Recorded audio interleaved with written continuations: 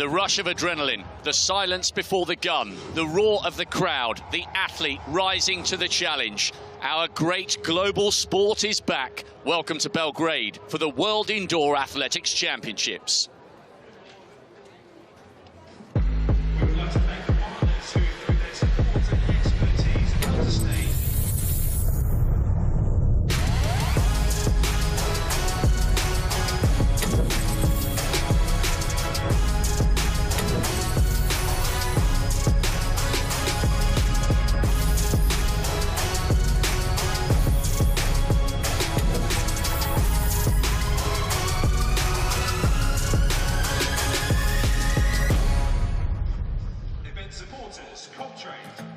Serbia's capital, Belgrade, is a city within a country that has a proud association to world-class sport. Situated on the confluence of the Danube and Sava rivers, Belgrade was a key part of the Roman and Ottoman empires, one of the oldest and continuously inhabited cities in the world. A fitting host, therefore, for competitors arriving from 137 countries. 3 days of world-class athletics awaits us all. And this is the magnificent Stark Arena. And we have an action-packed schedule for you over the next 3 days. Hard to believe we last had a crowd at a global championship way back in Doha in the autumn of 2019. I am delighted to be joined by Hannah England, former World Championship medalist over the 1500 and NCAA champion indoors and out. Hannah, we've done all the prep. We've been here for a couple of days. We've had a warm welcome from the Serbians. We can't wait. It's been absolutely brilliant so far. The stadium looks amazing. Every time an athlete or a coach or someone like us walks in, we just go, wow, what a special arena. And we're so excited to see these 3 days of athletics. We're just spoilt with stars, 12 returning champions, Olympic champions, world record holders, going head to head over the next 3 days. Honestly, I can't wait. 680 athletes, to be precise. It's the 19th edition of an event that goes so quickly, it's over almost before it's begun. But we really do have a very, very busy opening day. Some great stories, and I guess I love this juncture, Hannah, when you get these years after an Olympic Games. There are those trying to build on the momentum they generated, in this case from Tokyo, and there are others hoping to bounce back from disappointment at the Olympic Games. It's a fascinating crossover. It really is, and to have the likes of Marcel Jacobs here, when he could have been excused to have a bit of a quiet few months, but he's here, he's trying to stake his claim on this 60-metre title and add that to his Olympic 100-metre title. So have athletes like that, and then someone like Christian Coleman just desperate to reassert himself on the global stage. You're right, Rob, there's a real mix of up-and-coming athletes, perhaps disappointed athletes wanting to regain form, and then some true champions looking to establish themselves. Yes, Marcel Jacobs against Coleman could be one of the great races, the world champion against the Olympic champion, dropping down to 60 metres. The shortest, fastest battle for a global gold. And with the women's race, Iga Swiatek of Poland hoping to become her country's first champion. That will be our climactic final at the end of our opening day of 3. The athletes have been arriving. They've had a couple of days to train in this amazing facility, suspended about 6 metres above the ground. We normally have basketball here throughout the year. This is how the schedule unfolds. We commence with the women's pentathlon, not the heptathlon. That will be for the men, early heats of the 60, men's the long jump, and women's high jump in the hep and the pentathlon. Really, really good opening round for the men's and women's 400 metres, including Shawnee Miller-Weibo, the double Olympic champion. We haven't seen her compete indoors. Well, we will do later on this morning. Men's triple jump final. Will Clay going for a hat-trick. He won in 2012 and 4 years ago in Birmingham. The women's 15, and then if you like the long stuff and the middle distance, we've got you covered. Men's 800-metre heats with 8 advancing to the final, not 6. I wonder who's going to end up sharing lanes. We've got the women's shot in the pentathlon, and we round off with 15 laps for 3 heats of the men's 3,000 metres. Now, Hannah, Katarina Johnson-Thompson, we are a global service, but of course there's excitement that the reigning world champion is here. Do you think she's fully recovered from the injuries that saw her crash out in the 200 metres in the Olympics last summer? I don't think Katarina Johnson-Thompson would be here if she wasn't. It could be the world's shortest ever indoor season with 1 day. On the flip side, Damien Warner there, what a fantastic year he had in 2021, taking that Olympic title, leading from start to finish. One of those athletes we're talking about, you know, he's here to try and add a world indoor championship title to that. But again, he could have been excused for having a quiet few months. We haven't seen much from him this indoor season either. But to see how Damien Warner and Katarina Johnson-Thompson navigate these multi-events is going to be really interesting. Damien Walker, he's got 2 days to feel his way into it. Katarina Johnson-Thompson, it's 1 day, and it's going to be fast and furious for these multi-event women. Yes, it all comes to a conclusion later on today. It's a small select group, and they will kick-start our quest for glory here in this Stark Arena in Belgrade. It is so nice to be back here with crowds. We're reliably informed we will be edging towards a sellout come the end of the day. This is a long morning session, good value for money for those who've come from near or afar. And the women's pentathlon, starting with the 60 hurdles, high jump, shot put, long jump, and the 800 metres. Just good to be here, and we've had a brilliant reception. We've done all the rehearsals. The athletes haven't had too much time on the track, have they? But they look like they're up for it and poised and ready. And this is the beginning of a massive year, isn't it? With the world champs coming, because we're out of sequence after COVID and all that. So there are 2 massive global titles available this year, indoors and out.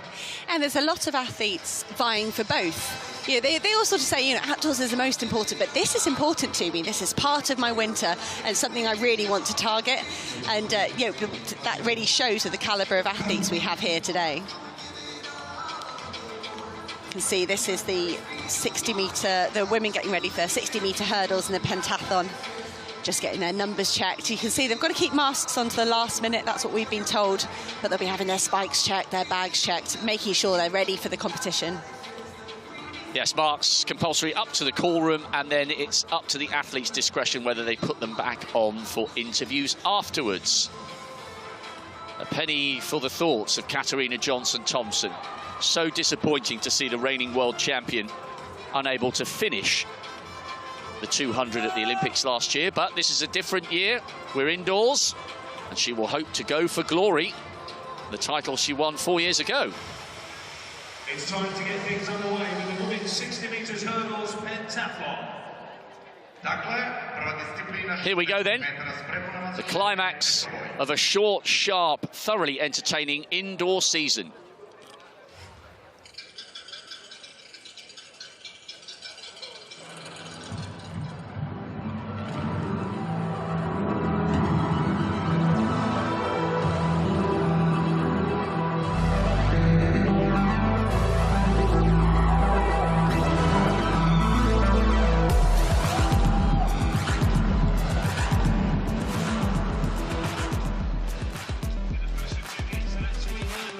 First of all, in lane 2, the European... Wow, how cool was that?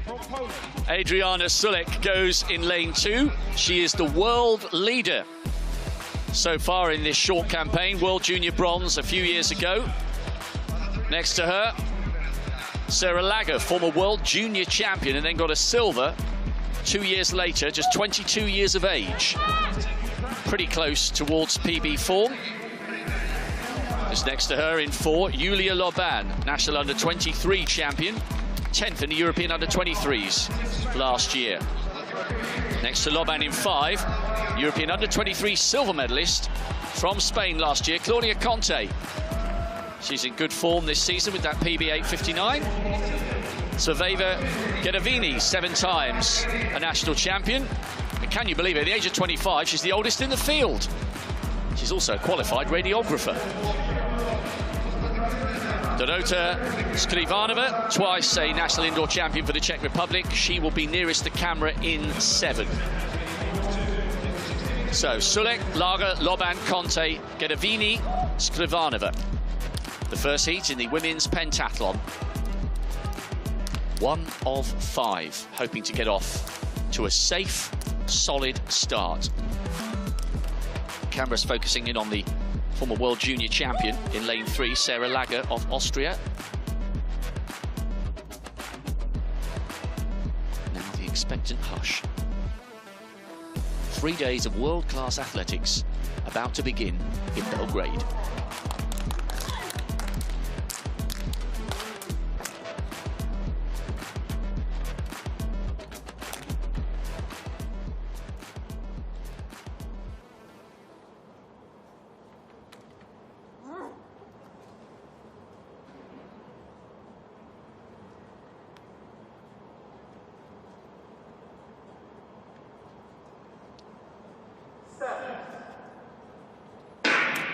A little bit wobbly in the blocks, but they are away.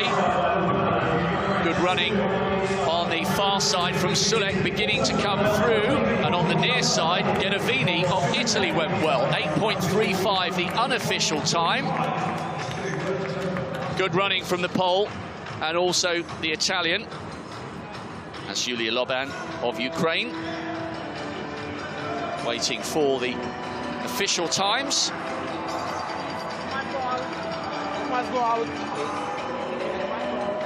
Good run that. It took Sulek a little while to get into her running, and I thought there were a few nerves at the start there, Hannah, a little bit wobbly. Oh, it was such a wobbly start there from the Polish athlete. You could see all those nerves, perhaps not from this shot, but from where we're sat in the stadium. She was shaking in the blocks. I thought she was going to get a false start, but she didn't. She got away okay in the end out there in lane 2, but she was holding her knee at the end. I wonder if she clattered a hurdle.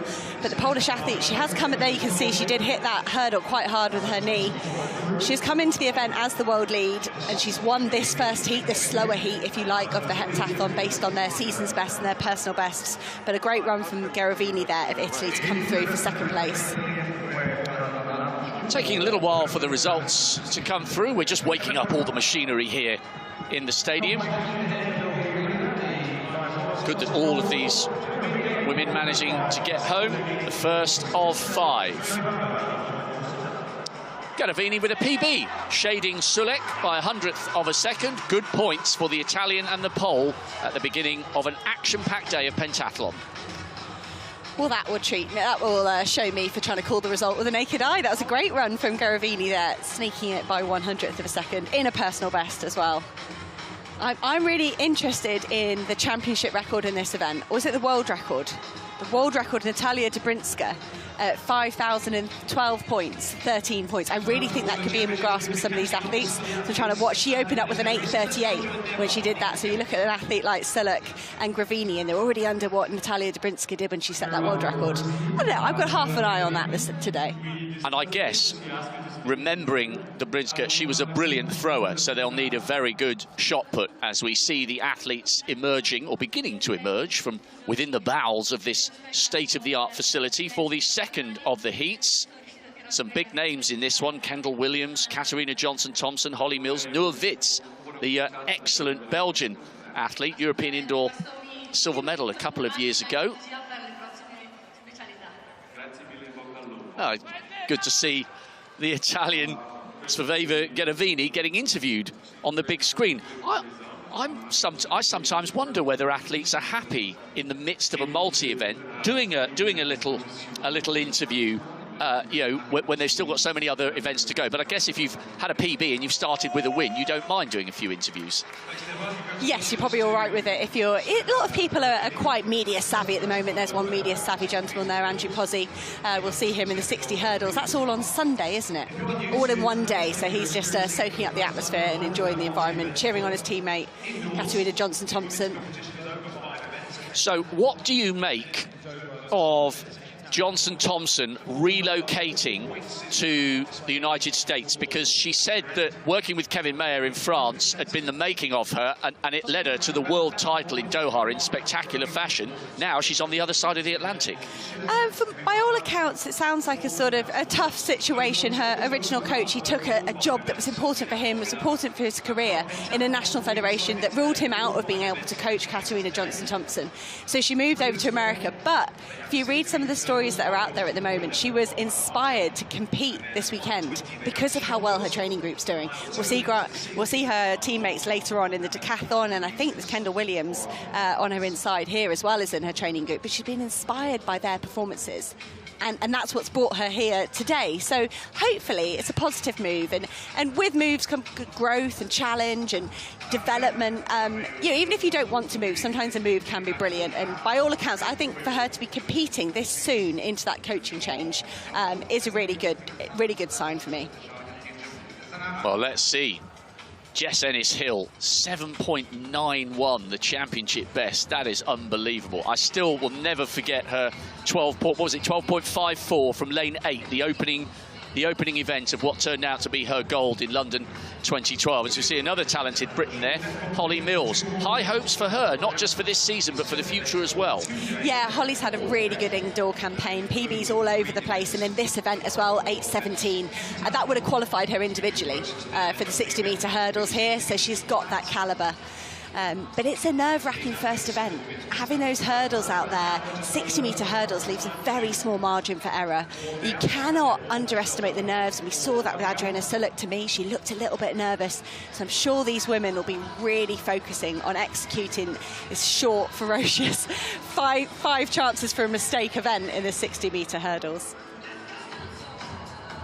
These events also, the track events, are seeded. Those with better times are in the second.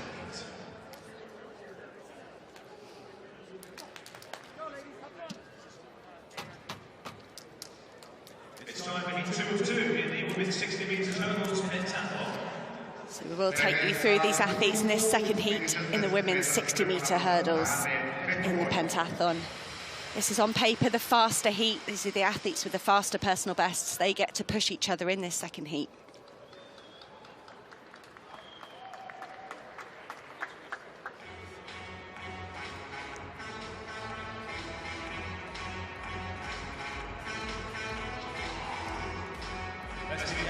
You can see a wonderful light show and the athletes enjoying this. In lane 2, the USA's Kendall Williams. She's 5th at the World Championships and in Tokyo. Really the class of this field with that personal best of 8.03. To her right will be the defending world indoor champion, Katarina Johnson-Thompson. She's held that title for 4 years, but hasn't competed a multi-event since her World Championships in Doha. In lane 3, Leonie Cambers, French indoor champion. Season's best of 8.31. In lane 5 will be Holly Mills. She's ranked number 2 in the field, just behind Adriana Suluk that we saw in that first heat. Season's best of 8.17 in this event. In lane 6 will be Sherry Hawkins. Really impressive to win the USA Indoor Championships a few weeks ago, defeating Kendall Williams there. What can she do in this World Championship event? And completing this lineup in lane 7 is Norwitz, 4th in Tokyo. So indoor PB so far this season, the 60-metre hurdles, shot put and long jump. Could she be the woman to beat? This is your second heat in the women's 60-metre hurdles. 6 athletes lining up, 12 entrants in total. This is the second heat of the women's 60 metres in the pentathlon. Williams in 2, Johnson-Thompson in 3, Cambers in 4, Mills in 5, Hawkins in 6, and Witz in 7.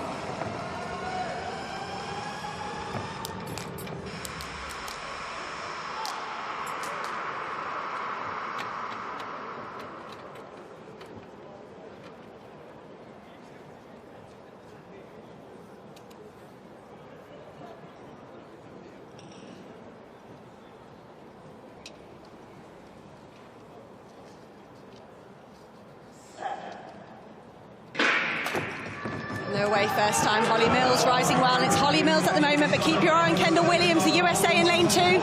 Williams, it's going to be Holly Mills from Wits, from Kendall Williams, from my seated position, but we will wait for those final results. It's a great race from those women, look very clean, look like they navigated those hurdles really well. Holly Mills at the moment being given that victory with 8:09, which would be a rather sizable personal best for the young British athlete.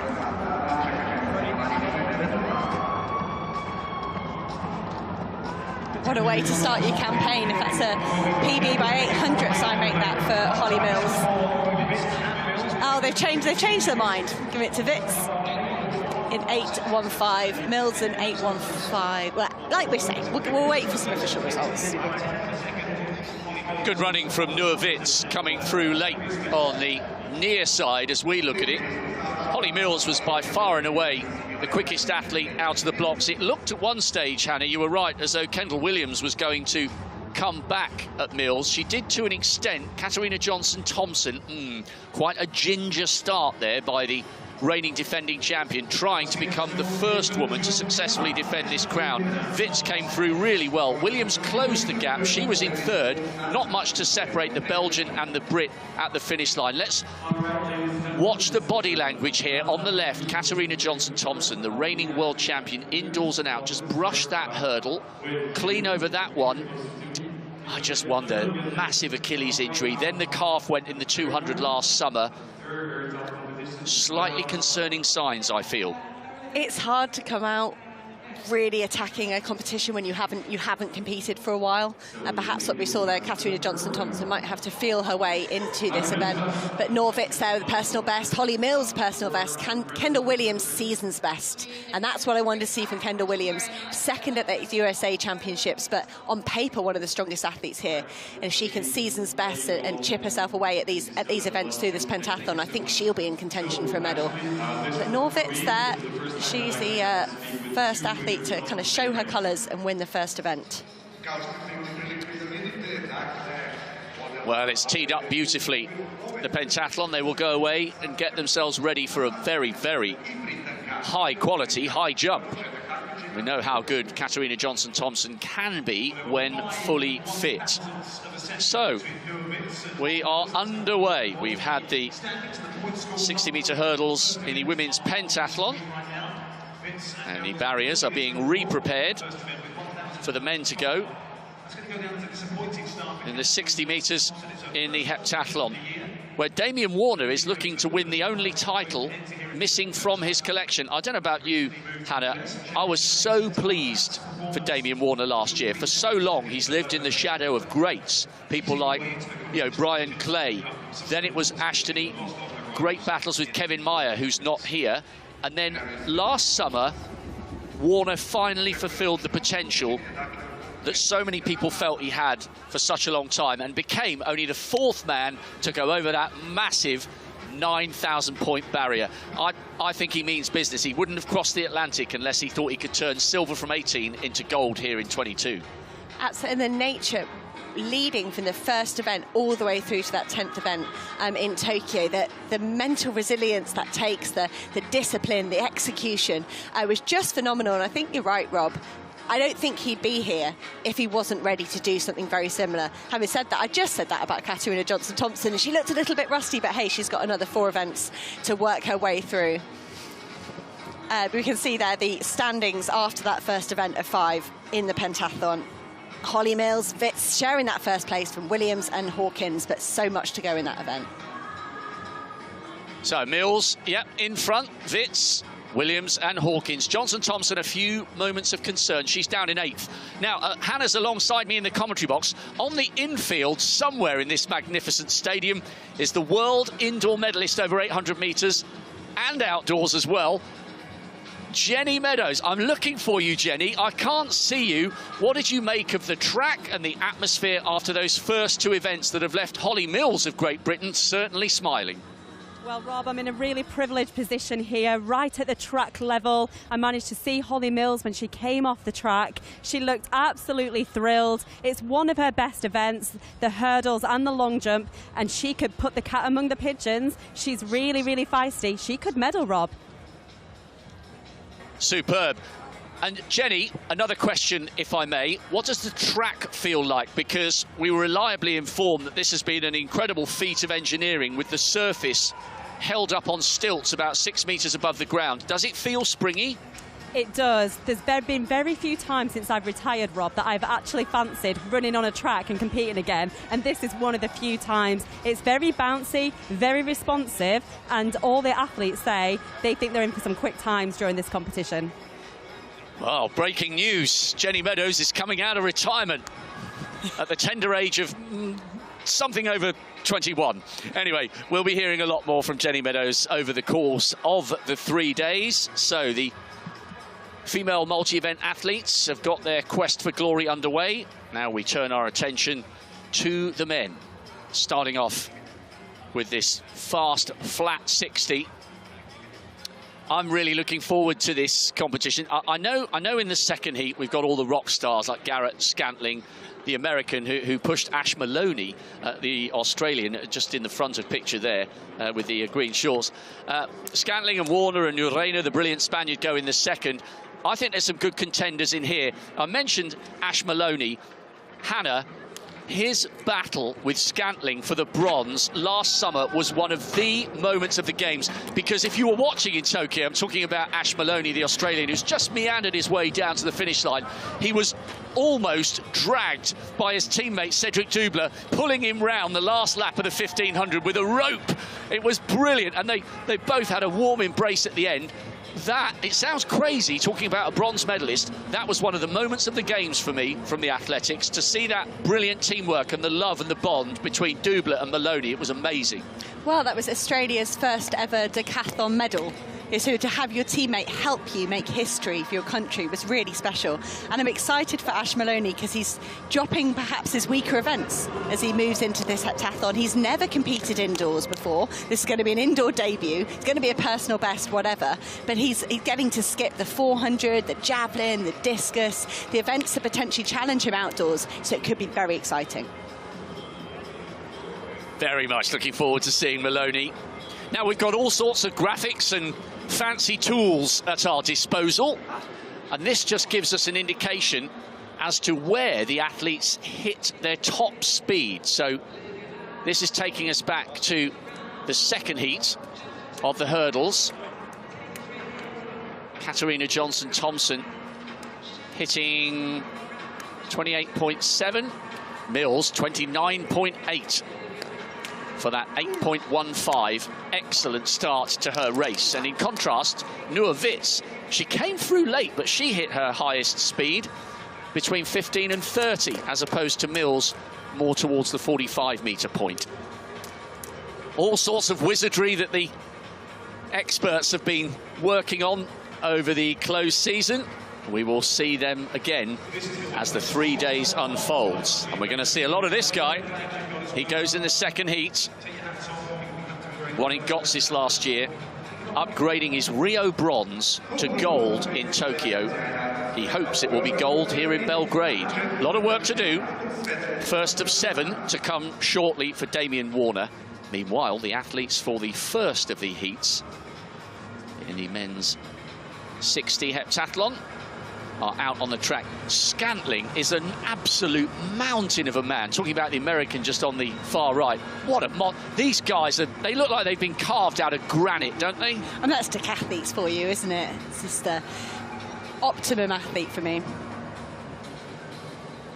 Good story from Scantling, because he finished 4th in the US trials in Rio and almost walked away from the sport. Came back and almost won a medal in Tokyo.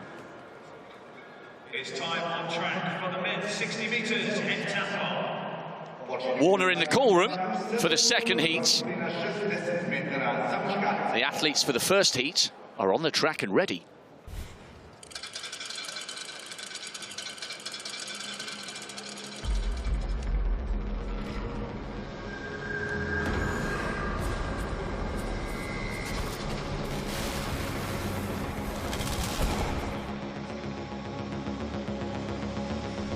Set.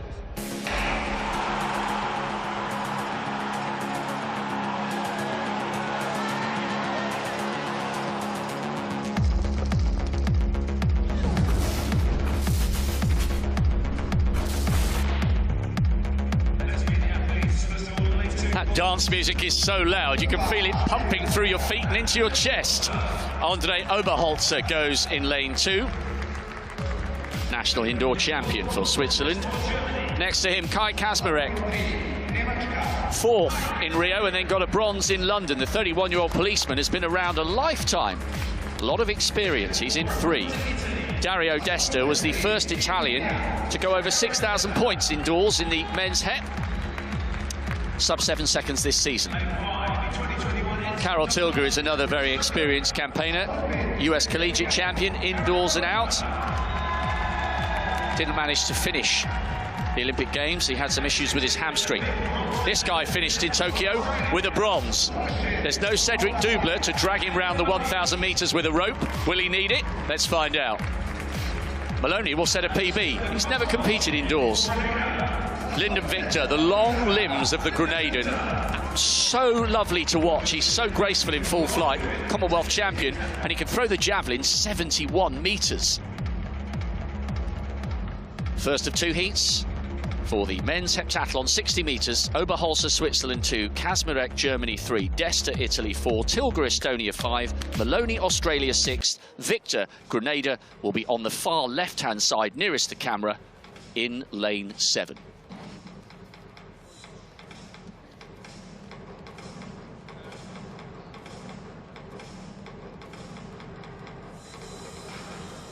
Sub 7 seconds, by the way, will produce in excess of 875 points.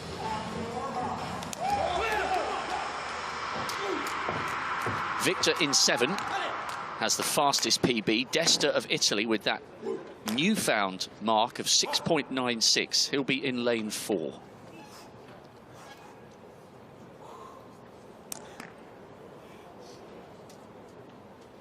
Apparently, we'll be watching this race when it unfolds from a unique overhead perspective. Great angles of some of the world's great athletes. Oh dear, oh dear, oh dear. The nerves are jangling. Our first false start in only our 3rd sprint race. But remember, in the combined events, 1 false start is allowed, so we are not going to see the premature end to an athlete's event. Now, it looks as though from the graphics it was Lyndon Victor in 7. Now, that's surprising, A, because Victor's got a huge amount of experience, and B, he's the quickest man in the field, so he could afford to give away a couple of hundredths here and there. Lyndon Victor needs to make sure this is a solid rather than a spectacular start. Second time of asking then. Oberholzer, Switzerland 2, Kaczmarek, Germany 3, Desta, Italy 4, Tilger, Estonia 5, Maloney, Australia 6, Victor, Grenada in 7.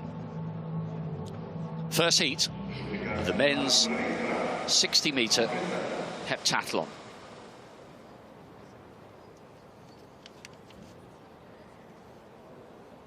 Very much looking forward to this aerial angle as these men try and race home under 7 seconds, securing more than 875 points. That's Kaczmarek giving himself a big thump on the chest.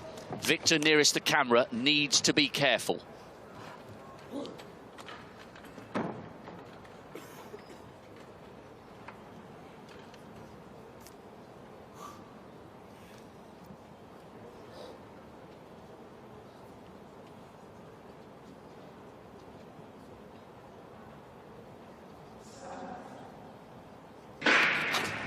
This time it is a steadier start from Lyndon Victor, but look at Ash Maloney.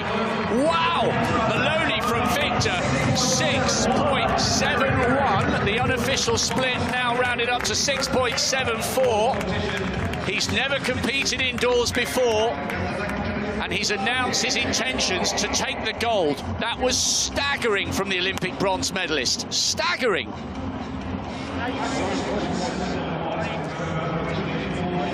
How about that, Hannah England? That was ridiculous. That start was phenomenal. I thought Lyndon Victor might be going with him. Lyndon Victor got a good start despite that false start in the first attempt. But he just could not live with Ashley Maloney. And what a marker he's put down for the rest of the men. 6:70. If they've seen that in the call room in that second heat, I think they're going to have to take some notice of that. Because that could be the fastest time we see today. And that's from the first heat, which is meant to be the slower one. And he was up against Lyndon Victor in the lane outside him, and he knew that Victor was the fastest in the field. He didn't just win that 60, he absolutely stormed. Do you know what? He wouldn't be out of place in the heats for the individual 60. That's how good that run was. Look at the knee lift. I would say the effort for being a tall athlete like that, trying to build your momentum and trying to get a fast start. If we look at the specialists in 60 metres, they're often a bit smaller, a bit more compact. That's why we maybe never saw Usain Bolt run indoors. But Ash Maloney, no trouble with his height and his leg turn over there. What a start by Australia's Ash Maloney. First event of 7, and he's smashed them all with a huge PB. Lyndon Victor with a lifetime best, so too Oberholzer, 7 seconds on the nose. Brilliant start to the men's heptathlon.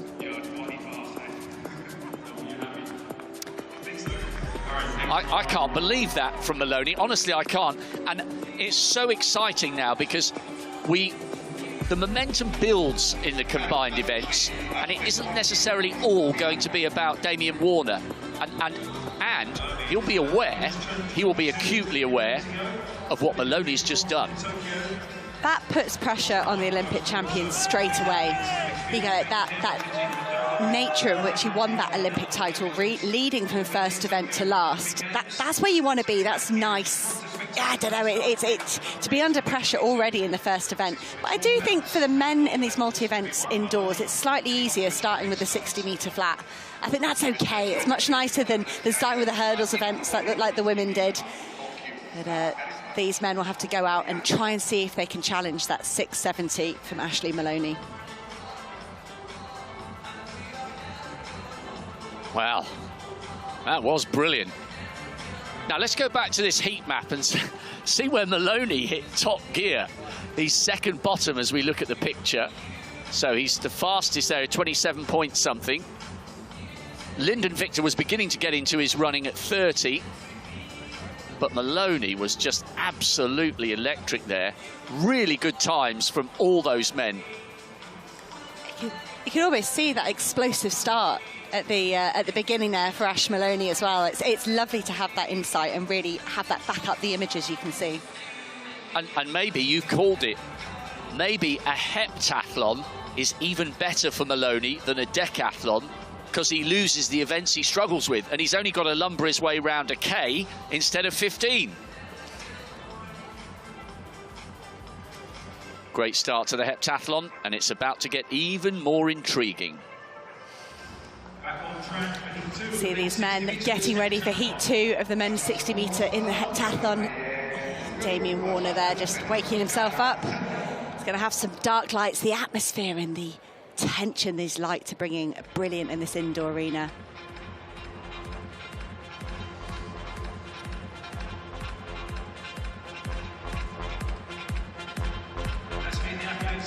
See lane 2 will be Hans Christian Hausenberg of Estonia.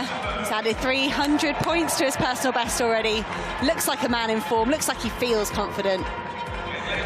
In lane 3, Garrett Scantling won that USA Championships. So impressive. As Rob said, a couple of years out of the sport, but he's back. And a force to be reckoned with. Lane 4, the Olympic champion, the silver medalist at the World Indoor Championships 2018, Damien Warner of Canada. Oozing confidence in the press conference yesterday. Lane 5, Jorge Urena, 2019 European Indoor Champion. He knows his way around a heptathlon. Can he deliver on the world stage? In lane 6, Stephen Bastian, 10th place at the Tokyo Olympics. So you can see a higher place to Garrett Scantling at those Olympics. There's a domestic battle going on within this World Championships between those two Americans. Completing the lineup in lane 7 will be Switzerland's Simon Ehammer. He's got medals at an under-20 level. He's now an established senior athlete.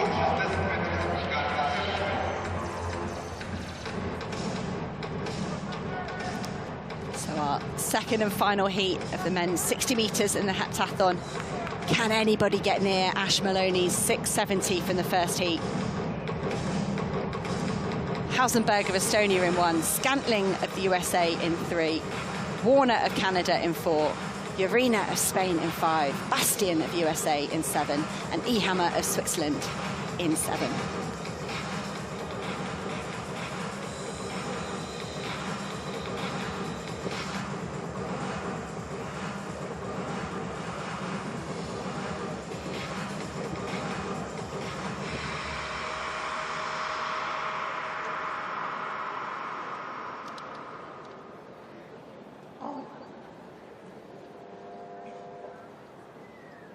On your marks.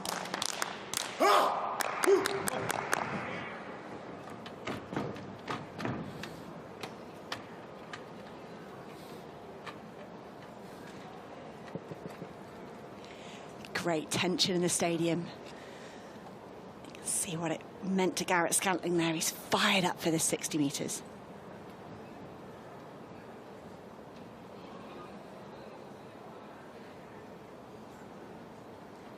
Pretty even start there. Damien Warner eking out a victory over the others. Would be Damien Warner from Simon Ehammer. Scantling there in 3rd. But Damien Warner, oh, maybe he did see that 670 from the call room, because he's fancied a bit of that. Those initial results coming up on the board there, really tight, that graphic we've got. Just two 100s between the top 3.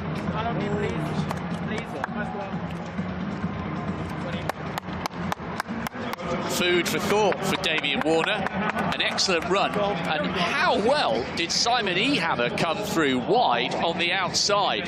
That'll be a PB for Warner by a couple of hundredths. Not as spectacular as we were thrilled by Maloney. It's been rounded down, so he's in front after the first event. 6.68 to Maloney 6.70.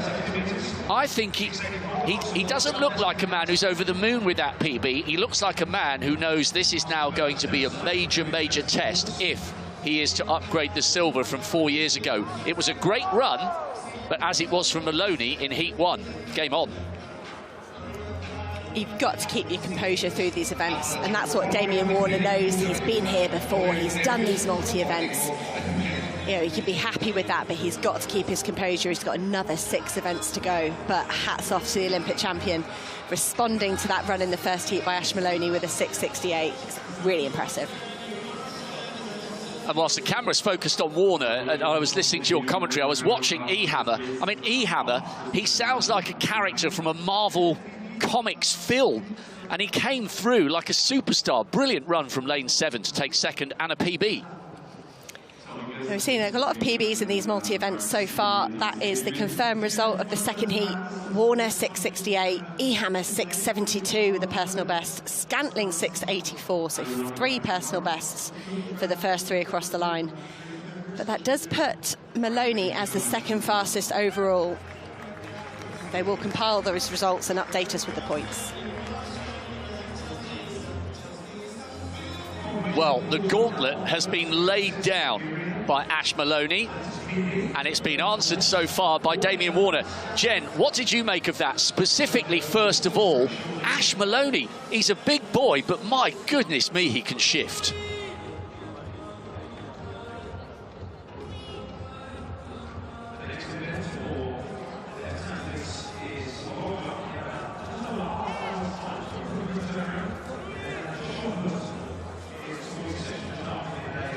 Well, we will get some insight from Jenny at some stage soon. Everybody was enthralled by those heptathlon 60s. And what it's clear to see is that a lot of men have arrived at the end of this pretty short, sharp indoor season in fine, fine form, with PBs across the first and second heats, including the main protagonists. Remember, Lyndon Victor got a PB after a false start, which thankfully didn't lead to a disqualification. So a really good early start from Warner, but from a journalistic point of view and from the perspective of the story unfolding, a lot of people are going to be paying close attention to Ash Maloney when he re-emerges for the long jump. They don't finish today, the male combined events athletes. Warner just a point shy of 4 figures, and Maloney, Ehammer and Scantling pretty close behind him. That was a fine, fine first event from these male heptathletes. And does that let us get excited about it being a fast track? We've seen some fast times here over the season. You never quite know what's going to unravel in the championships, but it looks great so far. It certainly does. It bodes well for all the sprinters. Let's see if we can get back down to Jenny Meadows. We fiddled around with those gremlins. Are you there, Jenny? And if so, how impressed were you with Ash Maloney? I am here, Rob. Ash Maloney, wow, what a start. I can't help but watch him, though, and think he's still such a raw talent. He was still moving away from the field at the end of the event, still plenty of momentum. Hannah, you've called it. I think the heptathlon is his best event. Really, really exciting. And what about Damien Warner? A champion's response to dip a couple of hundredths below Ash Maloney's time with a 6:68. Excellent response from the Canadian in the early stages, Jen. It was, but it was very much business as usual. He had to come out, he had to deliver a personal best. He knows he's really up against a potential champion here in Ash Maloney. There's 9 years difference between the two, but they both looked as composed as each other to me. Oh, Rob, I can't wait to see how this unfolds over the next couple of days. Neither can we. Great insight from you once again, Jenny. Warner, 37.7 at 30 metres, all red towards the finish, as it was from Garrett Scantling, maintaining their momentum all the way through the line for 68 and 84 respectively.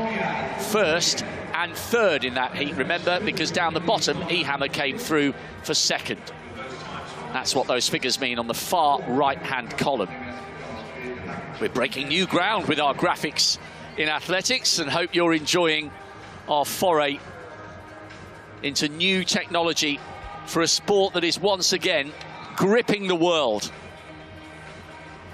So from the men's heptathlon 60s to the first round of the women's 60 metres.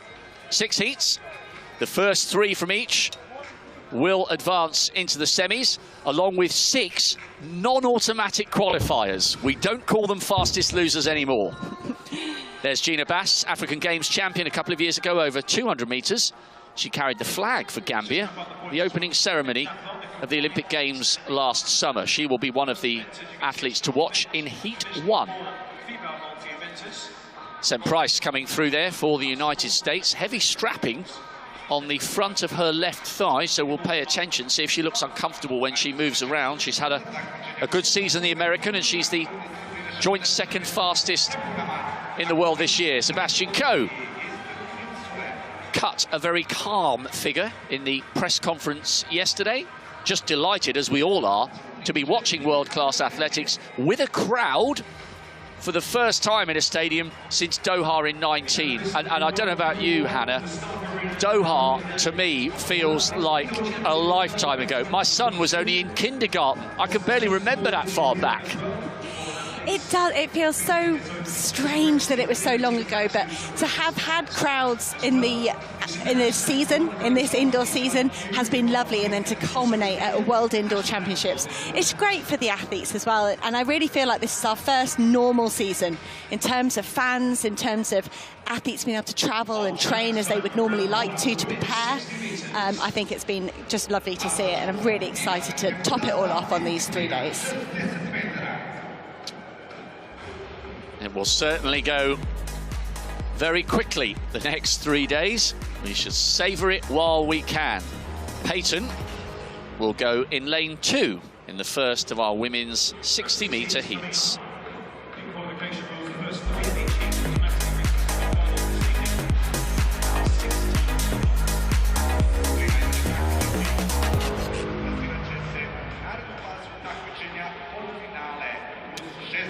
Gina Bass goes in lane 1. As I mentioned, African Games champion over 200 metres. Made the semis last year. She is one of the fastest in this field. Then to Claudia Payton of Sweden, European indoor finalist last year over 60. had a lot of surgeries to get back to competing. Monika Vegetova of Slovakia got a nice applaud from the Serbian crowd. Zeynep Dosso, national record holder this year. That record had stood since 1983, transferee from the Ivory Coast. Mary Beth St. Price, joint second fastest in the world this year with that 7:04, 5 wins already this year. She's in fine form.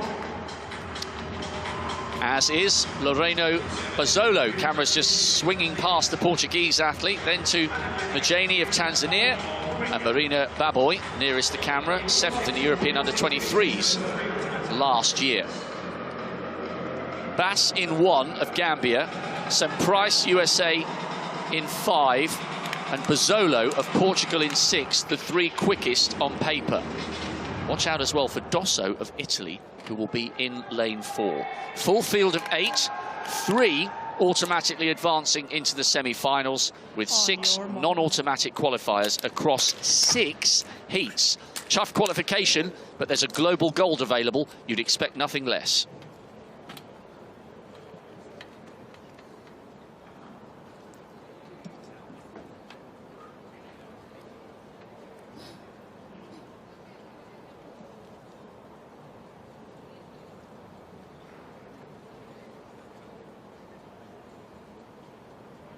Set.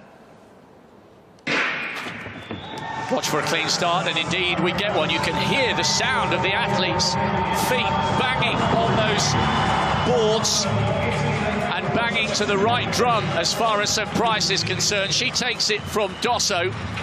Really good pickup from St. Price. I was perhaps a little bit concerned on the heavy strapping she's got just going over her midriff onto that left thigh. But that was quality by the American, who barely looks out of breath. 7:09, the unofficial time. Good work. She's in the semis.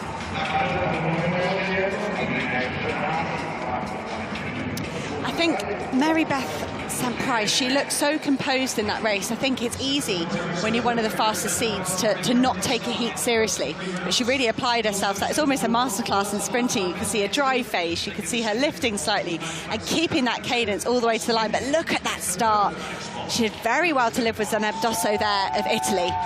She was under pressure, but St. Price here for me, she just relaxed but maintained that form, and that's what gave her the advantage over the last 10 to 15 metres. And it was suddenly Zeynep Dosso under pressure and turned the tables in that 60 metres.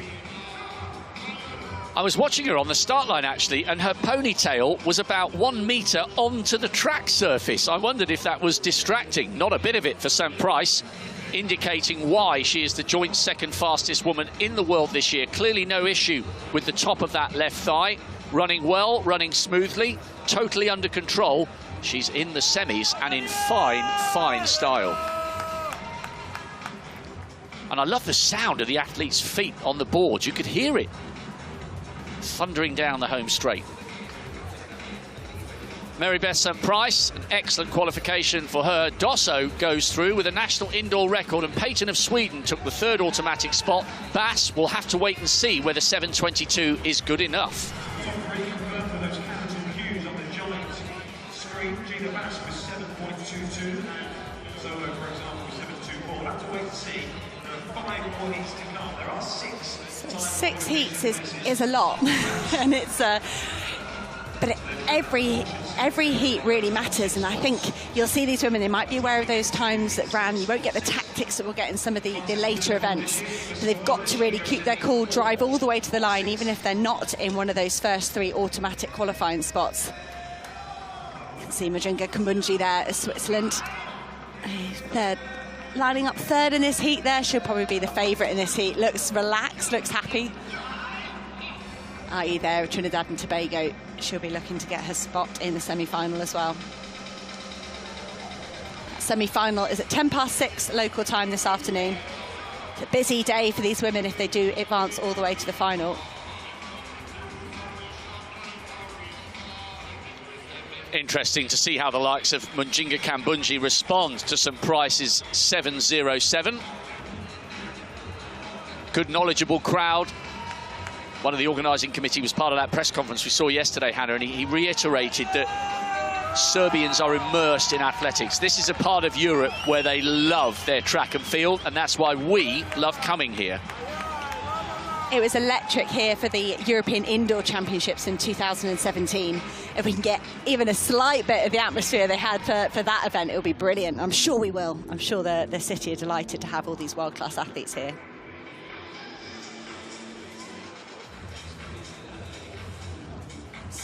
Are you there, Trinidad and Tobago?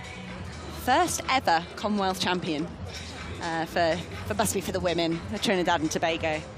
I was amazed when I read that stat on our notes, so brilliantly provided by Mark Butler last night. That's incredible, because the Trinidadian men and women have such a rich history in World Championship, Olympic Games. Yeah, I was so surprised. Their first female Commonwealth champion, Michelle Lee Hii. It's a lot of competition for those sprints within those Caribbean nations in the Commonwealth Games, so perhaps, yeah, close, but never quite got that gold medal at the Commonwealth Games. But Michelle Lee Hii did manage that. I wonder if she'll be investing in that busy summer with the World Championships and the Commonwealth Games. Oh, it's a crazy schedule, isn't it? You've got the Worlds, the Commonwealths, and then the European Championships as well.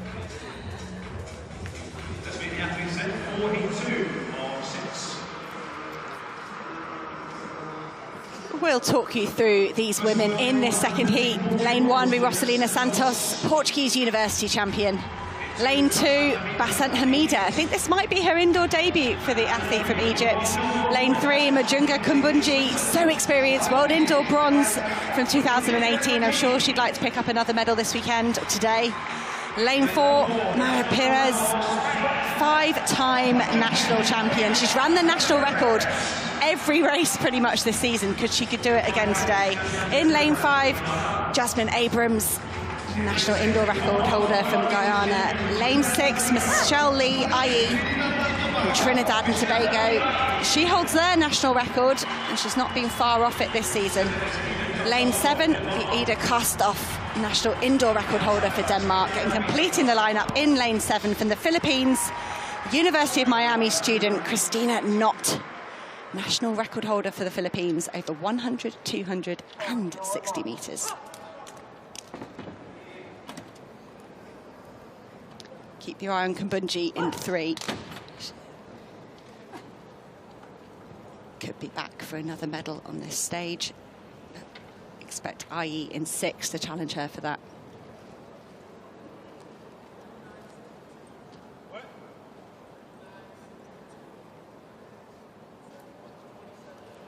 Set. Norway first time, and it was the Spanish athlete that got a fantastic start, but here comes Kumbunji. Kumbunji powering through the line for the victory. Hii finishing fast there from lane 6. But I think Maria Perez might have held on for one of those top 3 automatic spots as well. Great running in that second heat of the women's 60 metres. Pretty even start there, and then once Kumbunji showed her strength about halfway down the 60, she began to pull away. Michelle Lee Hii looked fairly comfortable. It was a good start and an excellent run by Perez. Kumbunji looks like she's been given it unofficially inside the stadium as 7.17, so not quite as quick as St. Price, who went 7.07. She's so experienced, though, Kumbunji. Such a great global performer, indoors and out. Wonderful start by Perez. Pretty even, and it took Kumbunji a little while, perhaps because the Spaniard got away so well, to reach top gear. 3rd from the top, Kumbunji. Now Michelle Lee Hii coming into her running. It looks like she may have been given the nod over the Spaniard, but it doesn't matter. They're both through to the semis. 17.17 for Kumbunji, 7.23 for Hii and Perez. Good qualification from the Swiss, the Trinidadian and the Spaniard. It'll be really interesting to get a look at that heat map, because Perez was really leading at the beginning. She blasted out of those blocks, but Kumbunji must have gathered speed throughout that race. But I think by staying relaxed, even under pressure, that's what allowed her to do that. We saw that from Mary Beth St. Price as well in the first heat. can see there the official results. Kambundji giving it 7:17. Hii just ahead of Perez in second and third. Those will be the automatic qualifiers. And Ida Kostoff and Egypt's Bassam Hamida ran a national record of 7:31 there in fifth place. We'll try and keep across those non-automatic qualifying spots. 7:29 from Ida Kostoff. That was heat 2 of 6, so 4 more to go in this women's 60 metres. So we've seen good running from the second fastest woman in the world this year, Mary Beth St. Price. There's the quickest, Eva Svoboda. Inside 7 seconds, 6.99, a new national record. The first woman to go under 7 seconds in 4 years. She is in fine form, the Pole, hoping to become her country's first champion, and I think the first European to win it this century. Long way to go, but she's in top form, getting herself pumped up. She'll get plenty of support from the Europeans in the crowd. She'll be in lane 3 in heat 4 with Rosa of Brazil, the Pan American silver medalist, just inside her. Meanwhile, the athletes beginning to emerge for heat 3. You'll see as the morning progresses, the whole track, I can see it now from our commentary position, is a hive of activity. It's really tight on the infield. It has to be if you've got all these events on the track and in the field going on. All those gold, silvers and bronze contested over just 3 days. Today, the busiest of them all. So there'll be a lot to look at over the next few hours. National indoor record for the Egyptian. She went in lane 2. Perez, lane 4. She got an absolutely blistering start. Michelle Liai took a little while to get into her quickest rhythm. Good enough to come through for second place. But what a start by the Spaniard. And good control by Kambundji, coming under a little bit of pressure in the first 20 and holding her form really nicely at the end of the race. Doesn't have to be the fastest in the heats. Needs to be the fastest tonight in the battle for gold. And what a battle it's going to be.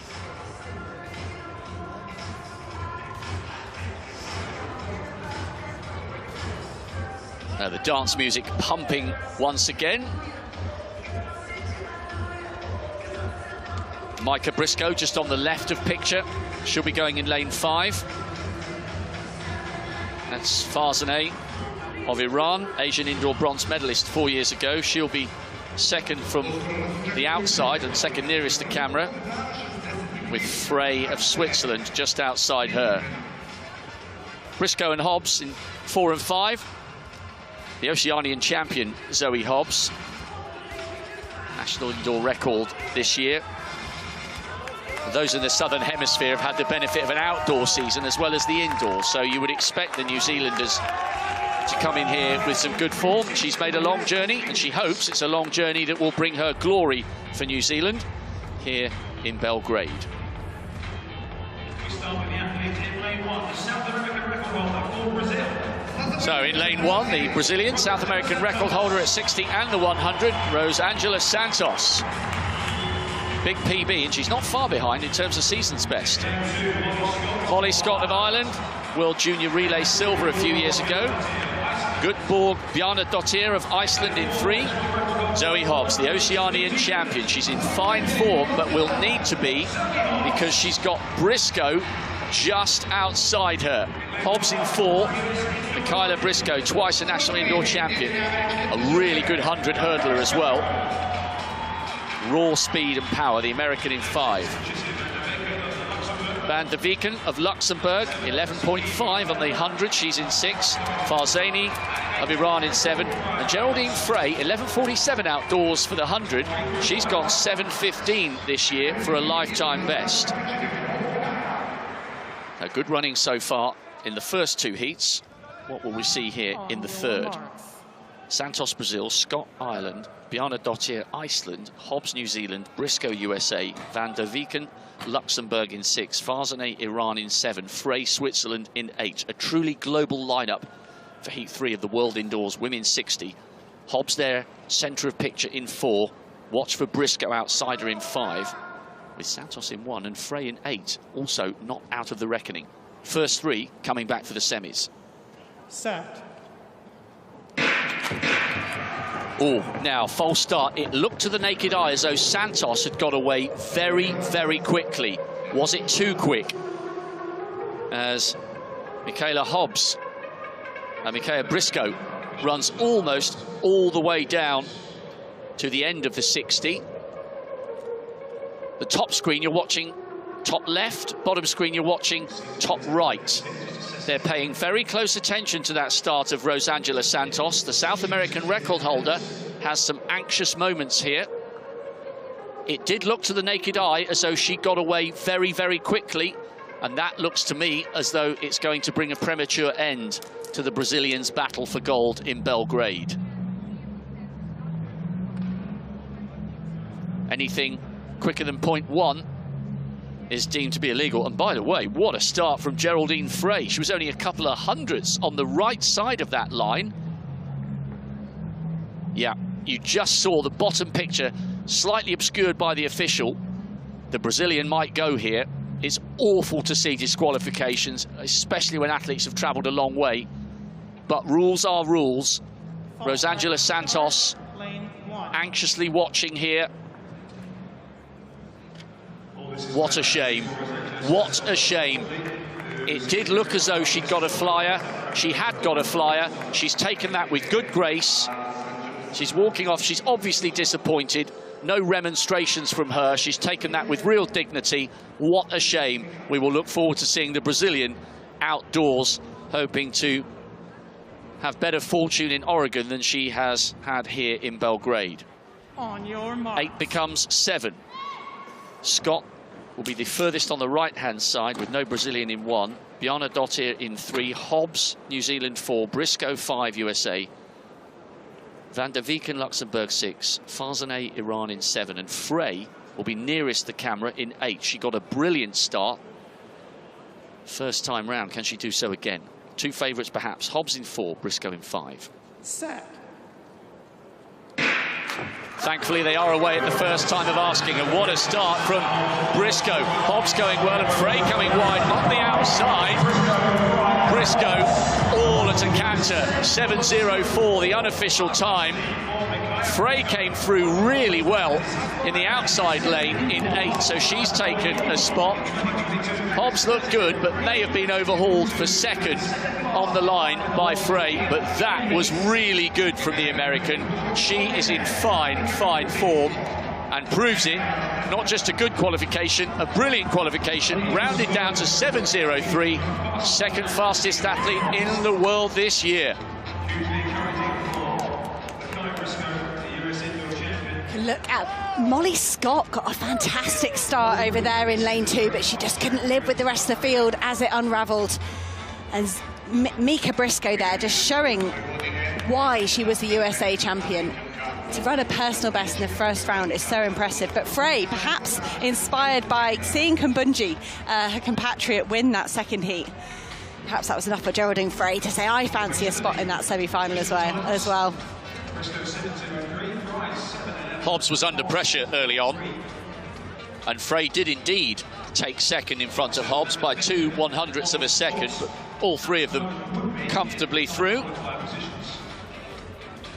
Little bit of tension in the shoulders of Hobbs, just on the right of picture. Briscoe, so composed and relaxed and so powerful. And out of shot, Frey was finishing beautifully in lane 8.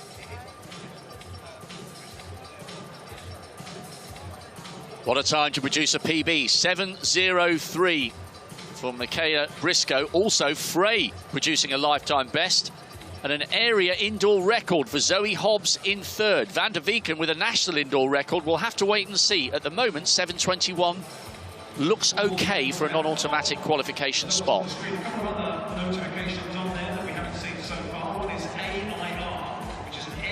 And how well does that answer the question, Hannah? Is this track quick? PB, area record, national record. 1, 2, 3 and 4. Bingo. That's what you want to see for a World Indoor Championships.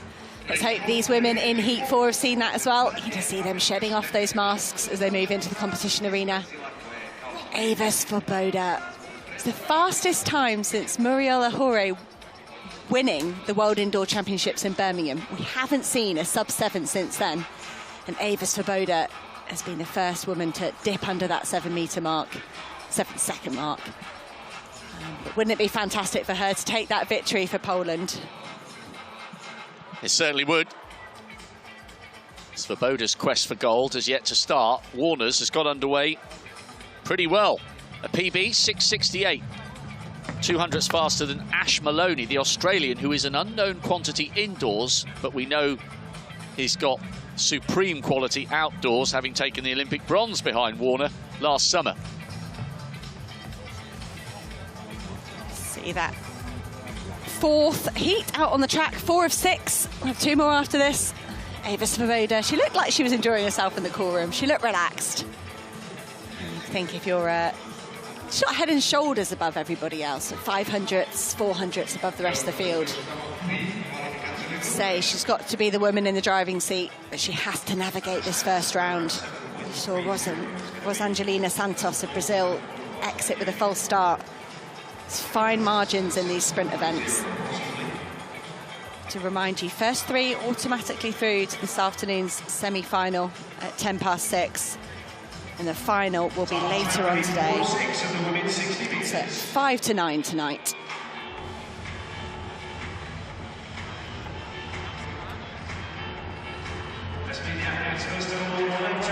It's time to introduce this 4th heat, lane 2, with Victoria Rosa of Brazil. Let's hope she can go better than her compatriot that just got disqualified in the heat before. To her right will be Eva Svoboda. She's got the world lead this season with her national indoor record of 6:99. Can she have business as usual in this first round and automatically qualify for the same semi-final? Lane 4, Nikita Sido. She's just 18 years old. Dutch athlete there in lane 4. Lane 5 is Cyprus's Olivia Fotopoulou. Lane 6, Antonique Strawn. Lane 7, Miljana Tirananic. Our first look at a Serbian athlete at their home championships. Wonderful reception from the crowd here in the Stark Arena. And completing the lineup in lane 8 is Lotta Kemppainen, Finland. European indoor silver medalist. Let's see if she can navigate the World Championships. Taking silver behind Isla de Point, unfortunately not here at the championships. Eva Svoboda, one of Europe's best sprinters. She'll be looking to get involved in this race and get her spot in the semi-final.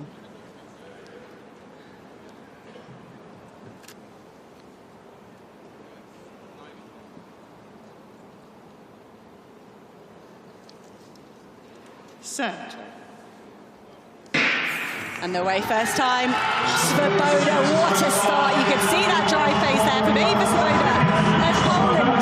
Nobody anywhere near her. Fantastic finish for Lotta Kemppainen there of Finland to take 2nd place. But what about that from Eva Svoboda? She didn't want to leave anything to chance. You see some athletes come and bring 90% to a heat, but not there. Eva Svoboda looked like she meant every step of that. She's the world leader with her 6:99. Looked cool, calm and confident in qualification. Eva Svoboda will be moving on to the semi-final. And the reason that Eva Svoboda is looking rather puzzled is that on the big screen they've got Victoria Rosa of Brazil having won that in what would have been an area indoor record. That's why the hands are on the hips. Hang on a minute, I'm the fastest woman in the world this year. I've just won the race. Rosa looks as confused as Eva Svoboda does. Kemppainen, by the way, of Finland, came through really well. There must be something about those outside lanes. Wonderful run from her in 8. Watch her nearest the camera. Svoboda did take that. It's just a few little gremlins in the system. Svoboda, 2nd from the right-hand side. And watch the speed with which Kemppainen came through. Antonique Strawn looked like she had just about taken that 3rd spot, although it might be close with the Brazilian over in lane 2. Nah, Strawn definitely took that third spot, so a few little gremlins with the results captions. And how brilliantly they all jump into the hoardings. That gives you an indication as to the momentum they're carrying. Svoboda, really composed. She's so powerful. This is her event, Hannah. If she's going to win a global gold, it's going to come in the 60. She's so disciplined, Davis Svoboda. She won the European Indoor Championships in 2019. Couldn't defend last year because she tested positive with COVID. Injured for the Olympic Games, but she's going, I know I won that. What's that graphic about? She definitely looks in control so far. She certainly does. Jenny Meadows, what did you make of that performance from the pole? One of the favourites.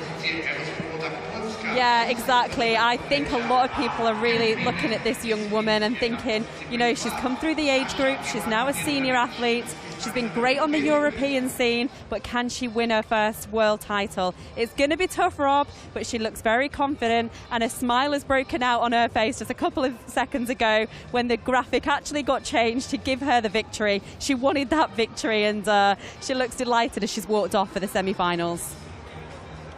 Thanks very much. Thanks very much to Jenny Meadows. Yeah, just a clarification. Svoboda, Kemppainen and Strawn did take those spots. See, slightly cruel there for Rossa. It flashed up in the stadium that she'd won it, but she hadn't. She could be in contention for a non-automatic qualifying spot there. No personal best in this race, not like we saw in Heat 3, but Ava Svoboda there, 7.1. Lotta Kemppainen, fantastic run out there in the outside lanes. Antonique Strawn from the Bahamas, doing really well to get that third automatic qualifying spot. I think Antonique Strawn's more of a 200-metre runner, and you could really see that in the latter stages there, and that was interesting to see. And from one Bahamian to another, Shawnee Miller-Weibo. She hasn't competed indoors this season. She is one of the superstars of our sport, and everyone is absolutely delighted she is here for the women's 400 metres. And if she's in top form, and if Femke Bol of the Netherlands, the hurdler and brilliant single lap performer, if she's in top form, I think that's one of the races of the Games if they both get to the final. Heats of the women's 4 still to come. 2 heats left in the women's 60. Top 3, remember, advancing to the semis.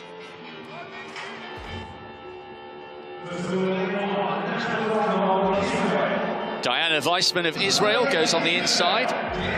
Broke a 46-year-old national record over the 100 with 11.25. Not too bad indoors either, 7.23. Rani Rossius of Belgium, national champion a couple of years ago over 100 metres. Spanodagi Chatsagiri of Greece, another national indoor champion. Victoria Forster, 6th in the World Juniors for Slovakia. Now to Sharika Jackson. So talented. Relay gold last year. Individual bronze. It was a 1-2-3, remember. Thompson, Hera, Fraser Price and Jackson taking those medals in the 100. Daryl Neita of Great Britain was also in that 100-metre final, and she was also on the podium in the 4x1. Back-to-back bronze in the Olympic arena. She'll be one of the favourites here. Sikolina of Malta goes in 7, and Afriat, fairly inexperienced. She'll be nearest the camera, the 19-year-old from Monaco. Very good talent in this field. There they are. They were both in the Olympic final. Jackson took the bronze, and they were both on the podium in the 4x1. Gold for Jamaica, bronze for Great Britain. Watch for the Greek athlete as well in the battle for the 3rd automatic spot, but in theory, Jackson in 5 and Neita in 6 Stand up. should be those waiting to dominate, and the tension just mounts again here in this magnificent state-of-the-art stadium in Belgrade. The athletes just being asked to stand up. Well, we lost Santos, the Brazilian, in Heat 3. From a neutral's point of view, we don't want any more disqualifications. And I wonder, with so much going on the infield, the men are getting ready for the long jump in the heptathlon. We've got the women's pentathletes getting ready for the high jump. There's a lot of athletes on the infield, faulty rather than false. Penultimate heat of the women's 60.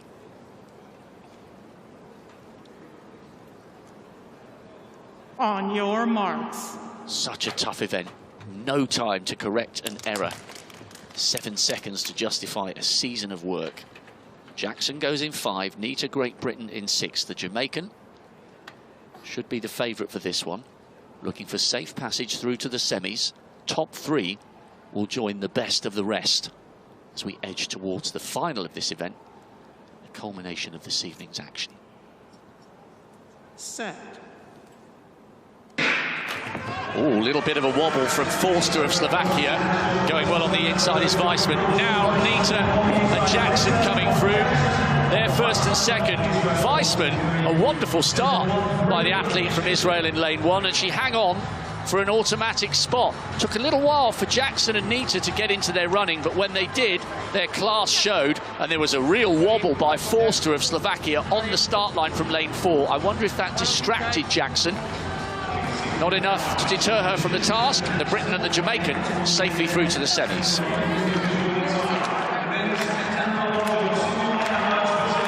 7:13.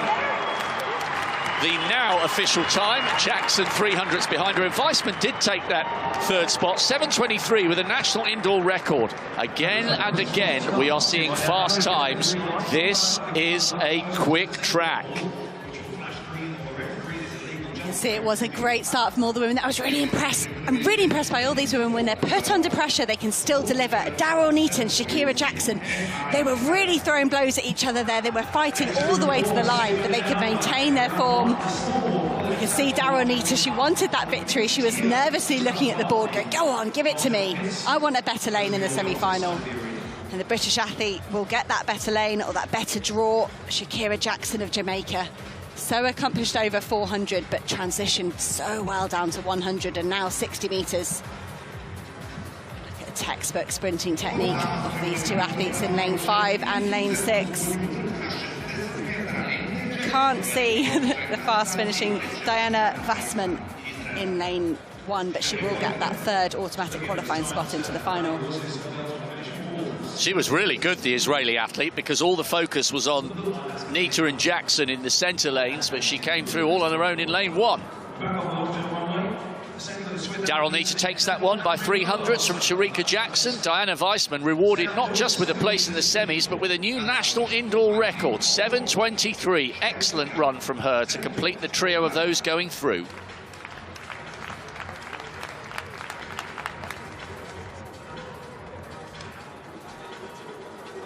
One more heat to come.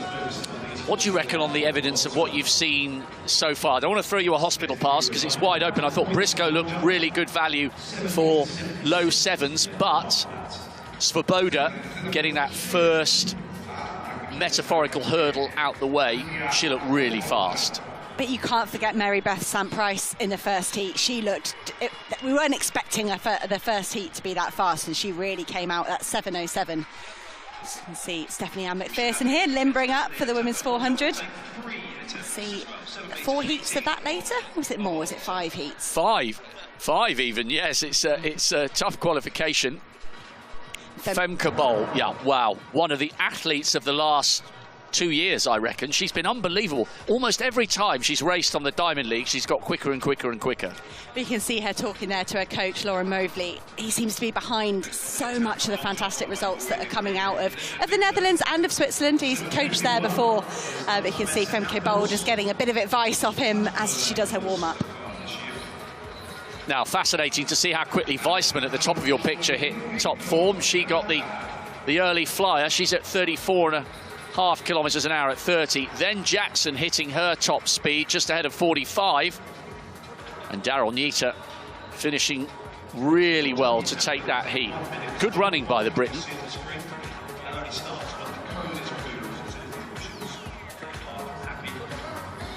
And suddenly we are down to the final heat in the women's 60 metres. This is heat 6 of 6. First 3 automatic, and then another 6 non-automatic qualifiers that we'll have to wrap up once we have all the results in the system. But in lane 1 will be Aurora Brunton, second at the Italian Championships. 2, Zaneb Dassault, that just ran a national record. Cheyenne Evans-Gray, just saw Darryl Nita win that 5th heat. Lane 3, Brianna Williams, 4x1 Olympic gold medalist in Tokyo. Lane 4, Regina Lukenkemper, European silver medalist in 2018.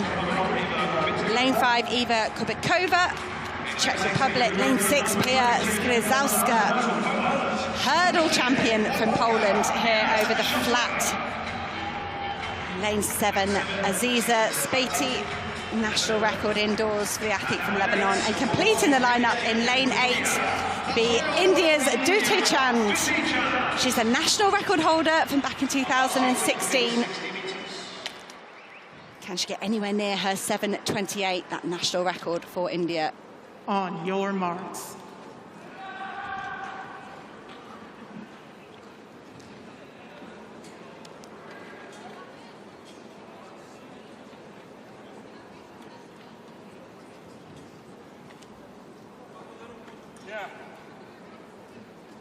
Just the one false start across these 6 heats so far. Let's hope these women can get off at first time.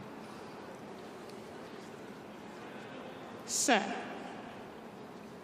And they can, they're away. Brianna Williams got a lightning fast start. She's left everyone else behind her. Can the Poles Grzanska come through? But Brianna Williams in the driving seat, looking relaxed, a smile straight across the line. She's still such a young athlete, the Jamaican. She gave up the chance to defend her World Junior titles to go and be part of that senior 4x100 metre squad. Brianna Williams there of Jamaica, taking that victory from Pia Skrzydłowska of Poland. That's one of the best qualifications we've seen. She was so quick out of the blocks, maintained her form beautifully towards the line. Skrzydłowska had to come through really late to make sure of that second spot, which she did with 7:23. But Williams was untroubled. And PB, you mentioned she's young. She turns 20 on Monday. She's still a teenager. Extraordinary composure on the world stage. And how well did she finish? You can see, we look at this replay, watch that start from Brianna Williams, just powering away. And Skrzydłowska there, she's getting into her running. She can't get back on terms with the Jamaican athlete, but she is comfortably in second place. What I love from Brianna Williams, she executes this race, and then there was a massive smile when she realised she'd won, and that relief. And then as she walked off the track, it looked like back to business. Oh yeah, I've got to remember I've got another race. You know, I'm at a senior championships now. But Brianna Williams, Jamaica produced so many good sprinters year after year, and here is yet another one in the form of 19-year-old Brianna Williams. Goes through as the third automatic qualifier to the semi-finals on thousands of a second from Berton, Italy. We now wait to see whether that 7.30 for Berton is enough to get. Great composure from a great young talent who's certainly in the shake-up for the medals come tonight. Have that official result from the 6th and final heat of the women's 60 metres. Brianna Williams, personal best, 7:06. Pia Skrzydłowska, hurdle specialist, finding her feet on the flat with a 7:23. Cheyenne Evans-Gray joins her teammate Daryl Nita in the semi-finals. Aurora Burton will have to wait and see if that's fast enough. But look how tight that was for that last non-automatic qualifying spot. Every millisecond counts. Well, this is the brilliant long jumper, Simon Aberhammer. Aberhammer came through really late in his 60 metres. Now he's got 8:26 as his lifetime best. That was quality. He's got the world best in a men's heptathlon indoors, and that's a wonderful start. Now, hold your breath. Ash Maloney is on the runway. Let's join our commentator who's been across this all morning. Getting underway on the infield now is the women's high jump pentathlon.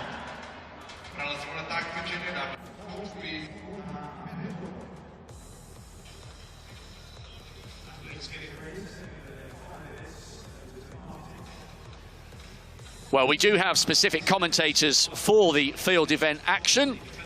We'll fiddle around with the gremlins, so it's our job, and what an honour it is to hold our breath and see what Ash Maloney can produce here. What a time in the 60. 6.70. He stormed away from the fabulously fast Lyndon Victor of Grenada. Second quickest overall. 200ths behind Damien Warner, who's just in the background, paying quite close attention to what's going on here. Maloney waiting for his opportunity. Totally relaxed. World Junior Champion, Olympic bronze medalist. Never before have we seen him competing indoors. And what a star. That 6.7, by the way, was worth 992 points. It's just glaring down the runway. There's still a cone on the runway. Officials are just making sure all their equipment's in place. Looks a bit impatient, does Ash Maloney. Just wants to show us what he's got in this long jump. 7.72 outdoors. It's going to be an indoor personal best, whatever. Of that, there is absolutely no doubt. And I really like your assessment that maybe this is a great event for him. Kai Kaczmarek, he's been around such a long time, the German. He's such an experienced campaigner. Just off the podium in Rio and got himself a medal in London. And what a great World Championships that was. We must be getting old. That was 5 years ago. What is going on? Someone's pressing fast forward. A little bit of a hold up here. Maloney just getting himself poised. Lyndon Victor, you can see sitting down. He's a little bit unhappy with how his event's unfolding. 7.12 for his first round effort. So we'll keep you updated as to what's going on in the long jump, the men's heptathlon. Meanwhile, we edge towards the first of 5 heats in the men's 400 metres. And do you know what? Hannah England and I were talking in the days leading up to the World Champs beginning. The 400 indoors is one of my favourite athletics events to watch because it's so different being over 2 laps. I love it. It's outdoors, you get your own lane. Pacing is very important, but you can do it in your own time, in your own space. Whereas you come indoors and suddenly you've got to battle with those other bodies that are around you. You've got to exert a bit more in that first 200 to get yourself a better position. We'll have a look at Ash Maloney in the long jump. And we're looking for the green lights. There's green and red lights at this championships. There's now a physical wall that they break. That's what it's called. It must be a laser wall.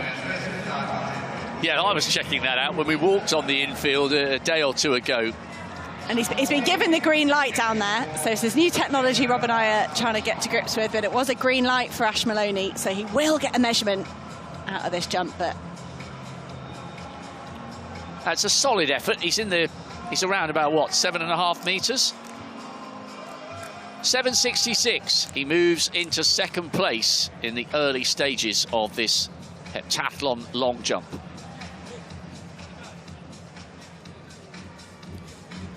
The men are out on the track for the first of 5 heats in the 400 metres. The first 2 plus 2 non-automatic qualifiers will advance into the semi-finals. That's Al Yassin, made the semi-finals of the Olympic Games last year. Asian indoor silver medalist a few years ago, 25 now. Trevor Bassett of the USA will go in 5, and watch out as well for Vatrin of Belgium, who'll be on the outside. That's Jasinski. He got a mixed relay gold with Poland last year. There's Bassett. Massive shoulders, massive talent, but with it comes the responsibility. Needs to deliver on all the promise.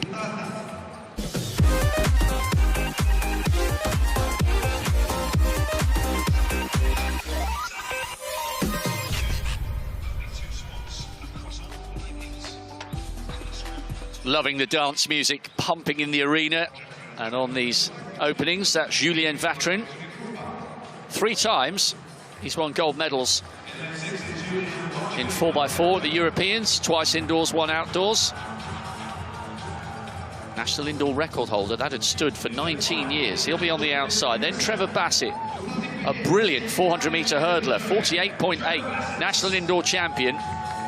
a youngster with immense promise. Isaiah Beurs of the Netherlands. Went to school in the United Kingdom. Semi-finals of the World Juniors over 100 metres, so he's got good raw speed. Kajetan Duszyński. Mixed relay gold last year for Poland with a split of 44.3. And Masin Al-Yassin made the semis in Tokyo less than 12 months ago. Al-Yassin in 2, Duszyński in 3, Beurs 4, Bassett 5, Vatrin in 6. First of 5 heats of the men's 400, top 2 coming back for the semis.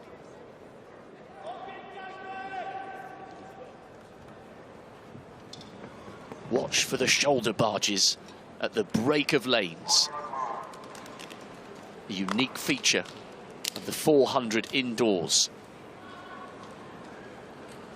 Bassett, one of the favourites. He's amongst the 10 quickest in the world indoors this year. That's Beurs of the Netherlands. He'll be in 4.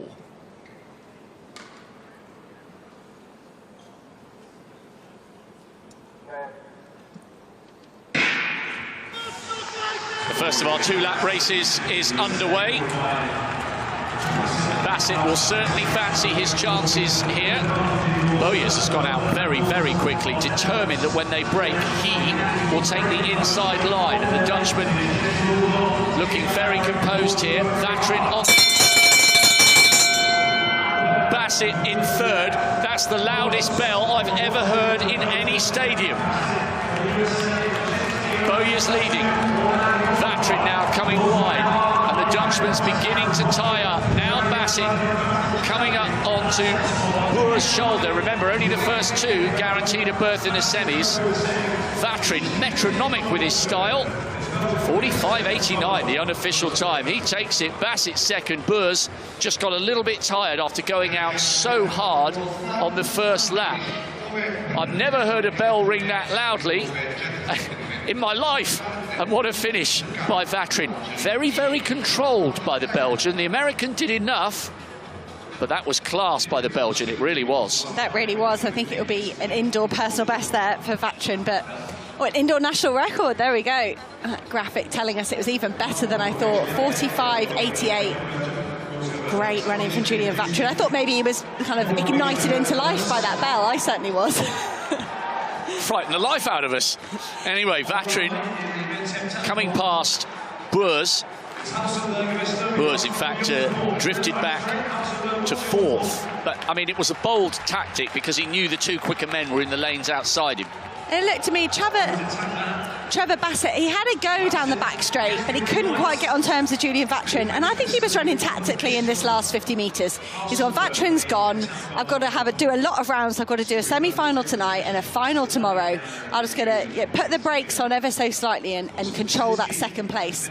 So, I think Trevor Bassett had a very experienced run there, but you wouldn't let another athlete like Vatrin get away down the track unless you couldn't really do everything about it. So it was very impressive from the Belgian. And looking at the times, Vatrin won that one by half a second, against one of the season's outstanding performers. He looked almost robotic. Perfect arms, shoulders back, legs pumping. Very, very good run by the Belgian. And yet another national indoor record. We've only been on air for, 2 hours or something, an hour and a half? Hatfuls of national records, area records. Will we get a world indoor record? Oh, I've spooked it. I've spooked it now. I've spooked it now. But anyway, Vatrin has taken that one. Great run by the Belgian. Julian Vatrin safely through his heat and in impressive fashion. Trevor Bassett made sure of the second spot, but he was over half a second down on the Belgian. We'll see them both in the semis later. So here's my very uneducated, we should ask Jenny Meadows, she'll know much better than me, but if you can't get into the lead at the bell, for me you have to make a move down the back straight. You've got to try and get past athletes on that straight before you hit that tight last bend. And that's what we see Femke Bol do. She doesn't get involved in that tussle for the bell. She then comes through strong on the second lap. So, I don't know. I think you either want to be in the lead or you want to have that space down the back straight to then do the damage to the rest of the field. Here's a full list of the qualifiers through to the semis in the women's 60. Briscoe looked really good for that 7.03, but you pays your money, you takes your choice. Any of the first 7 or 8 looking more than capable of taking this title. Eva Svoboda looking good. She's the fastest woman in the world this year with 6.99. But she's going to come under real pressure in the semis. Bass did take one of the non-automatic spots, the Gambian flag carrier from the Olympics last year. Bozzolo just down the bottom, also making it through, along with Molly Scott, Vittoria Rosa, Karstoft and Cheyenne Evans-Gray. Slowest qualifier with 7.30. High quality, high drama, more to come tonight. Hans Christian Hausenberg of Estonia in this highly competitive long jump competition. Hausenberger 6.86 in the flat sprint. A little bit earlier on this morning, the Estonian was lying third coming into this with 933 points, and he liked that. He did like that. His personal best is 7 meters 92. Has Hans Christian Hausenberg got his second event off to a flying start. Hausenberg, nervous wait for the distance.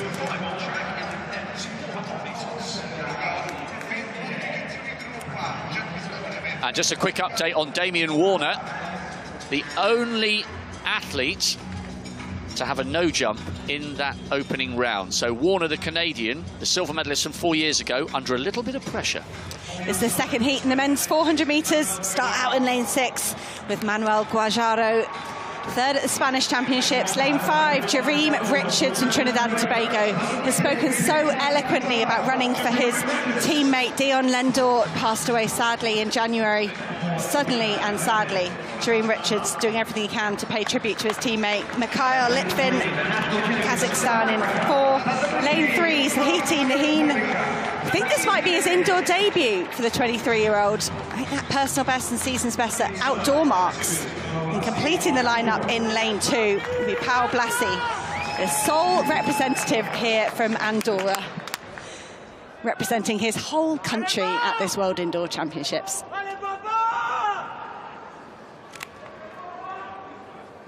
So first 2 automatically through to the semi-final tonight at 7:10.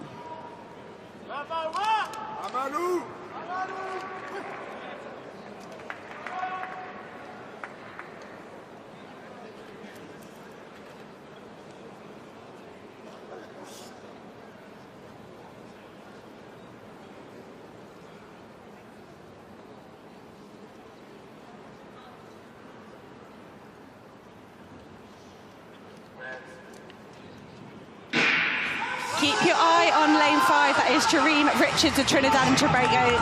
He has a 1997 200-metre personal best. You'd think that would carry him all the way to the bell in the lead, but we will see. Stagger arrives, got Jareem Richards and Manuel Guajardo out there in lane 6, but Jareem Richards just squeezing his way through, but he's got a lot of men for company, and he gets clipped from behind. Jareem Richards doing so well to keep his footing there. I think it might be young Neen from South Africa there that kept him, but Jareem Richards coming under pressure. He's coming under pressure from Litvin here. Litvin on the outside, but can Jareem Richards hold on to his lead? He's got 50 metres to go. They're all flooded with that tick. Litvin powering to the line, but he can't quite squeeze past Jareem Richards. The athlete from Trinidad and Tobago doing so well to stay on his feet and to stay calm. You can see him looking at the back of his feet, saying, who got too close to me? But disaster averted there, holding on to his lead. Mikhail Litvin there, Kazakhstan, coming through really well in the second lap for the second place.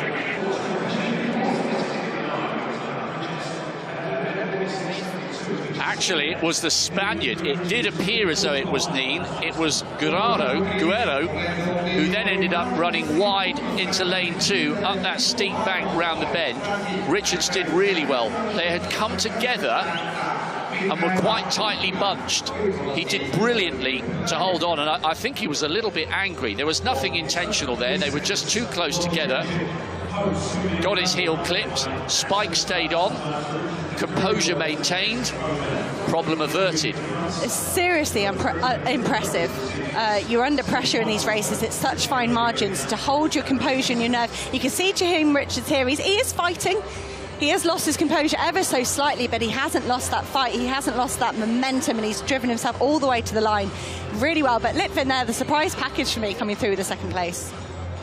Yes, the Asian Championship bronze medalist, doing really well to put Richards under pressure. But I'm really excited to watch Richards over 400. Even when he was doing the 2 and he got a bronze in London at the Worlds 5 years ago, he looked like a 400-metre runner then. And he's running with huge motivation in memory of Dion Lendor.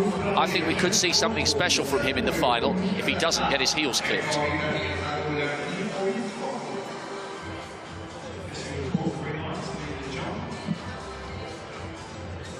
Have a look at that confirmed result there from the first heat. Automatic qualification for Hii Richards and Mikhail Litvin. Zahiti Neen is 46.92. Have to hold on and see if he can be a non-automatic qualifier. Guajara, he almost ran the momentum out of himself. You could see him slam the brakes on when he ran into the back of Hii Richards. You watch that slow motion replay. Really physical event, like Rob and I said, so different from the outdoor version of this 400 metres.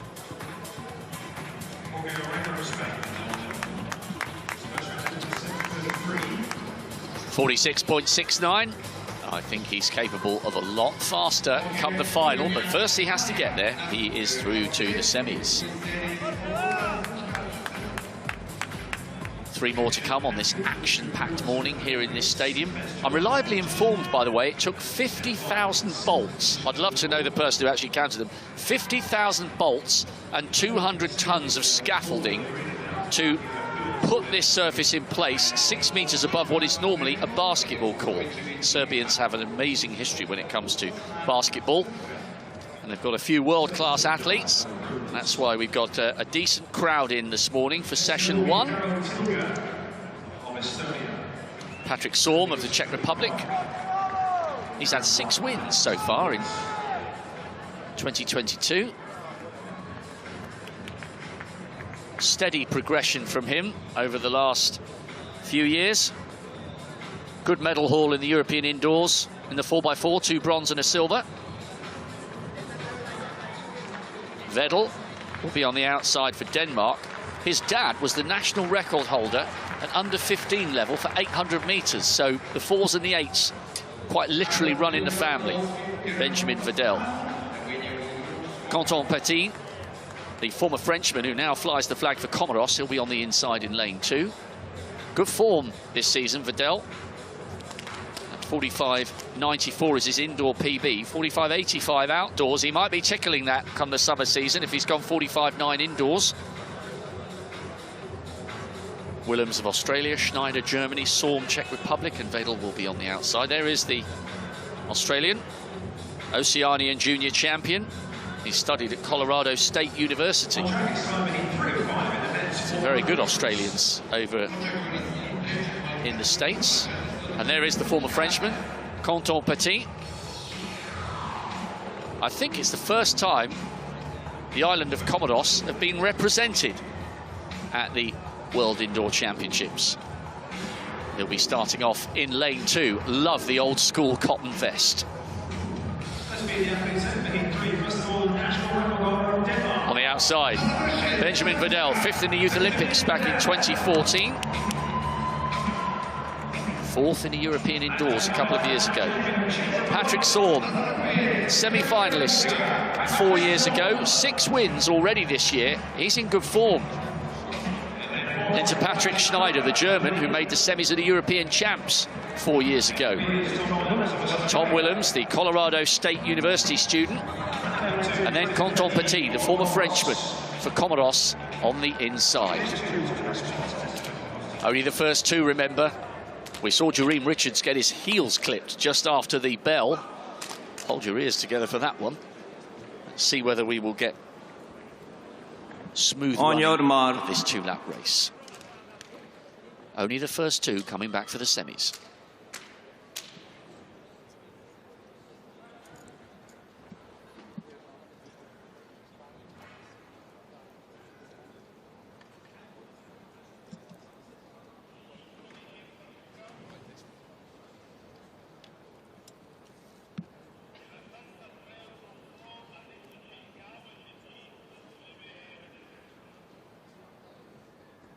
Set.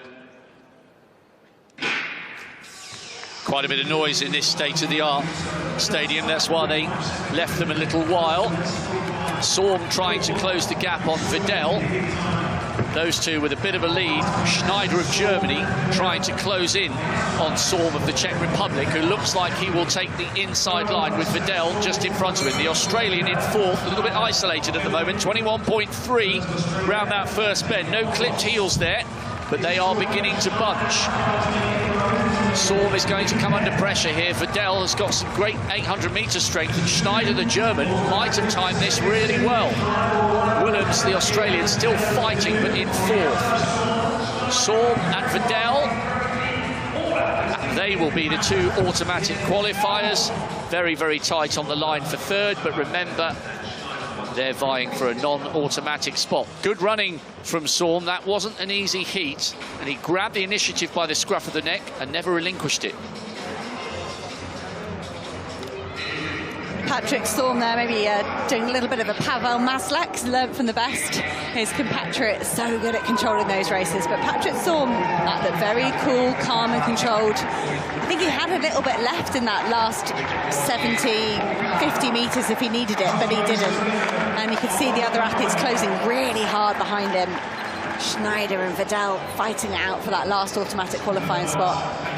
Great to see a clean break there at the bell. Vidal judging that really well. He was very close to Sorm, but he managed to avoid clipping his heels. You can see them moving into this final 100 metres. A lot of lactic going on there.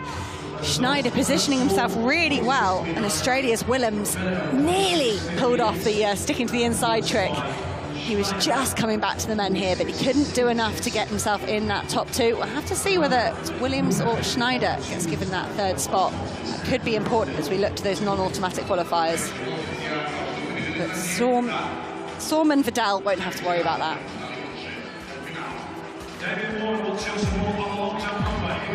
Good run from Patrick Sorm from the Czech Republic, edging out Vidal for second. Schneider and Willems will have to wait and see. Bit of pressure here for the Olympic champion Damien Warner. A foul in the first round. They get just 3 attempts in these multi-events in the field. I'd like to see Damien Warner take some pressure off himself. Green light, I can see the green light from our position here in the stadium, so that will be relief for the Canadian Damien Warner. Doesn't look happy with it, but you need a mark, you need points. You cannot leave with no points from one of these events. That would be catastrophic to your title hopes. Ehammer is the only competitor over 8 metres so far, with his 8:04 in the first round. The Swiss athlete needed to be better from Warner, and it was.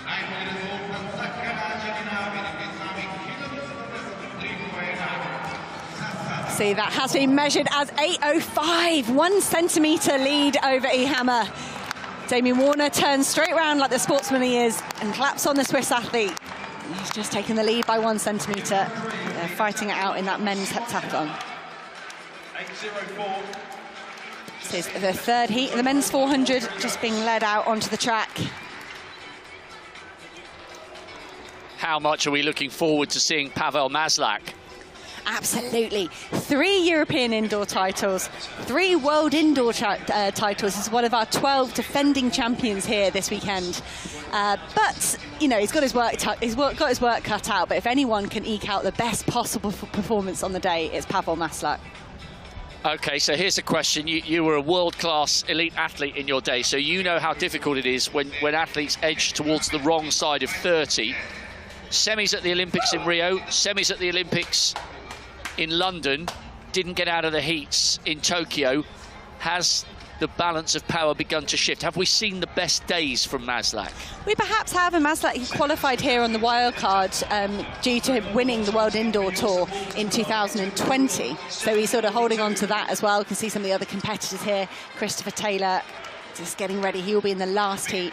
So who knows with Pavel Maslach? But like I say, he's such a technician. He's such a student of this event and so successful at it. If anyone could do it with the fitness level he has, it would be Pavel Maslach. Great fifth heat to come, not just Chris Taylor, Bruno Hortolano-Roig, just in the very centre of your picture there, the Spaniard. Amazing story from him. He's 22 months out, by the way, with a really bad car crash. He had to have his entire right hand reconstructed. That's why he competes with that black glove.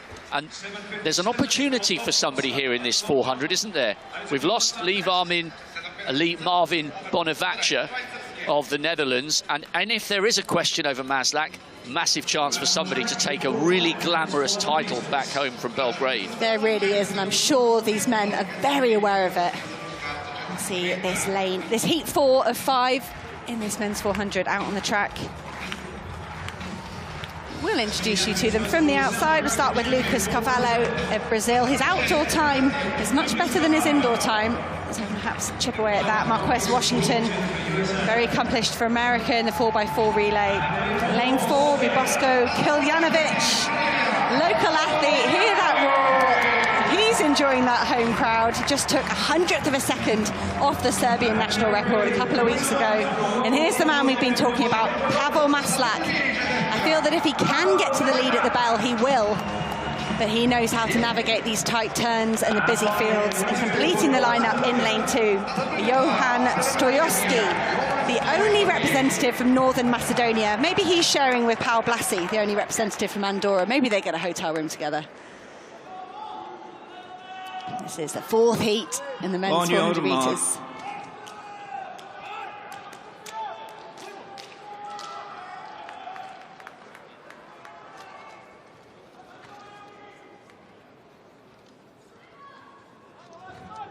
First 2 automatically through to this evening's semi-final.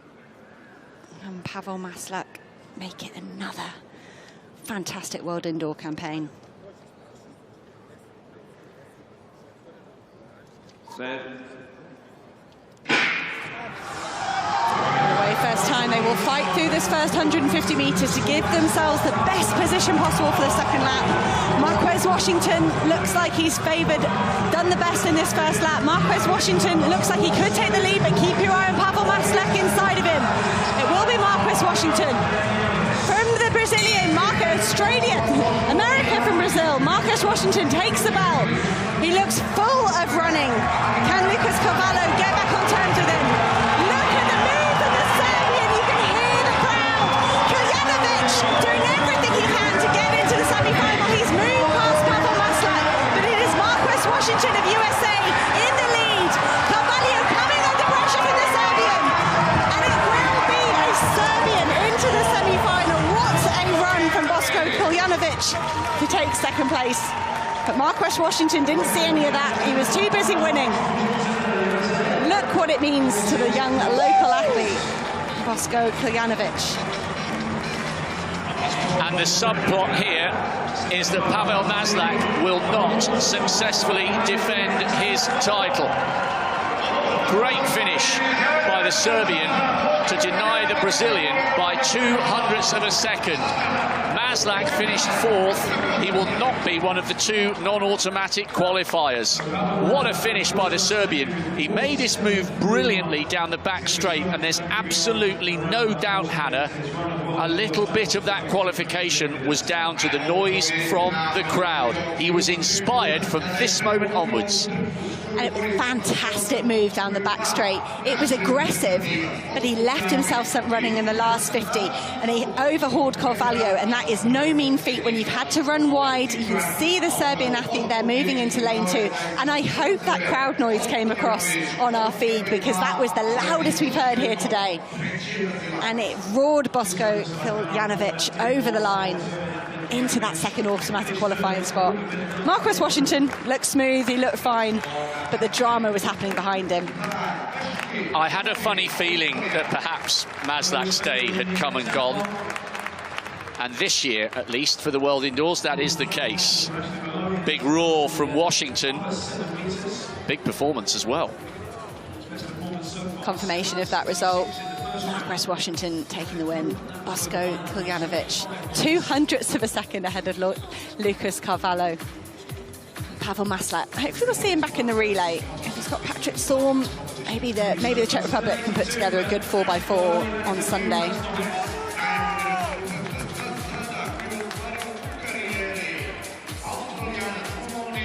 One more heat to come in the men's 400. And what a triple jump final we have in prospect. Pedro Pichado, the Olympic champion, getting himself ready. Will Clay will be the reigning defending champion, bidding for a hat-trick. Watch out as well for Lázaro Martinez, former teammate of Pichado. Pichado now represents Portugal. Holly Mills in. Holly Mills. Oh, sorry, Hannah. Holly Mills. So, well, she's having a good day so far overall. Yes, there was a failure there for Holly Mills. Bar is at 1m71. I would say that would be within Holly's grasp this weekend. She did have a great personal best of 8:15 in that first round of the hurdles. She looked a little bit anxious there. But it is, as Rob and I said, very busy in the infield. Let's take a look back at this men's long jump.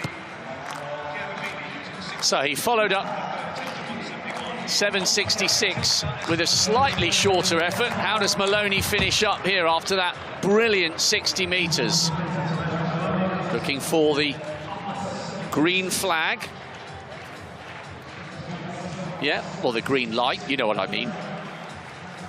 Could he ask real questions of Damien Warner in the Canadians' bid to finally become a world indoor champion after silver 4 years ago? You can see how much bounce there is in the stadium. The little Mondo sign jumped up off the track there. 7:66 in the first round. Oh yes, 7:82 in the third. What a brilliant start to the competition for Ash Maloney. The Olympic bronze medalist is in fine, fine form. So it's all going on down there in the infield. Women's pentathlon high jump, men's heptathlon long jump, and one final heat of the men's 400 metres. Watch out for Chris Taylor in 4. There he is, former world youth champion. Looks relaxed. He ran 44.8 at the age of just 18. 6th in the Olympic final with a PB. Bruno Hortolano-Roig,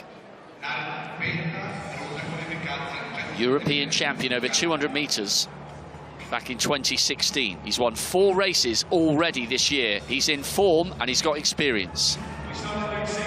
Carl Bengtström, European indoor finalist last year. Very good 400-metre hurdler as well. And he's going to need to get out hard here with Bruno Hortolano-Roig just on his inside. Sporting the tash, a little bit of a strut. The Spaniard looks relaxed. Chris Taylor looks focused. Brilliant PB indoors at 44.7. Halvard Ingvarsen broke Warholm's age group junior record, the Norwegian. And Malik Smith of the US Virgin Islands starts on the inside. 51.8 400 hurdler. So Smith in 2, Ingvaldsen in 3 for Norway, Taylor Jamaica 4, probably the favourite. Hortolano-Roig, the Spaniard, 5, Bengtström, Sweden in 6. The non-automatic times hovering around about 46.75, 46.76. Only the top 2 guaranteed to come back. Watch for the Jamaican, who starts in 4. Stand up. And we'll see this a couple of times, I think, Hannah. A little bit of noise in the arena. It's all people clapping at exactly the right time. There's just a volume of activity on the infield, and it's inevitable that they'll ask the sprinters to stand up occasionally.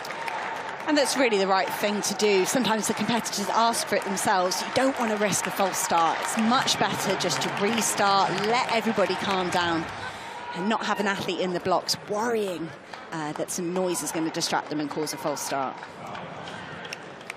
Green card, no infraction. Green card. Didn't think there would be a problem. They were told to stand up. So Smith in 2 for the US Virgin Islands, Ingvaldsen Norway 3, Taylor Jamaica 4, Hortolano Roig Spain in 5, Bengström Sweden on the outside with the distinctive headband. There's the Virgin Islander.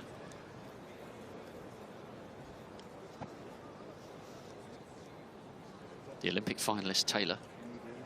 Prodigious junior now hoping to transfer that talent into the senior ranks.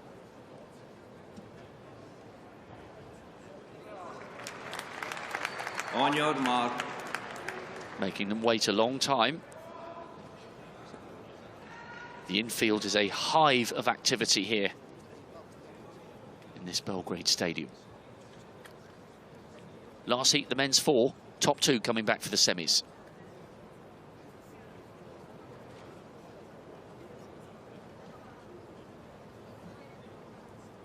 Set. They're away this time after a long hold. Hortolano Roig coming up on Bengström.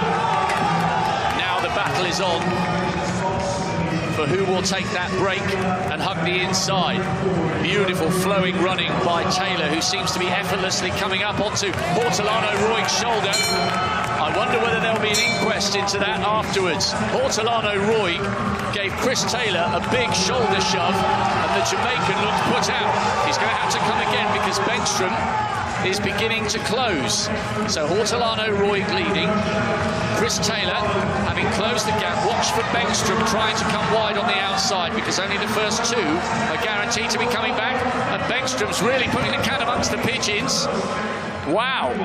Bengström may well have come through to take that on the line, which means we might potentially be down to non-automatic qualifiers times for Taylor and Hortolano Roig, and that's not taking into account that massive shoulder barge that the Spaniard gave the Jamaican. Big drama here. I think the Swede might have taken that on the line.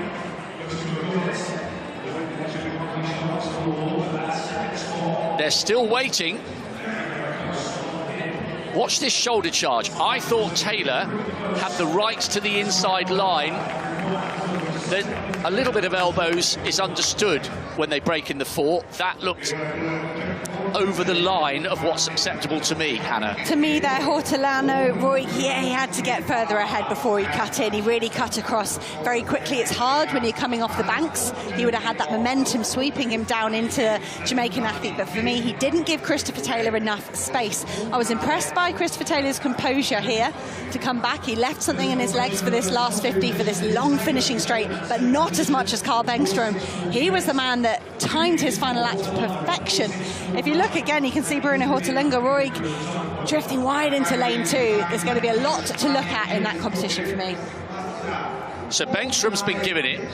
Taylor is ahead of Hortolano Roig by 100th of a second, but I think Hortolano Roig with 46.49 is just in contention for a non-automatic spot if he doesn't get disqualified. We said this event was dramatic, and that was certainly dramatic. And Carl Bengström using every bit of that long finishing straight to take that victory ahead of Christopher Taylor. Bengström from Taylor. Hortolano Roig is going to go through at the moment as a non-automatic qualifier.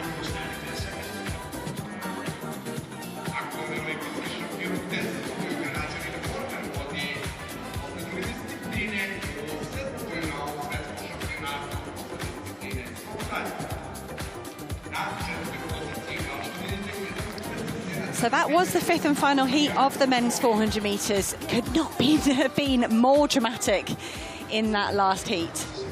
We head back to the women's high jump pentathlon. Yedovina disappointed with that, unable to follow up quite as successfully. That was her 3rd failure at 171 after an excellent performance in the hurdles a little earlier. Needed 2 to get over 165 and 168. Disappointed Now, Holly Mills getting herself ready.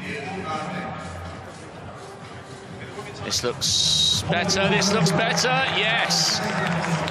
Still going well here. A little puff of the cheeks, a little sigh of relief.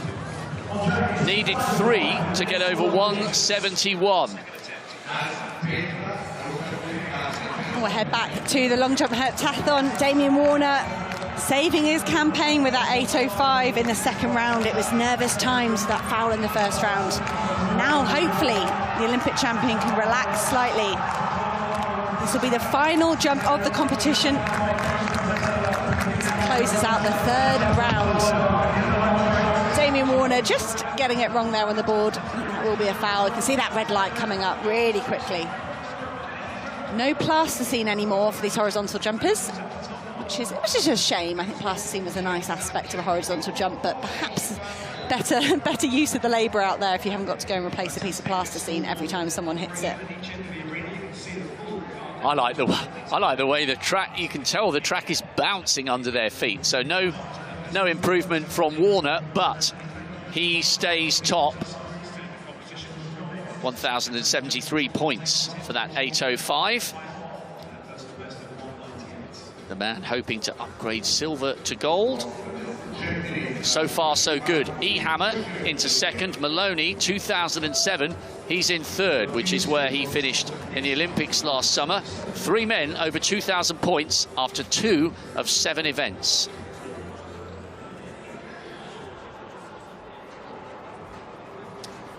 So much action still to come here. Wonderful graphic here we've got from World Athletics. It shows those points they've accumulated from the different events. You can see Damien Warner, his 6:68, getting him the most points in the 60 metres, just ahead of Simon E. Hammer and Ashley Maloney. You can see as they move into the second event, add up all those points they've just accumulated in the long jump. Damien Warner getting the most points, leading them into that gold medal position at the moment, 2 events into 7, ahead of Switzerland's Simon E. Hammer and Ashley Maloney of Australia in 3rd place at the moment. They'll move on to the shot put. That will be their next event we'll see for the men. I'm sure they'll go and have a little bit of a rest first. This is Noor Witz, first attempt 174. Oh, miles clear, miles clear. Good spring in the legs from the Belgian. Clean card so far from Witz. And she's certainly got the pedigree to get in the mix for the medals. Now, Holly Mills needed 3 to get over 171. Oh, that's more like it. That's much better by the Briton. First attempt, 174, no problem. I think that could be a season's best there for Holly Mills. You can see it was confusing, and we couldn't quite understand the body language from Holly Mills a few jumps ago, and it was because she was entered at 171 and it took her 3 attempts. That is stressful.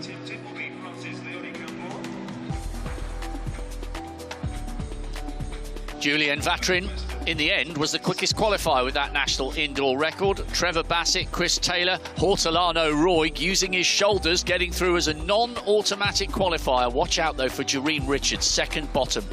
Running in memory of Dion Lendor, his former 4x4 teammate. Huge motivation for him. And Dzezinski took the other non-automatic spot. And Kijanovic ignited the Serbian crowd with qualification. He'll do so again in the semis. He's made it through.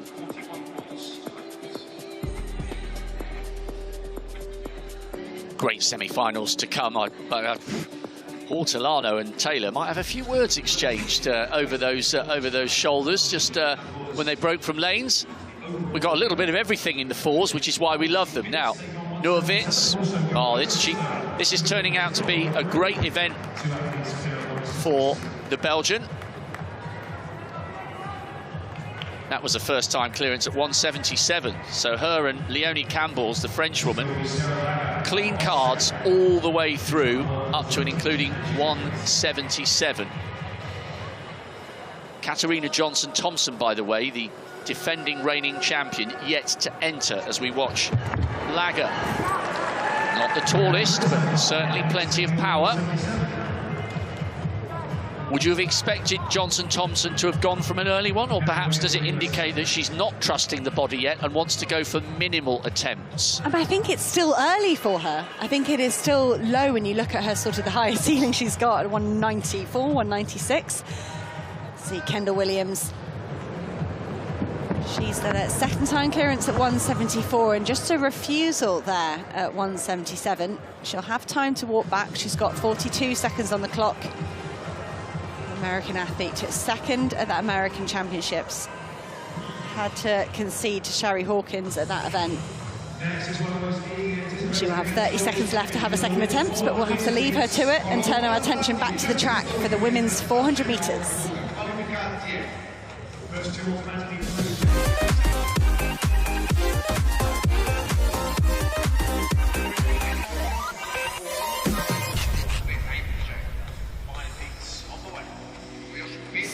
Just wrapped up 5 heats of the men's 400 and it is straight into 5 heats of the women's 400.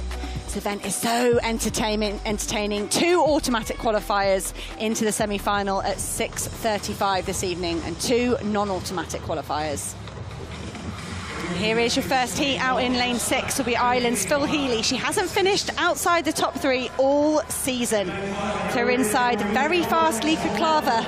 She's come from a 200-metre background. She often gets to that break first. It'll be interesting to see her against Shawnee Miller-Weber later in this weekend. Lane 4 will be Sada Williams. Very close to that Olympic Games final with a 50.1 outdoors. Lane 3 with Jamaica's Renisha McGregor. Lots of 4x4 medals for her nation out here as an individual. Lane 2, Gunter Vatschul from Latvia, and completing the lineup in the tight inside lane, Makatia Azvedo from Portugal. Great improvement outdoors, 50.59. Just a quick update, Kendall Williams missed with that first attempt at 177.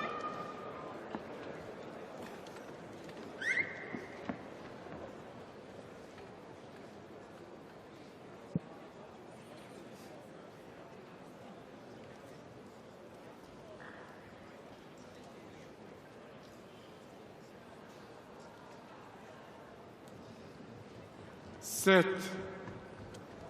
It's the first heat of 5 of the women's 400 metres. Lika Klaver of the Netherlands out there in lane 5, eating up the stagger on Phil Healy inside her. We expected this. Lika Klaver is so good in this first 200 and she's got stronger in the second 200 every season we've seen her. At the moment it looks like Lika Klaver with a clear lead. Phil Healy fighting hard to get into that second position. She's got the best position of the rest of the field, but the field seems to have let Lika Klaver run away with this. Sada Williams there, doing her best to get past Phil Healy. Phil Healy fighting hard on the back straight. Will these two pull themselves back to Lika Klaver? Has Lika Klaver paced this well? She's got 75 metres to go. Phil Healy is hunting her down. First 2 automatically into the semi-final. Lika Klaver and Phil Healy. 25 metres to go. It is going to be Ireland's Phil Healy taking the victory from Lika Klaver. Clock stops at 51.67. What a well-judged race from the Irish woman.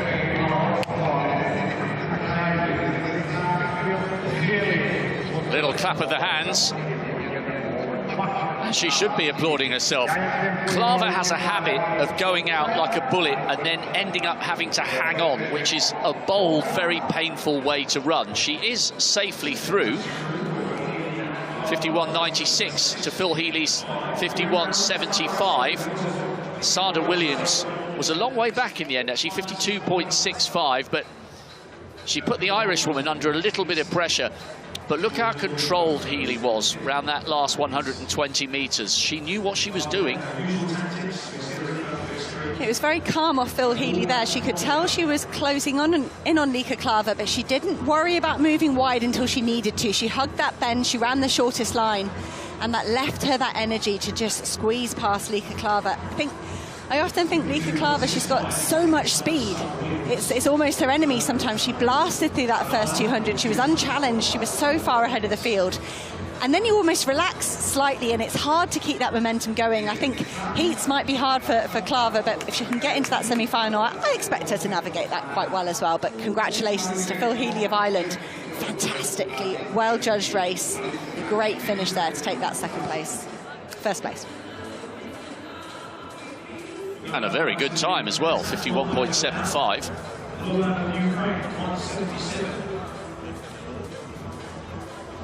I think this is shaping up to be one of the events of the weekend. See that result there. Phil Healy, 51.75. Lika Klava, 51.96. We will collect 2 non-automatic qualifiers. That's not very many over 5 heats. Sada Williams gave it a brave go in that second lap. She did fade slightly. So we'll try and keep a look at those times as we head back to the women's pentathlon. First attempt from the reigning defending world indoor champion, Katarina Johnson-Thompson. This is 177. She is a brilliant high jumper, good enough to represent her country individually in the high jump, hence 177 as an opening height. Pretty good. No reaction whatsoever. She quite often doesn't give much away, but hopefully the calf and the Achilles that gave her so many issues last year not troubling her. 177. One Britain over at 177. How does Holly Mills go here? Needed 3, remember, at 171. No, just seemed to perhaps brush that with her calf. Holly Mills is really operating at the top of her indoor season's best. She's exceeded that already. It was 172 coming into this competition, but she has done 185 outdoors. So I'm sure she'd be keen to stay in this competition and rack up a few more points after that personal best in the 60-metre hurdles.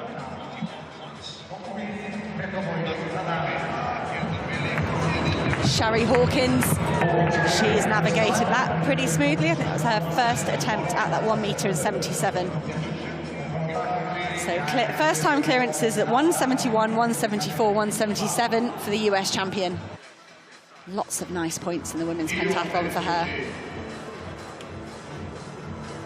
Building up nicely, that pentathlon high jump competition. It's so hard not to say heptathlon, isn't it? When we're indoors, I have to remind ourselves there's a couple of events knocked off. Don't yawn, mate, the best is yet to come. Maybe he had a late night knowing he had today off work. 3 different generations coming to enjoy the athletics. I bet he can tell some stories about the wonderful sport he's watched here in Serbia over the years.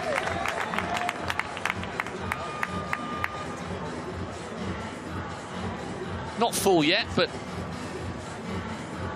we are assured ticket sales are good. They're 2 familiar figures. They're well known in terms of athletics social media coverage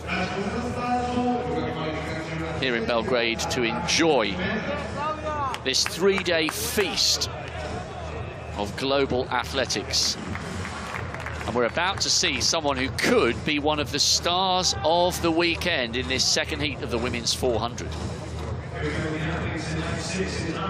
Ami Pippi on the outside for Great Britain.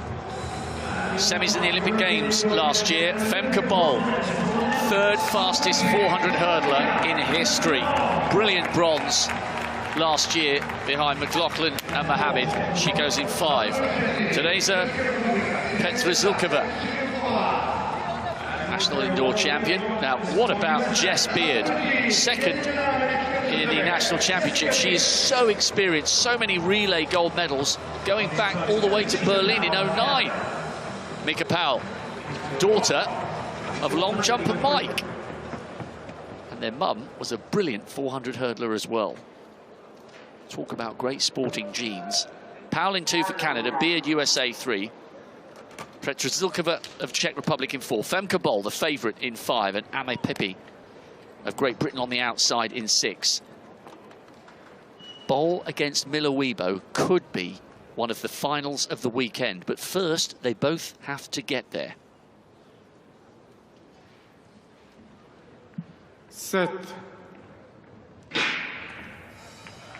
What fireworks will we see flying from Femke Bol in this second heat of the women's 400 metres?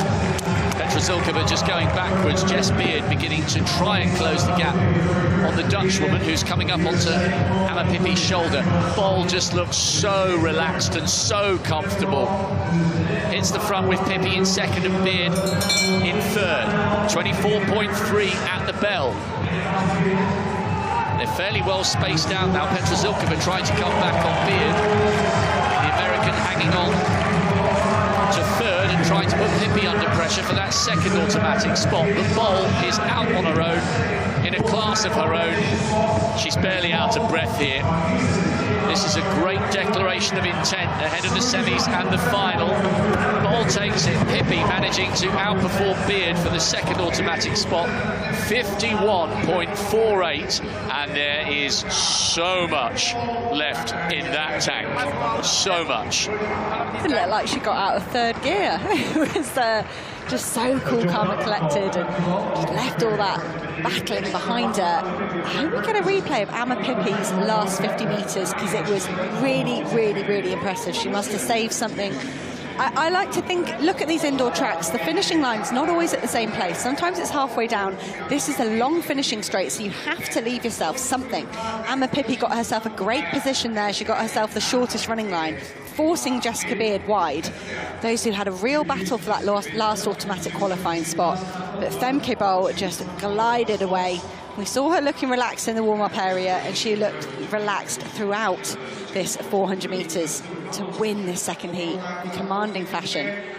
You almost think, have a look around, slow down, save some energy, but I think she was already doing that.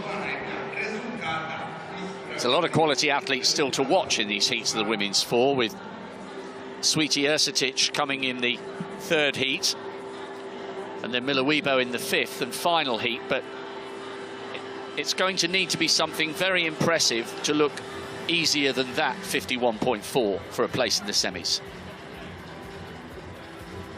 She's on a brilliant trajectory at the moment. Every time she races, she gets quicker, she gets more confident, she gets more accolades. Thankyou Bol takes that one, 51.48. Anna Pippi in second. Jess Beard will have an anxious wait, 52.72. Could she make it through as one of the two non-automatic qualifiers?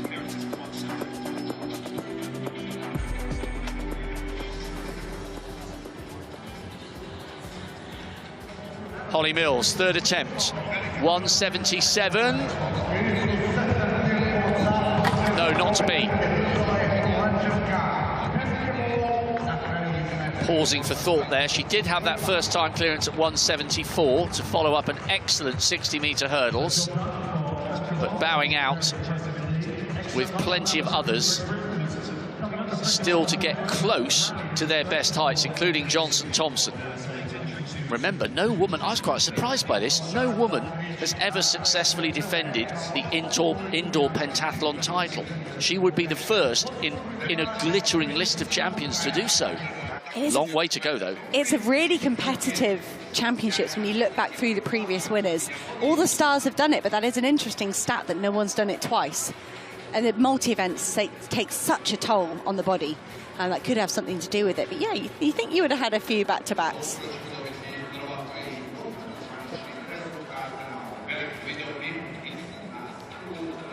Alia Abrams goes in heat 4. We've got 5 in the women's 400 in total. At the moment, the non-automatic spots, Sada Williams of Bahamas, 52.65, and Jess Beard of the United States, 52.72. But a lot could change between now and the end of qualifying in these 400s.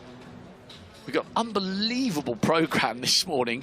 We've still got the men's triple jump final, women's heats at the 15, men's heats at the 8, and men's heats in the 3,000 Vidics, 180. This pentathlon high jump, not heptathlon, because we're indoors, goes on. And it, you know, quietly and slowly through these events, Wits could put herself in a great position to do something special. She absolutely could, and every 3 centimetres, I think I've scribbled down, is 20 points. It really counts, everything you can do. Sarah Lager here of Austria. It's her first attempt at 1 metre and 80. She'll have to walk away, get some catching advice, have another go.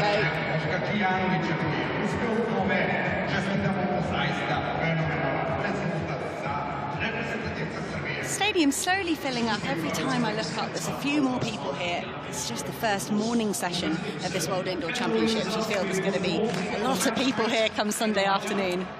Oh, without a doubt. The 4x4s finishing off the programme. The applause being asked for by some of the pentathletes. A hive of activity on the infield now. Plenty more 400s to come as well. So this is the third heat of the women's 400. It will start with Justyna Święty-Ersetic of Poland. 3 World Indoor Finals, but she has never got an individual medal at these championships. Could she do it this weekend in Belgrade? Lane 5, Milada Vondrova led a Czech 1-2 at the European Under-23 Championships last summer. She's good on the senior scene as well. On her inside will be Jessie Knight, British champion. Better known over 400-metre hurdles outdoors, but always performs well on the indoor circuit as well. Lane 3 will be Ireland's Sophie Becker. She would have seen Phil Healy take a fantastic victory in that first heat. Massively inspiring. Lane 2, Megan Moss from the Bahamas, just 19 years old. Represented the Bahamas in Tokyo in that Olympic Games, and now here at this World Indoor Championships. On your marks. Heat 3 of 5 in the women's 400 metres.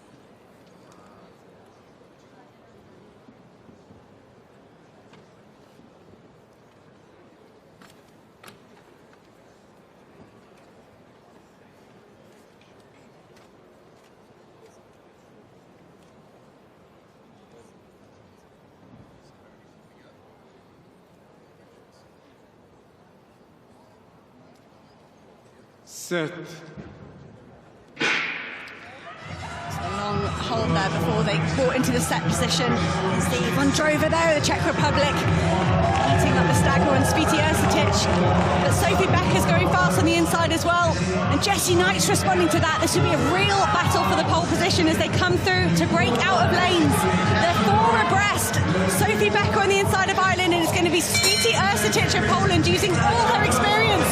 But Jessie Knight has exited the track. Vondrova pushed her off the collided with her. Jessie Knight left the track, and Jessie Knight now trying to get back on turn to Święty-Ersetic. She stayed out of trouble in the lead. That is going to be something for the track judges to look at. But Poland, Justyna Święty-Ersetic kept herself out of trouble. She is going to run away with the victory in this third heat. But Jessie Knight and Vondrova fighting for the second automatic spot into the semi-final. Jessie Knight and Vondrova really crossing that line in a very tight finish. We'll have to wait for the final result. Jessie Knight shakes her head. Święty-Ersetic given that victory, and at the moment it looks like Jessie Knight in second place ahead of Vondrova. Get a replay of that, the end of that first lap. It was full of drama. Well, Święty-Ersetic came through. Vondrova gave Knight a little shove. 1, 2, 3, possibly even 4 steps on the infield for Jessie Knight, who is in second place as it stands at the moment by a few hundredths of a second, but she was pushed onto the inside of the track. No problem for Święty-Ersetic. She's away and clear. That wasn't Jessie Knight's fault. It wasn't, and she had to fight so hard. You can see these athletes are so conditioned, and you often don't see that until you see the athleticism there. Hurdling a little microphone, getting back on. She propelled herself into Vondrova, but a word for Sophie Becker as well. That really upset her rhythm, the Irish athlete there. You can see her with the green vest. She would have a ground to say, I was impeded there, I could have done better. So there'll be a lot to look at there for the judges. Jessie Knight composed herself well. She would have been flooded with adrenaline and now flooded with lactic. Fought really hard to hold on to that second place, but you can see Święty-Ersetic there using all her experience to stay out of trouble and then just push on a tiny bit in that last 40 metres as well, but save something for that semi-final. And Vondrova there, for me, not automatically qualified, but had a really messy race there. But such is indoor 400-metre running. Well, we've seen a little bit of everything in the men's and women's heats of this 2-lap indoor race. Święty-Ersetic, the Tour winner, she's in fine form. It's her favourite event, and she looks really good. an official result there. Justina Sviti Ercetic, 52.37 from Jessie Knight, 52.93, just 100th ahead of Lada Vondrova. Sophie Becker there in 4th, and Megan Moss in 5th. So Vondrova, is she in the shot for a non-automatic qualifying spot? No, I'm just looking. Sada Williams, the Bahamian, 52.65, and Jess Beard, the American, I think, 52.72. They are the 2 quickest non-automatics at the moment, with 2 heats still to run.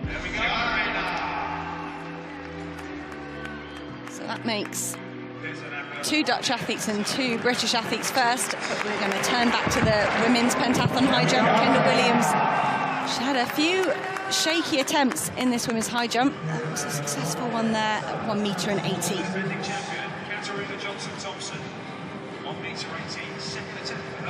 So, quite a few of the big contenders now up into the 180s. What about Katarina Johnson-Thompson? First time clearance at 177. A brilliant high jumper. Needs to put some big points on the board. It's one where she can score highly. Oh, that is just too good. Too good. Certainly no signs of any Achilles or calf issues at the moment. Not on the evidence of what we've just seen. It did look a bit of a tentative hurdles, but hurdles is hard if you haven't done it, if you haven't felt that adrenaline, if you haven't done that event. For me, Katarina Johnson-Thompson looking a lot more relaxed in this high jump. Turn attention back to Conte, Spain. 3rd and final attempt at 1 metre and 80. Oh, not to be for the Spanish athlete. She will have to settle with 1 metre and 77. Apologies, that might have been just her 2nd attempt. She will live to have another attempt. That's brilliant. See, every point counts for these women. Dance music's pumping. So much more drama still to come.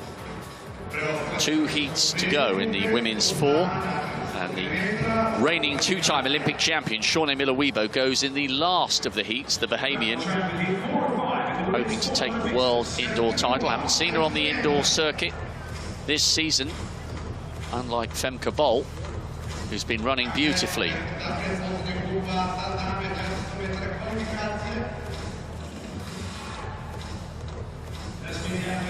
Lena Irby of the United States on the outside, national indoor champion, got a mixed bronze in the 4x4 at the Olympic Games last year. Natalia Kazmarek, 2 relay medals last year. Gold in that mixed event in which Irby took the bronze. Alia Abrams, semi-finalist in Doha at the World Champs and last year in Tokyo at the Olympics. To Camilla Laus, her partner is Kevin Borlée. What a husband and wife, boyfriend and girlfriend team they would make over the 400. Elena Vassilou, semi-finals in London 5 years ago at the Worlds, and Sarah Gallego, 4 times a national champion over the 400 hurdles. She's on the inside for Spain in 1. So Gallego, On your mark. Vassilou, Greece in 2, Laos, Belgium 3, Abrams, Guyana 4, Kazmarek, Poland in 5, and Irby on the outside. There's Kazmarek, 8th fastest in the world this year. Looking to finish in the top 2 for a place in the semis.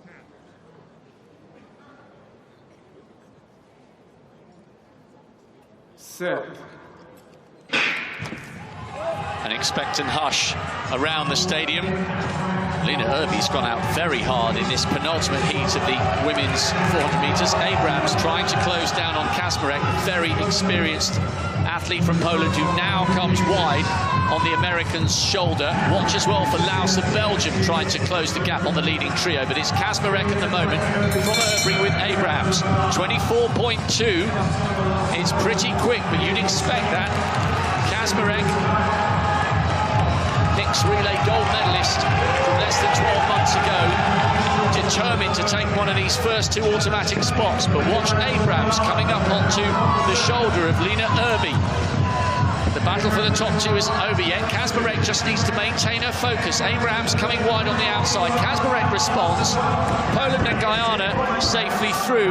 Laos came through ahead of the tired Irby of the United States for third, which she'll have to wait and see whether she can challenge those non-automatic spots. That was very, very good from Natalia Kaczmarek. She showed her class there, and she showed why Poland have used her in so many global relay finals.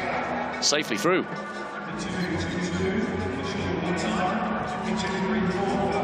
Well judged race there from Kaczmarek, much like her compatriot Justina Svitiersitich in the heat before. Kaczmarek just controlling the race from the front. Irby looked full of running at this point, and she just ran out of legs in the last 100 metres. She came under pressure from Abrams. Abrams here running wide. She had to. She wanted to give herself a shot at the automatic top two, qualifying into the semi-final. Kaczmarek was away and gone. Abrams with a strong last 40. But look at Camille Laus there for Belgium, sneaking through on the inside, powering herself ahead of the American athlete to sneak into third place and give herself a shot at that semi-final. And ahead of another American, Jess Beard, who now doesn't stay in contention for a non-automatic spot. Laos has got a chance with 52.51. Sada Williams is now the slowest of the two non-automatic qualifiers at 52.65 with just one heat remaining. But I was really impressed there with Kaczmarek. That was calm, it was controlled. There's not really a big screen here. You often see the 400 metres use a big screen if there's one on the bend, sort of gauge their effort. They haven't really got that, but Natalia Kaczmarek nonetheless managing to pace it really well and save just enough to stay ahead of Alaya Abrams there in second place. Natalia Kaczmarek safely through. Abrams the second spot. Camilla Laus with a season's best has got a chance of going through as one of the two non-automatic qualifiers. That is the one of those age-old coaching questions. Do you hang around on the inside and hope for a gap? From one Flemish athlete to another. Wits back in the women's high jump.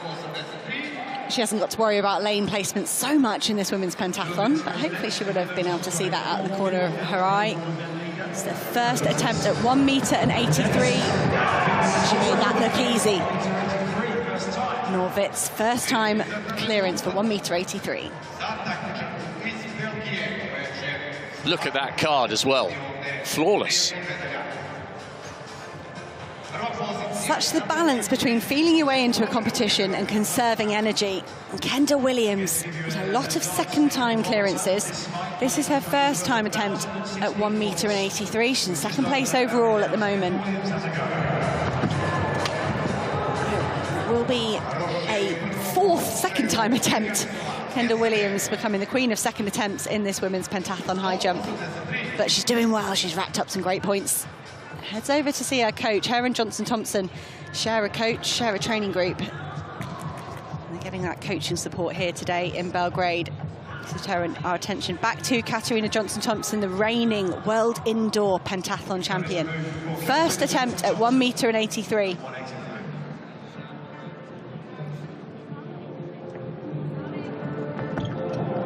That looked good. And for the first time, I think we see a smile from Katarina Johnson-Thompson. She hasn't looked too tense, but she hasn't looked too happy. It was nice there to see her break out in a smile. I don't know what you think about this, but for a few years, I think there was so much pressure and expectation attached to her performances. I think she forgot to enjoy why she was in this sport in the first place, and getting that back was key to winning gold in Doha. Absolutely. See Claudia Conte, just 22 years of age. First attempt at 183. It took her 3 attempts at 1 metre and 80. So it might take the Spanish athlete a few more attempts. So just Norwitz and Katarina Johnson-Thompson over 1 metre and 83 so far. Still a lot of jumpers in the competition. Just moving through this height. Now, how excited are we about this fifth and final heat, Hannah. The Olympic champion. Cannot wait to see how she goes here. I'm not sure I can take it. It's so much drama in the men's event. Let's hope this is a simpler race. Starting from the outside, Modeska Moraskaita, Lithuania, previous Lithuanian snowboarding champion. Don't know if that will come in use today. Stephanie Ann McPherson in lane 5. She won the recent Grand Prix in Birmingham. Looked good there. So experienced on the circuit. Lane 4, Roxana Gomez, 3-time Cuban champion. She's broken 50 outdoors. Here we go, another Serbian athlete. Listen to that crowd. Maja Kiric, national indoor record holder. She'll be enjoying every moment here in Belgrade. But in lane 2, the 2-time Olympic champion, Shawnee Miller-Uibo. We haven't seen her compete since Tokyo. We don't know exactly what form she's in, and we are really excited to see it. And completing the lineup in lane 1 will be Yannick Hay-Smith, only representative here from the Turks and Caicos Islands. What an opportunity for her to be at this World Indoor Championships and have a 2-time Olympic champion outside her. Tight lane 2 for the tall Shawnee Miller-Uibo. It's the 5th and final heat of the women's 400 metres. Looking for 2 automatic qualifiers and 2 non-automatic.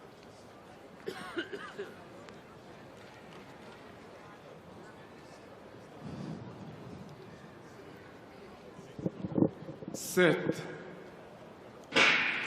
You'd think Shawnee Miller-Uibo's 200-metre speed would be enough to bring her round in first place in this first lap, but she has got that tight lane to concede with. You can see now she's opening her stride. Now we see Shawnee Miller-Uibo moving at her normal cadence. She had to negotiate that first turn, but she's done that well, and she will come in the lead. It's all battling behind her, but Shawnee Miller-Uibo is coming away. Stephanie Ann McPherson has used all her experience to get into second place, but it is the 2-time Olympic champion in the lead.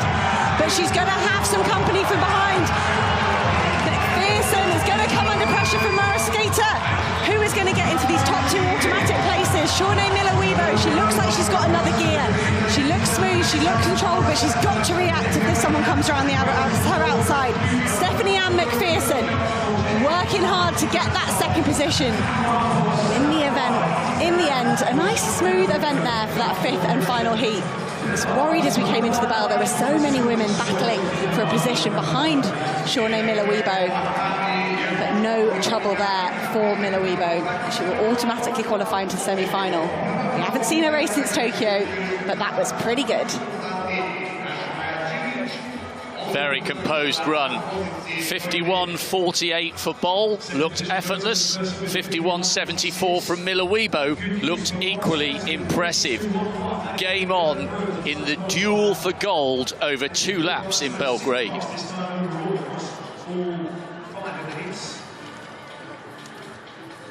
Roxana Gomez with 52.25. Got official confirmation at the moment she's in the second time qualifier spot. 2-time qualifier, not taking a count in that last heat. We're going to bring you the result of that 5th and final heat. You can see there, confirming that win in a season's best. She's not raced yet. Shawnee Miller-Uibo, 51.74. Stephanie Ann McPherson, 51.86. And Moraskaita there. We think that might be enough for a non-automatic qualifying time. And Roxana Gomez as well, giving herself a season's best and a spot in that semi-final. We will bring you the full qualifiers into this evening's semi-final. That will be at 6:35. But that might have just been the heat of dreams there for Moraskaita and Gomez. You would hope that Miller-Uibo could pull you around to a non-automatic qualifying time, and that might be what's happened.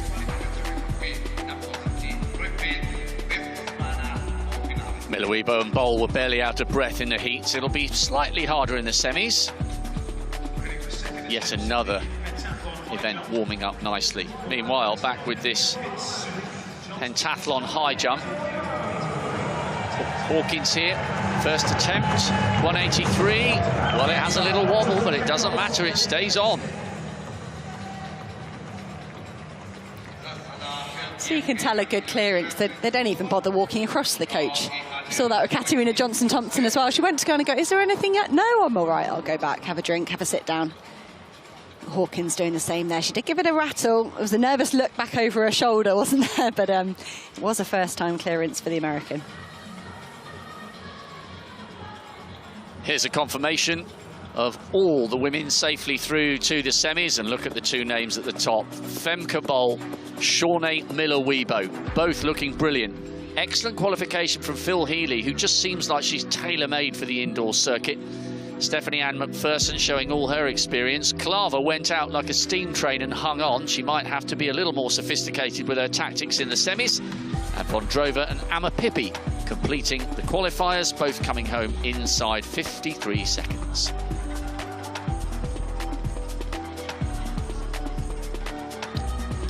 Men's triple jump final coming up. Women's qualification in the 1500 men's eights. And we finish off with 3 heats of the men's 3,000 metre race. 15 laps, obviously 7.5 outdoors. It'll feel like a lifetime for some of them. Lots of drama still to come. Some great racing in prospect with the field events as well as on the track. It's on for our first one of the championships. It's the men's triple jump final. Prepare for some razzmatazz here as the men are introduced for the triple jump.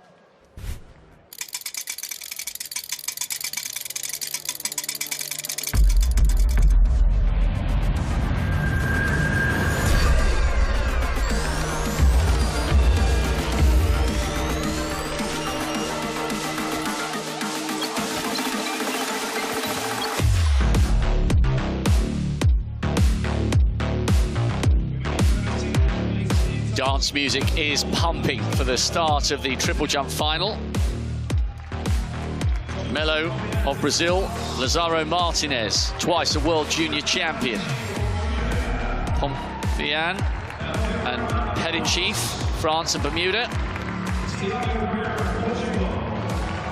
Pereira of Portugal.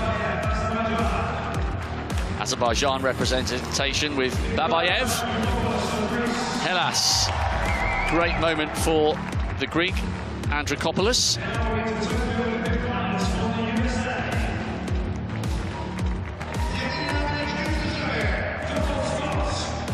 Donald Scott, 7th in the Olympic final, 6th best jumper in the world this year. Yasser Tricky, 5th in the Olympic final. What a brilliant season he had in 2021. Could he keep it going here, the Algerian who studied in the States? Lazaro Martinez is the 2nd best jumper indoors in the world this year. Such a talent. Bidding for history. No man has ever won this title 3 times. Will Clay is the defending champion and won it in 2012. Does a hat-trick beckon. Pedro Pachado, the Cuban now flying the flag for Portugal, is the reigning Olympic champion. So much talent. If he delivers, we could see something very, very special.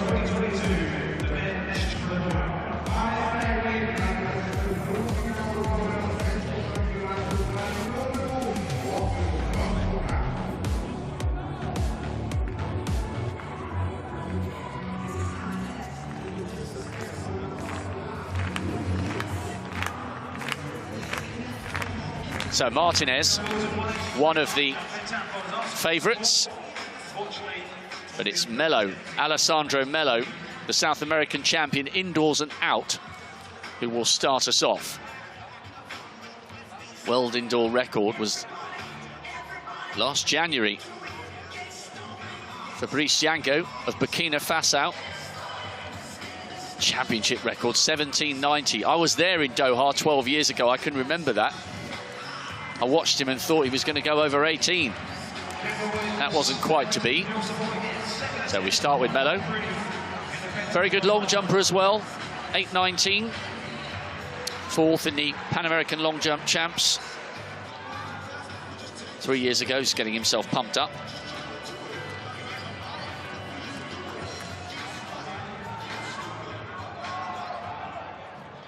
Dance music pumping, now it drops so that the Brazilian can concentrate.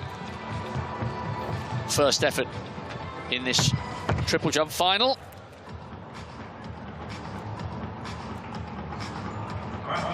Now the music starts bellowing out once again. Just looking up on the big screen. Make sure he gets those green lights.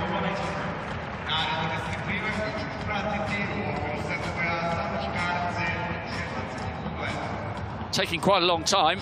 He's a bit perplexed by what's going on here after his first jump. He's a little unsure as to where to look for clarification as to whether or not it was a foul.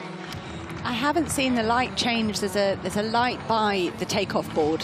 I don't think it's flashed red or green. We saw this in the long jump, in the men's heptathlon long jump. The first one took a little longer, and then they got into gear.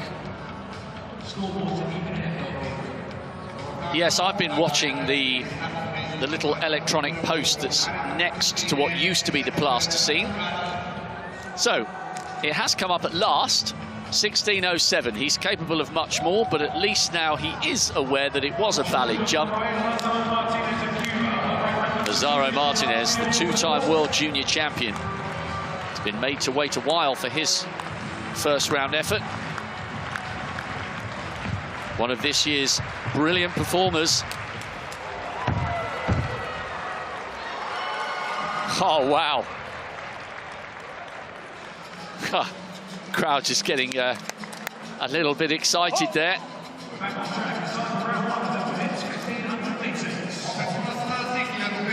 He too, not quite sure where to watch.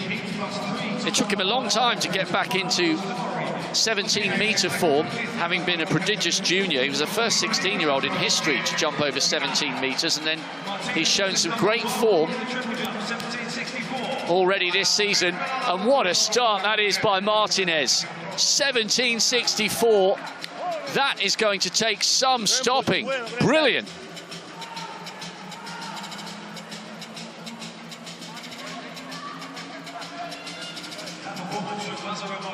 Just outside the top 10 performances of all time. What a start in round one.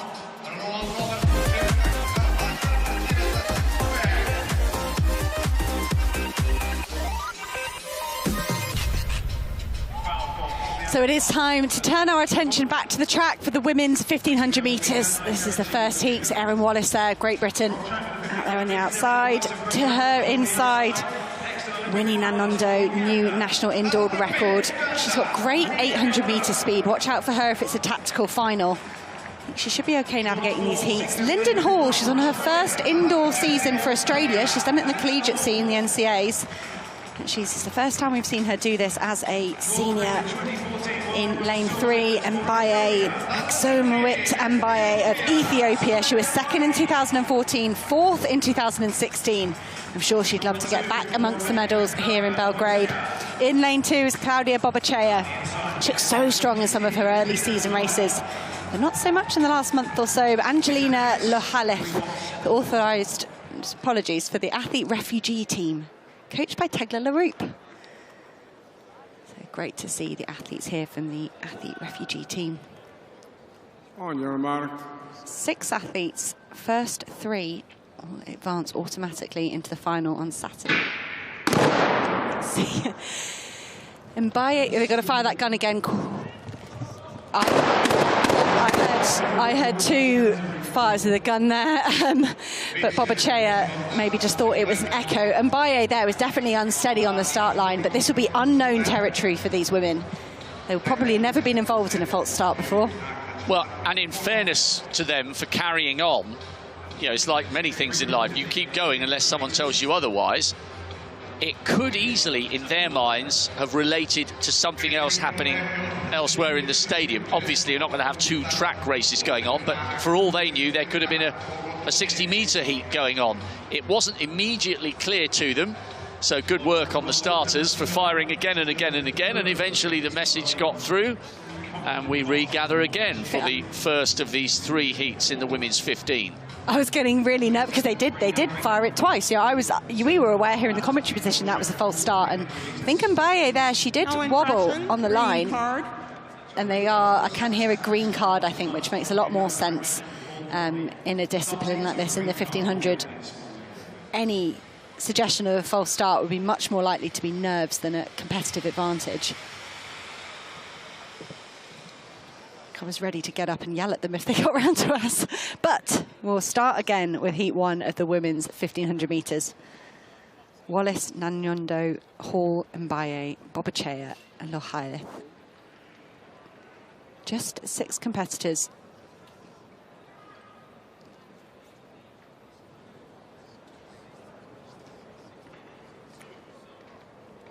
Three heats in total with 3 non-automatic qualifiers. Bobachea often leads at championships. On your mark. We could see the Romanian athlete do the same here today.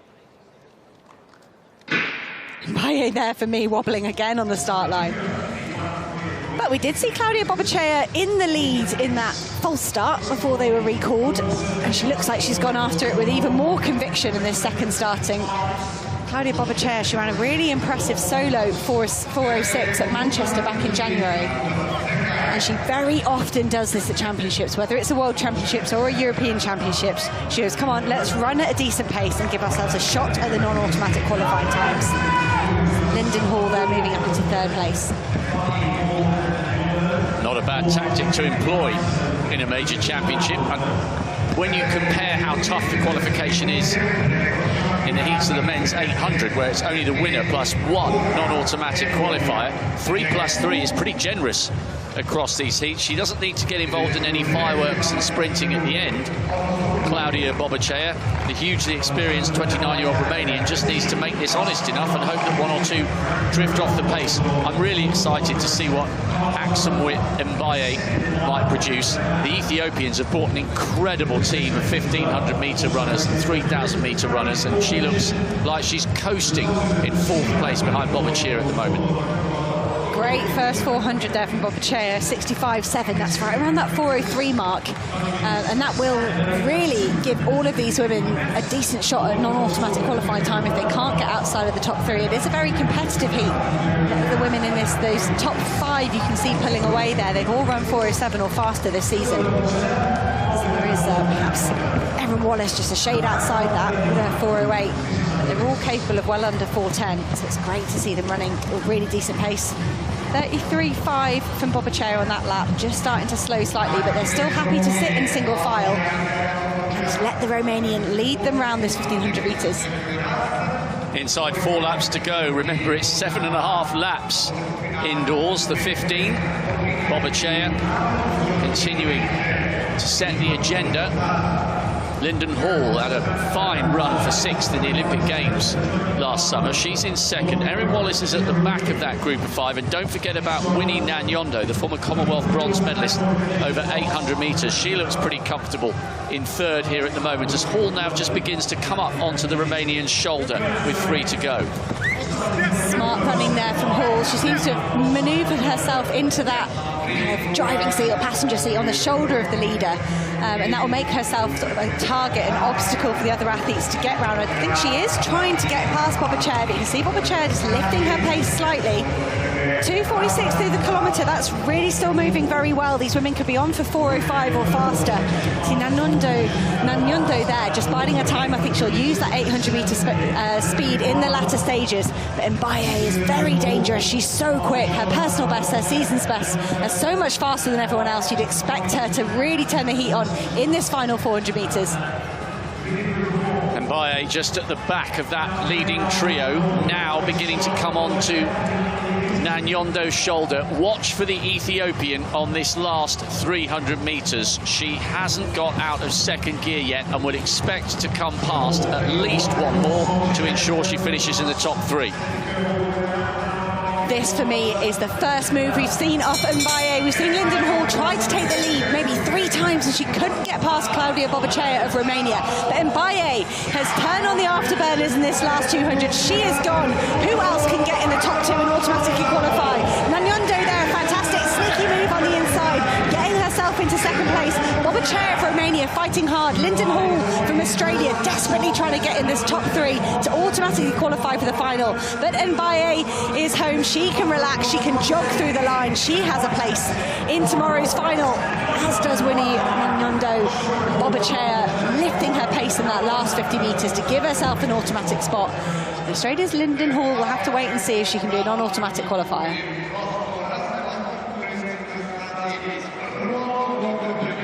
An effortless piece of acceleration as she hit the bell, bouncing along on her toes, streaked away from the field. Just the slightest hint of acceleration. She'll obviously need to do that again come the final, but that's why everyone's been so excited about the Ethiopian middle distance runners coming here.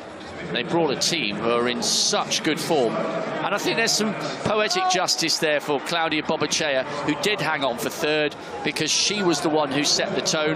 Hall's time, 4:06.69, was a season's best. That might be enough to send her through as one of the non-automatic qualifiers. But I always like it when someone who sets the pace manages to hold on for an automatic spot. And Claudia Bobachea, she's been doing that for years. Sometimes it's paid off, sometimes it hasn't, and that is incredibly rewarding for the Romanian athlete to get an automatic spot. And I think she would have had quite a big personal best as well there. Maybe not, I think just outside her personal best. 4:06 there for Nanyondo and Bobachea, season's best for Linden Hall. Exumowit Mbaye comfortable there with that 4:04.83. Time to relax over the line and turn her attention towards the final. Aurora Fleury, twice a European cross-country relay medalist. And to Alma Cortez, national indoor record holder for Mexico. To Josette Norris, she beat Elena Pura St-Pierre in the American trials. Got herself down from 4:10 to 3:59 last year. It's a massive improvement. Sarah Healy, 4:06 and 8:53. She's in really good form, the Irish woman. Gressa Bakraki, fourth in the Balkan Indoor Champs earlier this year. And on the inside, Hirut Mashesha, African Games champion over 800 metres. National record holder for Ethiopia, over 1,000. Really good performances from Mashesha on the World Indoor Tour. That's the Irish woman, Sarah Healy, who brings that 4:06 form. Former European youth champion from 4 years ago. Top three coming back for the final. A little bit of a stutter on the line from Hirut Mashesha. 3 times she's been on the podium on the World Indoor Tour, and she wastes no time at all, heading straight to the front, although I say that. And Alma Delia Cortez, 9th in the Pan American Championships back in 2019. The Mexican decides she's going to set the tone, so she leads. Mashesha in second, and the American Norris comfortably moving along in third. But Cortez, she's got that season's best of 4:08, 4:09. She's done 4:08 outdoors. She's probably looked at this and gone, I think I'm in sub 4:10 shape. Let's just make it happen. Not sit around and wait. And for me, Sarah Healy's got to pay attention here. The Irish woman is having such a good indoor season, but she's slightly off this pace at the moment. You can see Aurora Fleury there of France. She's paying closer attention, moving herself up into third place. But the American, the Ethiopian, just happy to sit on this pace set by the Mexican. Mashesha very happy just to sit on the Mexican shoulder. 65 plus change at 400 metres. Remember, it was pretty quick in the first, and Baye with 4:04.8. Cortez still determined to maintain the honesty of this pace. Good performance by Norris, by the way, in the US champs to beat Elena Pura St-Pierre, who is the 3rd fastest in the world this year indoors with 4:02. The American just with 4 on her hip, now beginning to come onto the shoulder of the Mexican, and they're bunching a little bit here. I don't think it'll bother Mashesha, but the 4 women in 2nd, 3rd, 4th and 5th will fancy they're very much in the shake-up for the second 2 spots, if you take it for granted that Mashesha's going to win. The pace was pretty comparable to the first heat through that first 600, but I do think they might slow now. And I'd like to see someone take that on and keep pushing the pace. You can see Mashesha there happy to lead, and Noisette there for me. She has such a ferocious finish. Sorry, Josette Norris. Combined her first name and her second name. Josette Norris is such a lightning finish. I think she'll be happy just to sit there, but it's great to see young 21-year-old Sarah Healy getting back involved as well. She's had a fantastic indoor season. but Fleury is very experienced on the international scene. These women will have an indication for the kilometre in 100 metres time. It was 2:46 in the first race. That might give us an indication of whether this race can get close to that 4:6, 4:5 mark that we saw in the first race. But that pace is really starting to lift. Mashesha piling on the pace, piling on the pressure at the front. And remember, it's 4:06, the quickest of the non-automatic times, 2:45.9. So those in 4th and 5th, Cortez and Healy, really need to try and pick up their pace here and close the gap. Fleury's in 3rd, Norris 2nd. We're just waiting for Hii Mashesha to hit the afterburners. Maybe she won't, in the same way that her compatriot Axel Witten-Beye did in the first for her 4:04.8. Remember, she sat back off the pace and then specifically hit the front at the bell with 200 to go. Mashesha has been happy to set the tone, and that means she's been running very comfortably within herself. See smart running there from Norris. She was looking around saying, are we away? Are there 3 of us away? And there are. So these 3 could look around and settle down a bit, but all to fight for in this final lap. 3 to qualify for tomorrow's final. Very easy at the moment from Hii Mashesha. Need to pay close attention to Aurora Fleury, the French woman, because Cortez is beginning to close her. Norris is tracking Mashesha, and that's good running by the American, but Cortez is beginning to close down on the French woman. Hii Mashesha miles clear, 4:05.6. Good running from Norris as well, and Cortez does indeed take the 3rd automatic spot from a very, very tired Fleury, who crawls across the line. Well judged by the Mexican. As far as Mashesha's concerned, barely out of breath. It was very well judged from Cortez. Mashesha really piled on the pressure in the last 400. Just that Norris wasn't really troubled by that. She could go with it. Aurora Fleury was brave. She put herself out there to get that 3rd automatic qualifying spot and just was vulnerable in that last 50 metres and 60 metres. And our early leader, Alma Cortez of Mexico, was there to pick up the pieces. As with Claudia Bovachea, the early leader was rewarded with a 3rd place in automatic qualification. So we like to see that from the front runners. It's very brave to go out and do that, particularly on the global stage. But Mashesha and Norris are striding out into their last 100 metres. Ethiopia really in control so far, winning the first heat and the second heat. Got another athlete going with Gudaf Tsegay in the final heat. Could we have 3 Ethiopian women into tomorrow's final? Well, there'll be an inquest if there aren't. Tsegay is the world record holder and the world leader. Her compatriots are going very, very well in the opening 2 heats. Hii Mashesha, very, very comfortable qualification. Good running from Josette Norris to hang on to the Ethiopian. Cortez bounced back and denied Fleury the 3rd automatic spot.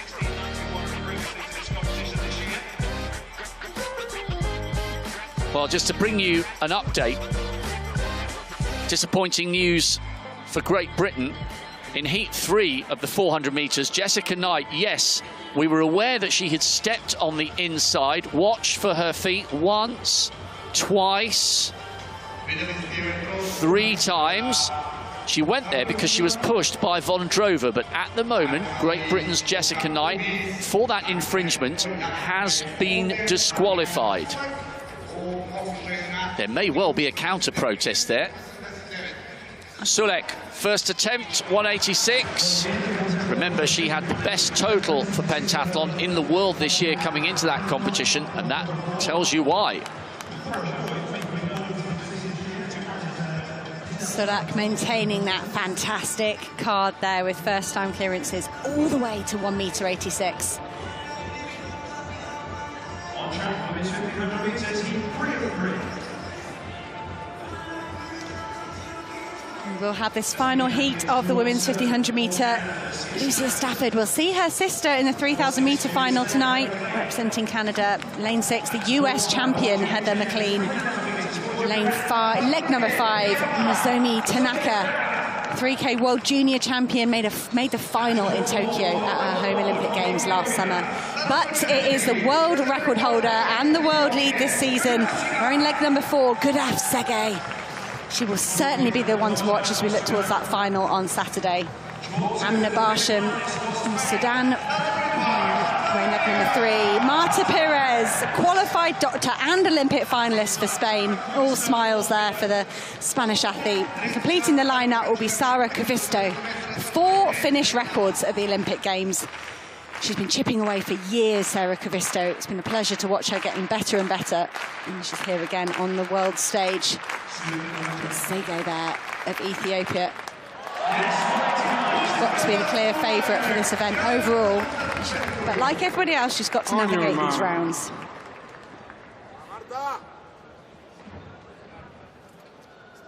Back. Stand up. Everyone very keen to ensure they've understood exactly what the instructions are. See Heather McLean saw him put his arm up, and she was like, I'm not standing up unless I know that you're recalling us.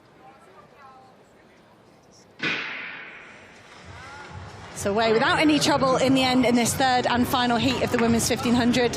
Sara Cavisto, could she be another front runner? We've seen some really brave running from these women. Tanaka, she front ran at the Olympics as well to make those rounds fast because she wanted to advance. Cavisto and Tanaka at the front of this. I think this could be every bit as fast as the other races we've looked at. Sege there, wanting to get involved early doors. This is a really tough heat for me, this 3rd and final heat. I think this could be the highest quality of the 3 we've seen so far, and they've got some fast times to chase from the early 2 heats. They have. Linden Hall is the quickest of the non-automatic qualifiers with 4:06.6. Then you drop down to 4:12. So there's an opportunity here if they can keep this an honest pace, which is exactly what Tanaka's doing. An opportunity to go through if they don't make it as one of the 3 automatic qualifiers. But the 2 Ethiopians so far, Mbaye in the first heat and Mashesha in the second, have shown just why there are so many people predicting an Ethiopian 1-2-3 in this event. It's slightly slower, 66.6, so they need to pick up those who think they might be outburnt for a place in the top 3 come the end. And that's tough here. You might think you've got a quick finish. You might have a quick finish in your country, but coming to a world stage and relying on that kick is dangerous. And I think Tanaka knows that. You saw her lift the pace a little bit, I think, through that first 400. I think she would have seen 66 seconds and gone, that's not going to cut it. I need to be going faster. Kavitsa, I thought she might swing round if she wanted it a little bit faster. Perez there as well. Such a fantastic outdoor season for Spain.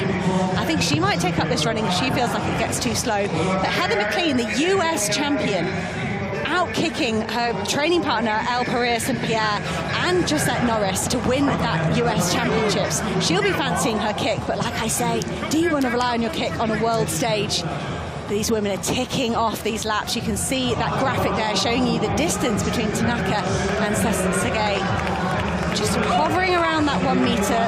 Kavitsa of Finland in 3rd place. Perez for the first time, she's moved up into 3rd. This time they'll see 3 laps to go, 600 metres to go, but there are only 3 automatic qualifying spots up to the grabs for these women, and they're not moving as fast as that first heat. Sege takes the front for the first time, kind of in between the tactics of her 2 teammates. Mbaye stayed off the pace until the bell. Mashesha went to the front right at the start. She split the difference, the world record holder, the fastest woman in the world this year. She will feel this is her title to win, and seemingly effortlessly, she is pulling away from a really classy field, and that means the 5 women behind are battling for 2 spots. That is a tight group behind. You've got 5 women fighting for 2 automatic qualifying spots. I do not think they're going fast enough for the non-automatic qualifying spots. Marta Perez, qualified doctor, she's got 300 metres to go, but look at Lucia Stafford. We've seen a fantastic turn of pace from her sister. Perhaps they've been doing the same training. That was a brilliant kick there from the Canadian to move herself into 2nd place. Kavitsa at the moment, the only athlete that could respond, but they're going to hear the bell this time, and Baye is home and dry. She is, apologies, she is home and dry, but there's a battle on behind for the last 2 automatic qualifying spots. Kiki Ryan and Heather McLean, she's got a fantastic finish. Kavitsa moving wide to protect her position. Stafford of Canada, did she kick too early? She's got 100 metres to go. She's got to hold off at least one of these women. She can let one come past it. Top 3 will qualify for tomorrow's final. Ethiopia will have 3 athletes in the final. Sergei eases down as the others fight for the line. It will be Stafford from Katowice, and it is the American champion, Heather McLean, that could possibly have to rely on a non-automatic qualifying time. We'll have to wait and see if she can be under the 4:12 of Ore Fleure from this second heat. Yeah, I think Heather McLean is okay, but it's an indication, exactly as you said, that it's all very well burning people up on your own turf. You've got to go and do it against the very best in the world. Good running from Lucia Stafford, whose injection of pace and aggression coming round at the completion of the penultimate lap just gave her that edge and that opportunity to cement that second place. Katowice took the third spot. McLean 4:08.13 should be okay, and Marta Perez might take the third automatic spot. Remember, we had Lyndon Hall with 4:06 in the first of the heats, but how would you bet against an Ethiopian 1-2-3? The question would be, in which order? Wouldn't that be fantastic? They're talking about a 1-2-3 in the men's 3,000 metres. What if we saw it in the women's 1,500? I see that confirmed result there. Good Afsegay, 4:06.71. Just turned on that heat in the last 400 metres and pulled away from the field effortlessly. Lucia Stafford, 4:07.95. Sarah Katowice. If anyone wants to be inspired about longevity in athletics, Sarah Katowice has had such a wonderful progression over the last few years. Out-kicking Heather McLean, the US champion. But that's going to be a fantastic final. That's at 8:35 tomorrow. Pedro Pichardo, first round, triple jump final. Bronze back in 2014. He is the reigning Olympic champion, twice a world silver medalist. Seen that monstrously big jump by Martinez with 17.64. That looked pretty good from Pichardo. We knew that 16.57 was not representative of his talent for his season's best.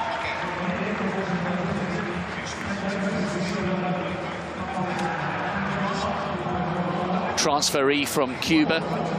Cuba's such a hotbed of triple jumpers, male and female. Great field event athletes from the proud island nation. And he now flies the flag for Portugal, waiting for the official measurement. 17.42, the Olympic champion moves into second. Will Clay, a veteran now, third in the US champs, only 16.63 this season. But he is the reigning defending champion. Gold in Istanbul in 12, gold in Birmingham in 18. 4 years later, could he find his form at the right time?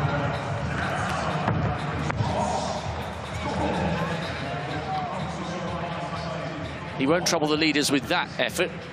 Remember, Lazaro Martinez, we saw that massive effort. It was the second jump of the competition, 17.64. He leads. Pichardo in second with that 17.42. And the defending champion around about the 17-metre mark in these early stages. Long way to go, but he needs to find another gear if he is to produce a truly historic hat-trick of world indoor triple jump titles. Third place at the moment, but he's a long way shy of the leader Martinez. Have a look back at the women's pentathlon. That's the third and final attempt for Wits at 1:86. So she had a fantastic competition, but it will just be 1:83 for the athlete from Belgium. But that we'll see. Wits exit the competition at 1:86. Another athlete on their third and final attempt is Katarina Johnson-Thompson. She'll be on the runway behind Wits now, eager to collect as many points in an event that she's so proficient at. It's not to be for the reigning champion. British athlete punching the bed in frustration. That was a third and final attempt at 1:86. So just 1:83 for Katarina Johnson-Thompson. saw her smile at some of the earlier heights. She looked a bit relaxed. She looked like she was finding her groove. But she'll have to settle for 1 meter and 83. But this lady from Poland, Sulek, is having a great morning so far. Adriana Sulek's second attempt here at 1 meter and 86. And she does it. Look at that roar. Sulek asserting her authority on this event. That will be an equal personal best. 1 meter 89 is what she has achieved so far this season. Polish athlete will move on to 1 meter and 92. Bring up to date with the result of that high jump pentathlon, and in the end 1 meter 89 was the finishing height for Adriana Sulek of Poland. So that personal best mark next to her name. Season's best for Norwitz, 1 meter and 83. Also a season's best for Katarina Johnson-Thompson on her one-day-long indoor season. Looking very frustrated with that.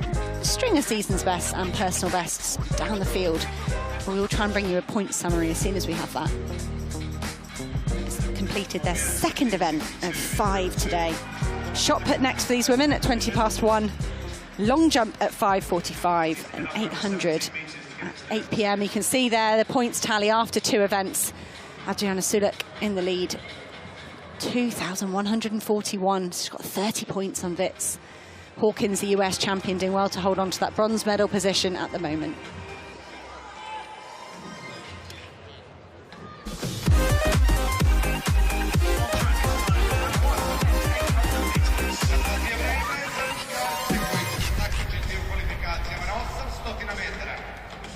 Top qualifying here.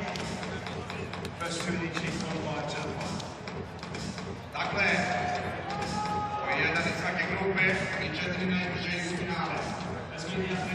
Penultimate set of track qualifiers for this opening session, the men's 800, and this is brutal. Noah Kibet's on the outside, world junior bronze medalist, still only 17, 10th fastest in the world this year. Bryce Hoppel, 4th in Doha, semis last year, 3rd fastest in the world this year, with Guy Learmonth of Great Britain just inside him. Scottish indoor champion.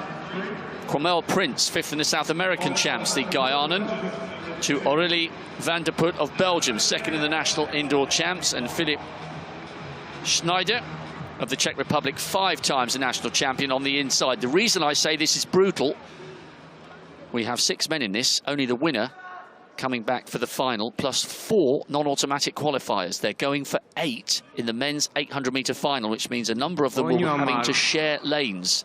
This is tough. 4 laps, remember, because this 800 metres is being contested indoors. It leads to a rather different dynamic.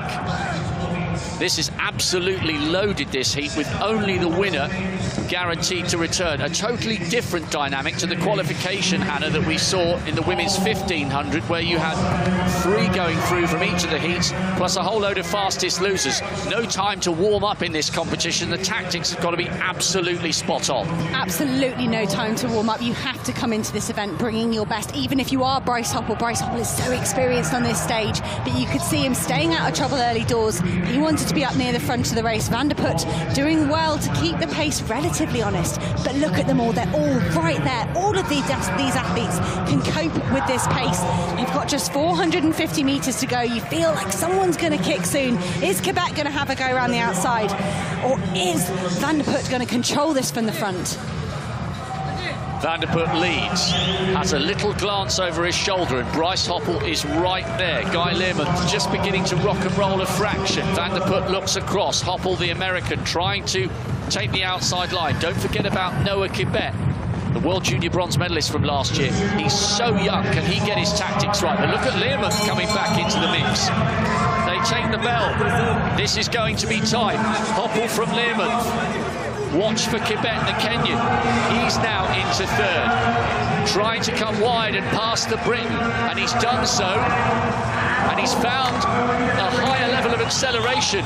Noah Kibet, with his fingers straining for the line, is coming away from Hoppel. This is a brilliant run from the youngster. Hoppel is 2nd, Learmonth 3rd. They will have an anxious wait. It's not overly quick, 1:48 plus change, but it was the manner in which this young teenager went to the front down the back straight and pulled away that tells you he's a contender for the title. That was really impressive of Noah Kibet. I was expecting, if I'm honest, I was expecting more from Hoppel there. He looks so impressive winning USAs. He won that by a second with a great kick. And he went to kick and it looked like it didn't quite work. And I don't know if it was a slower race. You often say, if you leave a race to chance, anything could happen. And maybe Bryce Hoppel should have spread this field up a little bit earlier, because look at that injection of pace for Noah Kibet with 100 metres to go. And Bryce Hoppel was too busy fighting with Gary Learmonth behind. Kibet, look at that high stepping, that amazing arm drive, fighting all the way to the line. That's a sprinter's technique there for an 800-metre runner. I love the splayed out fingers. It's not entirely similar to Carl Lewis. Carl Lewis used to run with the flat palms. I used to try and replicate that as an 8-year-old. That's how old I am. But a very distinctive arm movement from Noah Kibet, and a very impressive piece of acceleration. The Kenyans in the final. Everyone else will have to wait, including Hoppel and Learmonth. Well, we thought the 400 metres was traumatic, and we forgot we had the men's 800 to come as well. We said there was no time to wake up this morning. You had to hit the ground running. Noah Kibet did just that, 1:48.31. Bryce Hoppel, 1:48.77. That's not going to be that hard to challenge. The graphic there seems to imply the first two will be automatic. We don't think that's the case. We think it was just the first one automatic, and Bryce Hoppel. Okay, well, our paper says it's first 1 and 4 fastest. That graphic would suggest first 2 automatic. We'll try and get some clarity on that before we move on to the next few heats. Yes, that's an important staging post, but as far as we were told, it was only the winner plus 4 fastest losers straight into the final. Meanwhile, Pichardo, second round of the triple jump. 17:42 in his opener. That put him second behind Martinez, who had 17:64.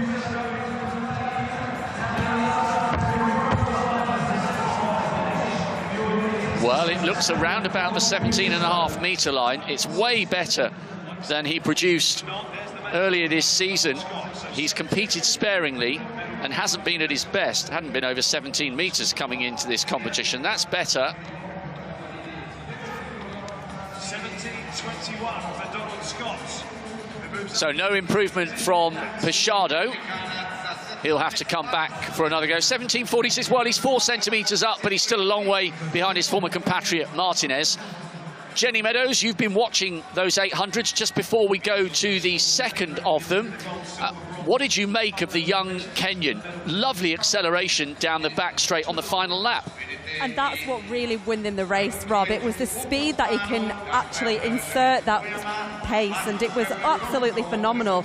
This men's 800 metres is so wide open. We've been wondering all season who's going to take that title. And actually some breaking news. Elliot Giles from Great Britain, unfortunately, has had to pull out. He's actually suffering from a spasm in his ribs and his intercostal muscle. So that's a big, big blow for the British team. And that's such... That is such a... Thank you, Jenny, for chipping in that really... She's so right. Noah Kibet down that back straight was so strong. But that news that Elliot Giles had not taken up lane 5. He should be in lane 5 there. We're looking at Mark English of Ireland. He's in lane 2. European indoor medalist. I'm sure he'd love to make this world indoor final, and his job might have just got a tiny bit easier. Elliot Giles, the world leader, here he suffered from a muscle spasm. He's not made the start line. You can see that empty lane 5. You can think all these men might have thought all their Christmases have come at once. Their job has just got a little bit easier. Andreas Kramer there of Sweden out in lane 6. Empty lane 5. Blazes Vindix of Hungary in lane 4. This is the second heat of the men's 800 metres. We'll talk you through the full run-up. Tall Kramer there in lane 6. He would have been pleased to see those start lists last night. That outside lane, much easier to navigate at his height. And he's so experienced indoors and outdoors at every level in this sport. Elliot Giles doesn't take his spot in lane 5. Lane 4 goes for Vindikis of Hungary.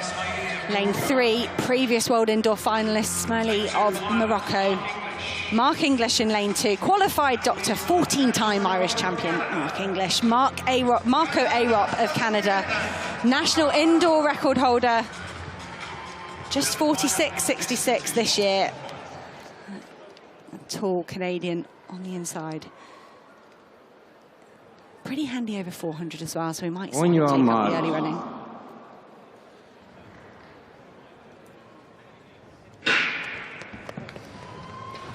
And they're off. You see Kramer on the outside. Looks like a bigger lead than it should because of that empty lane inside him. And you can see Arup just gliding down that inside, like Shawnee Miller-Weber there. Struggled with the first bend, and then once he got into a straight, he could open his stride. Kramer just ahead. Let's see if Kramer can fight to hold off Arup or whether he'll let him take the lead. But it is Sweden from Canada, from Morocco through the first 200.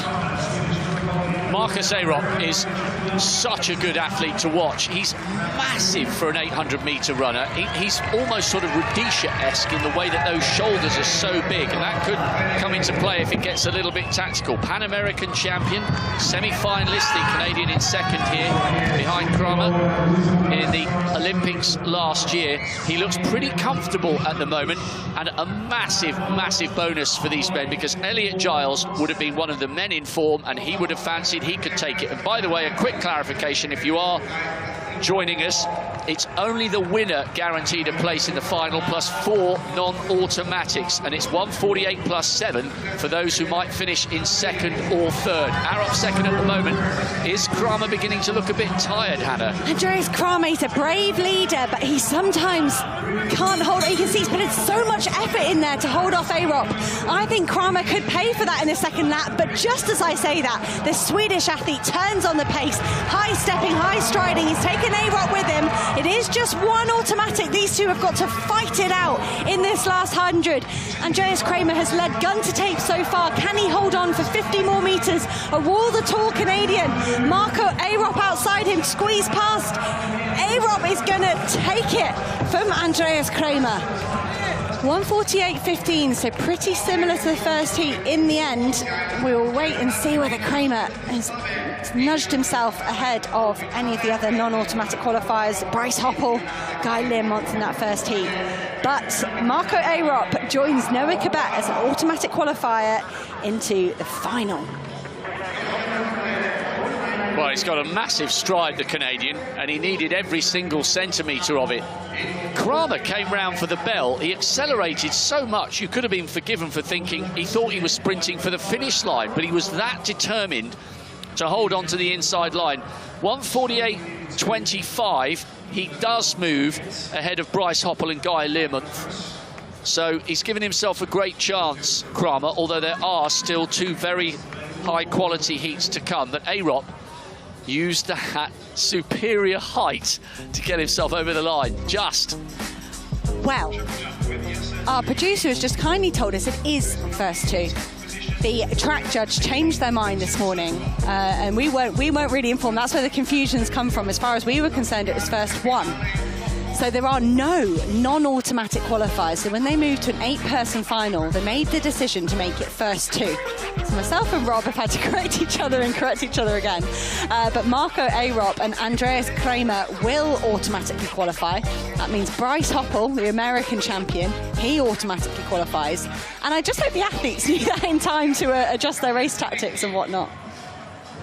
Wow, great change of heart in the 800. No non-automatic spots. Right, Donald Scott, 16.80, his best so far for 5th. See how he goes with this 3rd round effort. Such a good performer at his best. 4 wins out of 4 so far in 2022. Knows he's capable of 17. That's more like it. That's better from the American. Those are the green lights. No longer do we watch or wait for an official to raise a red or white flag, all part of the athletics bid to move firmly or further into the 21st century. That's a bit of an improvement there from Donald Scott.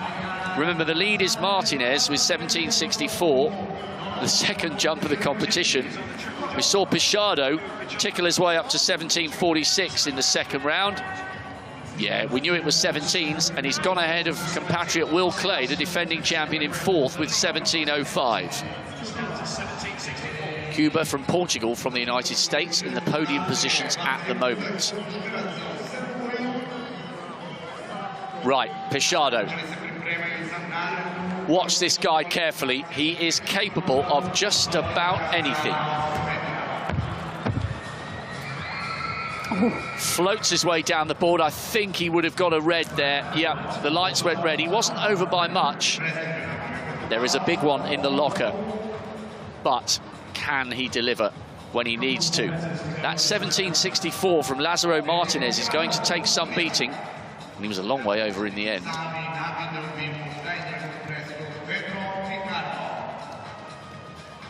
I got too excited looking at the sun. Oh, that looks good. Well, he always looks good. Every time you jump, you think you could be watching something ridiculous like 17.90, 18 meters. Right, the veteran. He has been below his imperious best. He's up in the 17-meter territory. Could he trouble the 3 leaders? It's been around for such a long time. Is there one more moment of magic for the evergreen American Will Clay? Using every available meter for his run-up.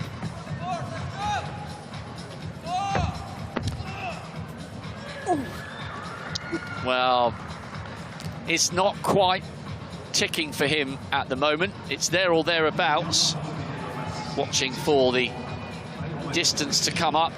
We've still got a couple of heats left in the men's 800 meters, which is why he's not moving onto the track, because they're just about getting on their marks. Looking to improve on 17.05. Remember, Donald Scott is in 3rd with 17.21. Has he moved a little closer? I think he has, yes, 17.10. So Will Clay is edging his way back towards the podium positions.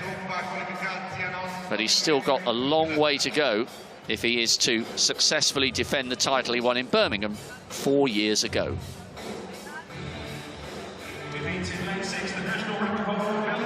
Elia Crestan, European under-23 silver medalist from Belgium, national record holder. Top 2, we're now informed. Don't worry about non-automatic qualifiers.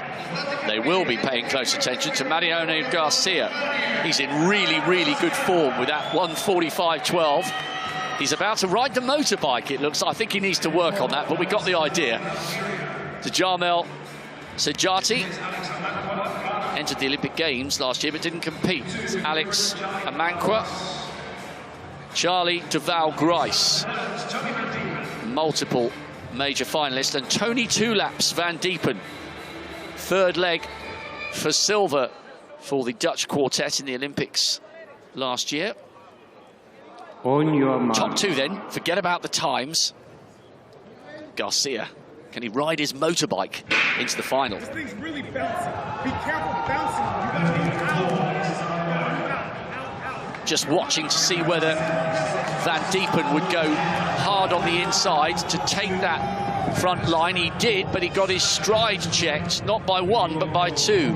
Crestan with Garcia. Well, he hasn't put that motorbike into top gear just yet, but Duval Grice hoping to make sure he doesn't fall foul of the same thing that happened to Guy Learmonth, his compatriot, in the first heat. Garcia leads from the Briton, with Crestan in 3rd, and don't forget about the Algerian 22-year-old, an unknown presence ahead of last season. This is tight. This is tight, and I think once we appreciate the non-automatic qualifying aspect, it does explain some of the other heats. People are relying on their sprint finish. They don't want to pull the rest of the field around too fast time. There's no point in that. And Tony Van Diepen, for me, he's someone that could have a fantastic finish if he judges this right, and if he can negotiate the traffic. You can see him running wide already. Charlie Grice trying to run the shortest line possible. Garcia doing the same, controlling at the front. It's the Jati here of Algeria. He's made a smart move on the back straight, as has Tony van Diepen. He dips back on the inside to get that short line. These men come through with just over 200 metres to go. Watch for Creston. He's just accelerated his way from second last to second front in this penultimate heat of the men's 800 metres. Forget about the times. The first two are coming back for the final. We'll have 8. Look at this charge down the back straight. Garcia and Creston. Then there's a gap to the Algerian, Sajate. Van Diepen is desperately trying to close the gap, but it won't be enough. Well, Garcia gave us the mime of getting on his motorbike, and he did. He put the throttle down the back straight, and he's into the final. Creston got his place in that final with 2:50 to go when he suddenly clicked into gear and moved from second last right onto the Spaniard's shoulder, and he is delighted that he's made this 800 final.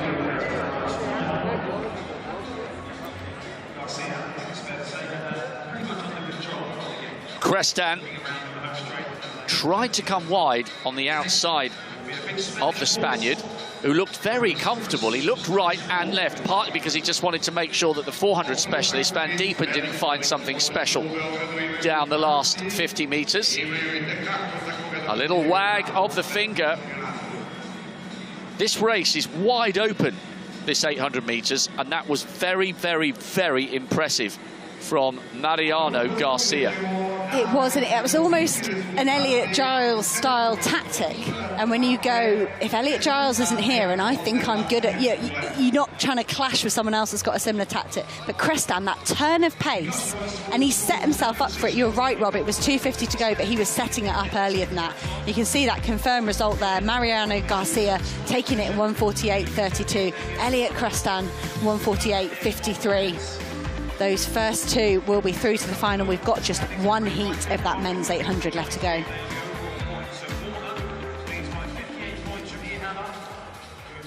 Garrett Scantling. So taking a look back at this men's heptathlon, we've left into this shot put. We're going to bring you back up to date. This is the first round throw from Garrett Scantling. Measured at 16:37. You can see that clap there from the American champion. Really motivated, really excited to be here.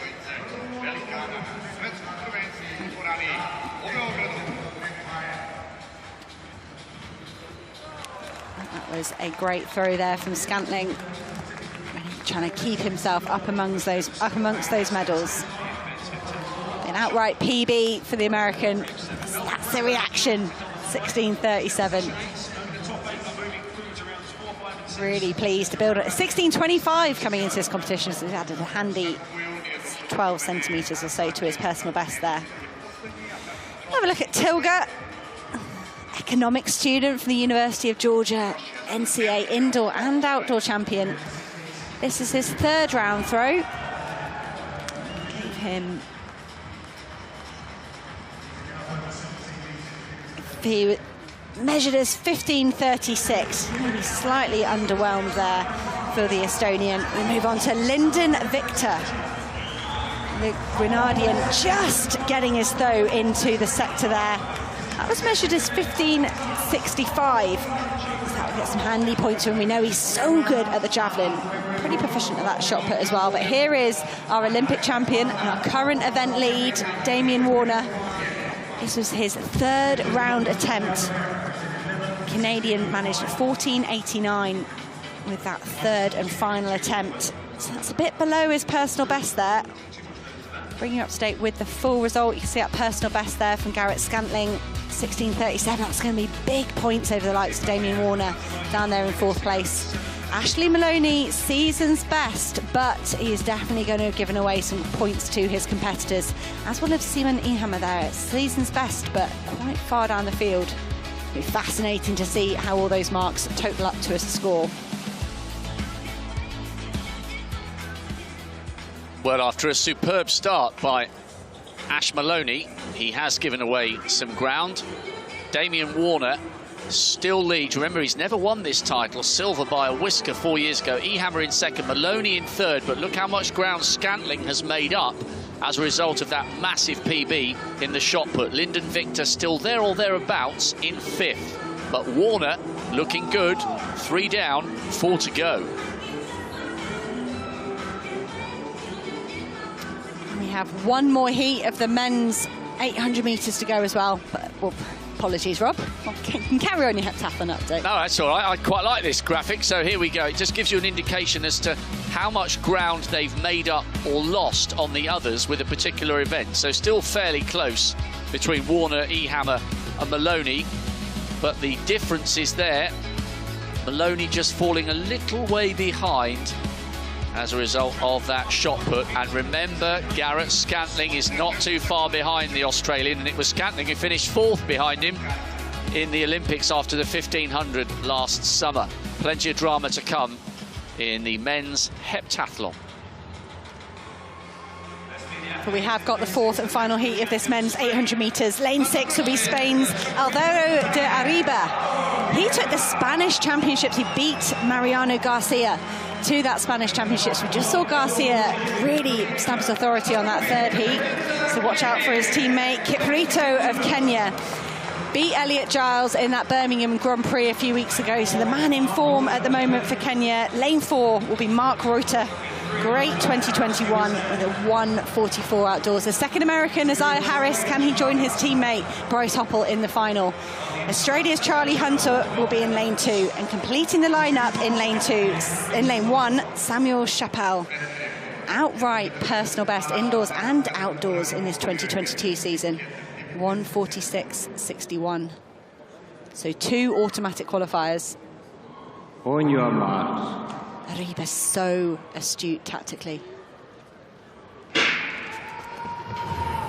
Spaniards so impressive with their sprint finishes, but like we saw in that women's 1500 metres, being able to sprint domestically, being able to sprint in your continent might not transfer onto the global stage. Collins Kiprito happy to take up the early running. Germany's Reuter on his shoulder. Isaiah Harris, he's got a lightning quick finish if he can have the space and the time to use it. Watch out for the American though, settled into 3rd place. Arriba in 4th, he could be dangerous in a fast finish, but it's not that quick. 26.52 through the first lap. And the likes of Isaiah Harris is going to be feeling fairly comfortable here. He just had a PB of 1:14.9 over 600 metres. So watch for the American in 3rd.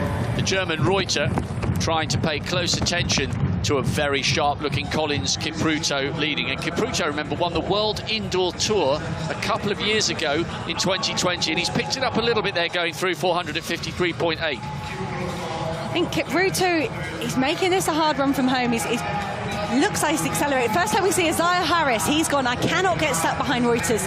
Maybe he had a glance. There is a screen in the middle of the thing, in the middle of the stadium. He might have got a look at that 100 metres ago. But Isaiah Harris has gone, I need to separate myself from the rest of the field. 200 metres to go. Isaiah Harris is kicking early. He goes past Collins Kiprito. Arriba is getting himself into traffic with Reuters. The German and the Spaniard are pushing each other. They're costing each other time and energy. Kiprito looks like he's struggling. Isaiah Harris looks like he could be away and gone to make it 2 Americans in the final. Can it be 2 Kenyans? Collins Kiprito stumbles on the inside. Can he gather any energy and any momentum? The Kenyan is hit lactic, and it is Arriba of Spain. Arriba comes through to Arriba of Spain with a fantastically well-timed finish. He punches the air. Isaiah Harris, he left it very late at USA's. He didn't today. Got to 200 to go and thought, I cannot be messing around here. This is the World Indoor Championships. He kicked a lot earlier than he often does and rewarded with a comfortable victory, while his competitors were left pushing and shoving and fighting. And the victor of that was Alvaro de Arriba. The lightning fast last 50 metres. Really impressive from the Spaniard. There was all sorts going on there. Reuter and de Arriba were pushing and shoving each other just round that last lap. Harris was away and clear. I still can't work out what Kiprito tripped on, because it ruined the end of his race. I think perhaps he was just leaning into the bend with fatigue and may have actually put his foot on the inside, which is why he stumbled so badly. That was really good from Harris. We've got a great final in prospect. That's where we saw the strength that has shown or proven him to be such a great performer in the 800, and perhaps occasionally he hasn't shown that in big finals, but he's got a chance to now. He's got that 600 metre PB. He looked really composed, really sharp, he's going to take some stopping in the final. That is the earliest I think I've ever seen Isaiah Harris kick, and I've really liked it. I'm always left there going, that's amazing, last 50, and instead you're like, oh, I really got involved, Isaiah Harris there for me, instead of waiting and hoping to pick up the pieces. And Alvaro de Uribe, you cannot bet against him in a tactical race. That's why he's a Spanish champion. You could see that finishing speed, but he's got to get himself involved in that final. But what an amazing 8-person final. What a shame to lose Collins Kiprito and Elliot Giles not starting this heats at this World Indoor Championships, but still a scintillating 8-person final that will be at 7:10 tomorrow. De Arriba will be there, along with Mariano Garcia. I think Isaiah Harris will fancy his chances. Now, how does Will Clay fancy his chances of closing in on a place on the podium? It is his title still at the moment. He's the reigning defending champion after his victory in Birmingham 4 years ago. But he needs to improve here.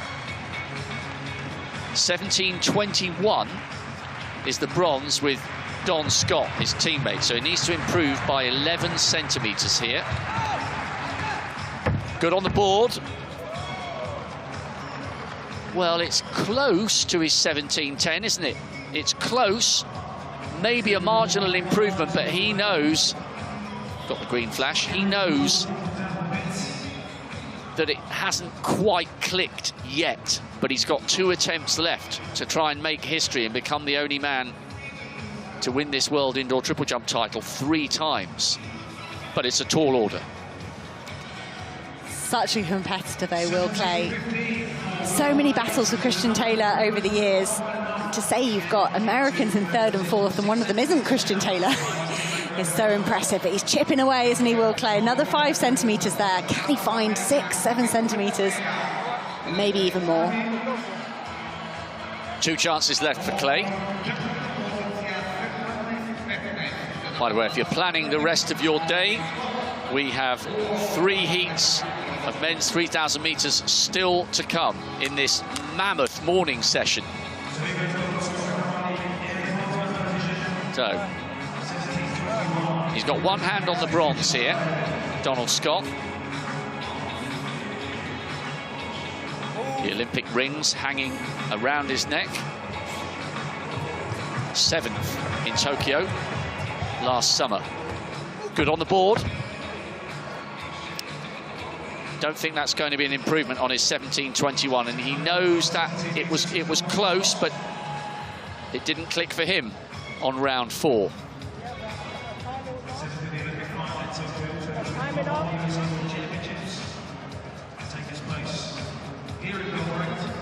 The lead is still that massive 17:64 from Lazaro Martinez, way back at the beginning of the first round. It was so good, I think the crowd was sort of stunned into silence, thinking that it had been a trick of the eye, but it wasn't. It was 17:64. No improvement from Scott, but it's another plus 17-metre jump. Next to go will be the Olympic champion Pedro Pichardo in the triple jump. Pichardo Currently 18 centimetres behind Lazaro Martinez. needs to find something more, and is capable of doing so. A man of immense talent, as he proved in Tokyo last summer. Such a big run-up. He's actually standing on the track. We've got a men's 3,000 heat starting shortly.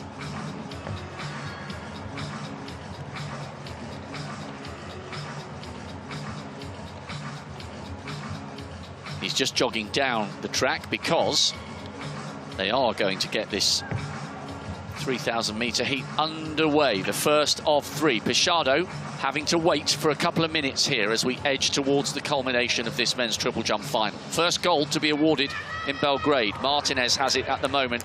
Pichardo hoping he can stop him with his penultimate jump. It's going to be really tricky for this men's triple jump. We've got 3. So he's been awarded a... No, it's his previous jump. If you've got 3 heats of the 3,000 metres going on, and if these men want to go beyond the end of the runway, This could get really busy down on the track. At last, Pichardo is ready. 17:64 is the target for his former compatriot, Lazaro Martinez. The Olympic champion, miles behind the board. No. He had to wait a long time for that effort. And maybe that disrupted his rhythm and his concentration. The chances to edge past Martinez are growing ever smaller.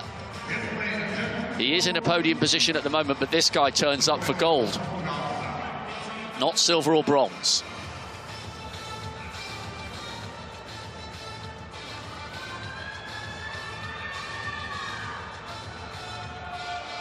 Plenty of food for thought for Pichardo.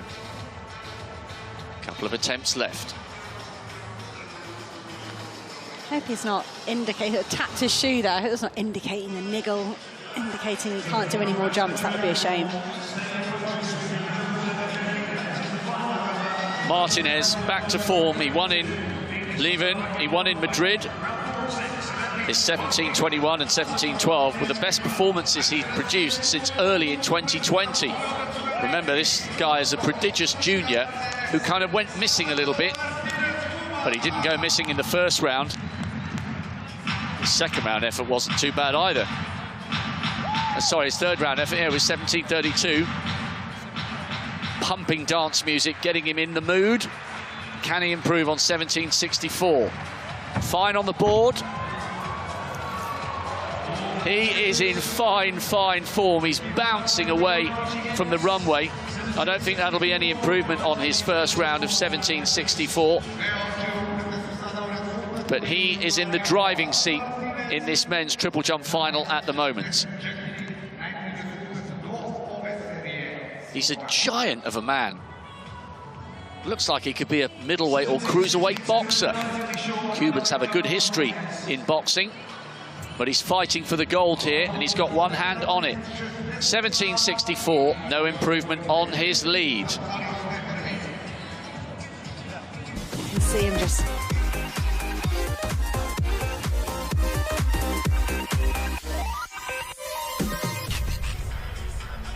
You could see Lazaro Martinez just looking across the track, and he could see these men out there ready to compete in this first heat. This Jonas race, national indoor record holder for Switzerland, broke the 23-year-old record to run at 7:39. Also holds the 5K indoor record. Fantastically fast race over in Boston. That's so many of these men done. There's the Icelandic record holder, Magnusson. Krop of Kenya. Jacob Krop, he's improved through the season. He was second really well. Jermaine Coleman, he was second in the British Championships to Mark Scott. He ran well there. It's Joe Ibler Lelesso, the young 18-year-old from Denmark. Looks really excited to be here next to Lemecha Germa, world and Olympic steeplechase silver medalist. Here's inside another steeplechaser, Olympic Games finalist from Canada, John Gay. Michael Sommers, such a good cross-country runner. So 11 men lining up in this. Everyone looking for first 4 automatic and 3 non-automatic qualifiers into Sunday's final. So they have got a break. They've got a day's rest between this and the final. So I often think there's no reason not to run these 3,000-metre heats hard. These men could certainly run hard today and recover in time for Sunday. So you'd expect, oh, an early fall there. The Canadian and the Kenyan going down. That's one of the pre-race favourites. Jacob Krop going down there. If he can get himself back in the race, he might still be all right. John Gay there of Canada as well. They just got caught up in the group. So the collegiate race, that'll be recalled. But not, I don't think that happens at a global stage. Well, rule number 1, don't run too quickly to get back, because you use up all that energy with your adrenaline flowing. I wonder whether John Gay is limping slightly. He's off the back on the right. He's at the top of your picture now. That was a real shame, because he performs so well in the semi-finals in the Olympics. The Canadian is just about managing to attach himself to the back of that group. We'll also see whether Jacob Kropp, who was 6th in the World Championships 3 years ago, whether he can get himself back in the mix. But the Canadian, he's doing the right thing. It's gradual, but I just wonder whether he might have hurt himself in that tumble. Well, yeah, rule 1 is catch up slowly. Rule 2 is finish. Because if the track judges want to advance you, you need to have shown an honest effort at making the next round. You've got to get up and finish. John Gay could still be in contention for a spot in the final if the judges gauge that he was impeded significantly. Trying to look, I can see everybody's got 2 shoes on. That's what you worry with a congested field like that and an incident. You worry that someone else has lost a shoe, but I think we've got full complement of 22 shoes out there, which is great to see. And hopefully these men can settle in to this pace. 63 first lap. That's just sub 8 minute pace. If they can run around about 7:50, I think that would give them a good shot on automatic qualifying times. It would give a good clear result and a couple of sprint finishes to keep us entertained as well. So the athlete from Kyrgyzstan, Keneshbekov, national champion last year, he leads 10th in the Asian Games 4 years ago. He's just on the left of picture there. The Moroccan, Zuhair Talbi, he's in 2nd. Reyes as well, World Student Games champion over 5,000 metres. The Swiss athlete looks fairly comfortable, and that's pretty good going, Hannah. We've got Jacob Kropp now coming up onto the Swiss athlete's shoulders, so one of the men who fell is now back up into contention at the 1K point. Yeah, Jacob Kropp's done a really good job there. I mean, he's run 7:30 this season, so you'd say if they're moving at 7:55 pace, he's got every ounce of talent and ability to get back into it. But what can he do now when these moves start coming? This is the... I missed that kilometre split. That's not the first kilometre, but you can see the tall steeplechase Ethiopian Lemaitre Girma moving around the outside there. Just ease his way past the Kenyan athlete, but this looks like they could be getting into some serious running. Jonas Race there of Switzerland, he needs to react well and go with the Ethiopian and the Kenyan if he wants a spot in the final. The 2 fallers as we edge towards the halfway stage of the race. Remember, it's 15 laps indoors. Jacob Kropp, the Kenyan, looks over his shoulder to Race, and John Gay, the excellent steeplechaser from Canada, right in the heart of the pack. Although I say that, he's just put a little elbow out towards Reyes of Switzerland. He doesn't want to fall twice in the same race. That would be a piece of history. But look who's at the front. Lemaitre Girma, he is a brilliant steeplechaser, and he's got fine flat speed, and he looks comfortable out front, the Ethiopian. Lemaitre Girma looked very happy just to let the field move through that first 1200 and then get involved. That's very smart. I mean, a lot of expended energy with little tiny moves here, there and everywhere, never mind the 2 fallers. See John Gay there all the way up into 4th place now. If you were his family, you'd be having a roller coaster of a morning trying to support him and keep your emotions in check. But John Gay at the moment in 4th place. Girma's piling on the pace. This race is really getting going. Ethiopia from Kenya, how many times have we seen that in distance races? Reyes in 3rd still. Watch for Talbi, the Moroccan, who moves up into 4th, with John Gay, the Canadian, in 5th, and Jermaine Coleman of Great Britain trying to hang on to this leading quintet. And they are single file now, so Girma's pace is beginning to produce some casualties. Absolutely, battle of the steeplechasers going on there. John Gay and Jermaine Coleman. Jermaine Coleman had a fantastically fast finish at the British Championships. I think him and Mark Scott closed in 2:25, 2:24 for the kilometre, so keep your eye on that British athlete. He's in 6th place at the moment. But Girma and Kropp just controlling this from the front. Talbi of Morocco easing his way past Race. He made that look easy. Could he be in contention for one of these automatic qualifying spots? It is 4 automatically to qualify into the final, folks. So Jonas Race at the moment from Switzerland, perhaps getting a slight gap over John Gay of Canada. Could they be easing themselves away from the rest of the field?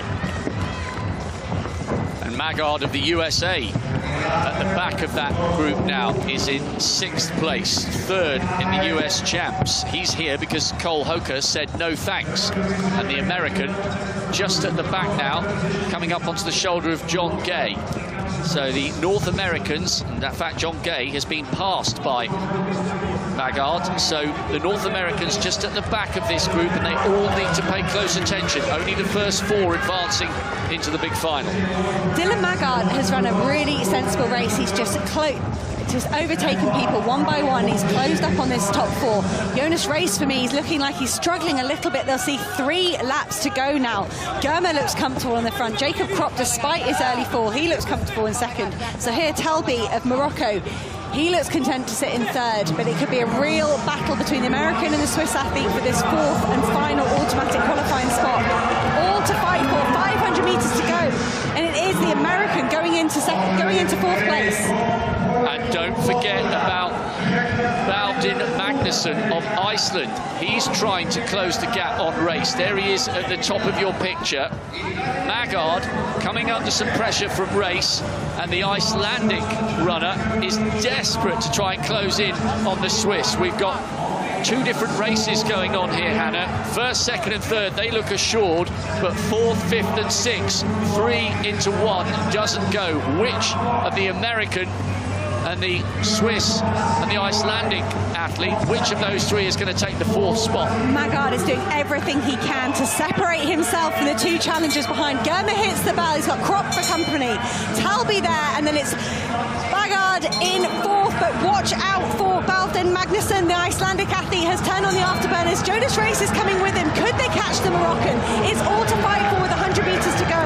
Dylan Maggard, does he realise there's a challenge coming behind him? Does he realise they're moving faster? Has he left anything in the tank? Dylan Maggard has got to close hard if he's going to get this automatic qualifying spot. Lemaitre Germer and Jacob Kropp gliding towards the finish. Zuhair Talby of Morocco will take 3rd, and it will be Dylan Maggard of the USA. He had enough left in the tank in that final 200. But boy, didn't Race and Magnusson give it a go.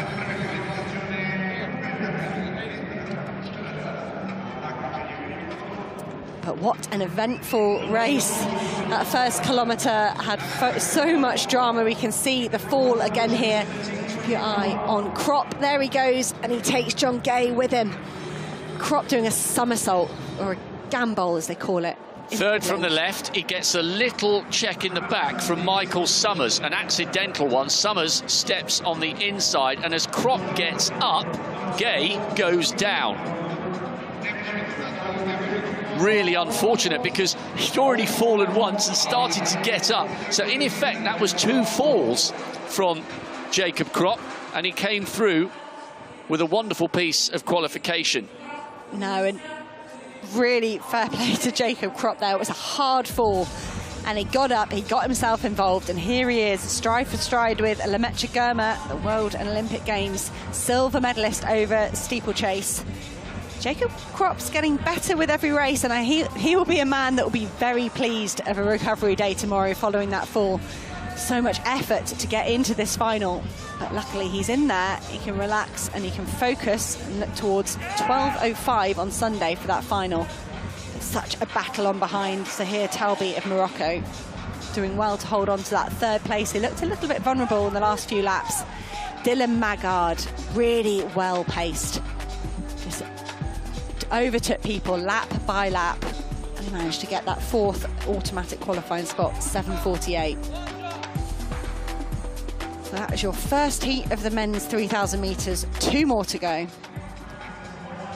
And 2 more jumps for Will Clay in his bid to successfully retain the world indoor title. He's been tickling his way up towards Donald Scott's 17:21, 17:10, 17:15. Good on the board. Oh, he's getting closer. He's getting closer. He's not sure, you know. That is very, very close to the bronze medal line that is superimposed in the sand. Has he given himself a chance of another medal? If it's not to be a gold, it would still be an amazing performance to get on the podium. He's looking up his big screen is just beyond the home straight. He's still waiting, he's still waiting. 17:21 is the target to upgrade 4th to bronze.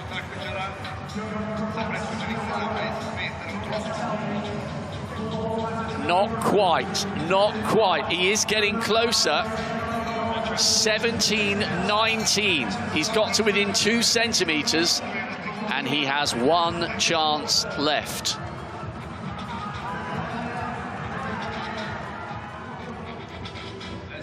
So to our penultimate event on the track in this non-stop opening session. Selimon Barega is so good to watch. The Olympic champion over 10,000 metres, out sprinting Joshua Cheptegei. What a race that was. He won in Madrid as well. And he'll be watching out for Ardel Michal. 5th in the Olympic 1500 metre final last year. 3:30 he ran. Elzhan Bibic, national indoor champion over 1500 and 3000. Good athlete as well, European under-23 bronze a few years ago. Matti Ramsden, the Oceanian champion. Sam Parsons, Akan Kim of Morocco, Beamish of New Zealand.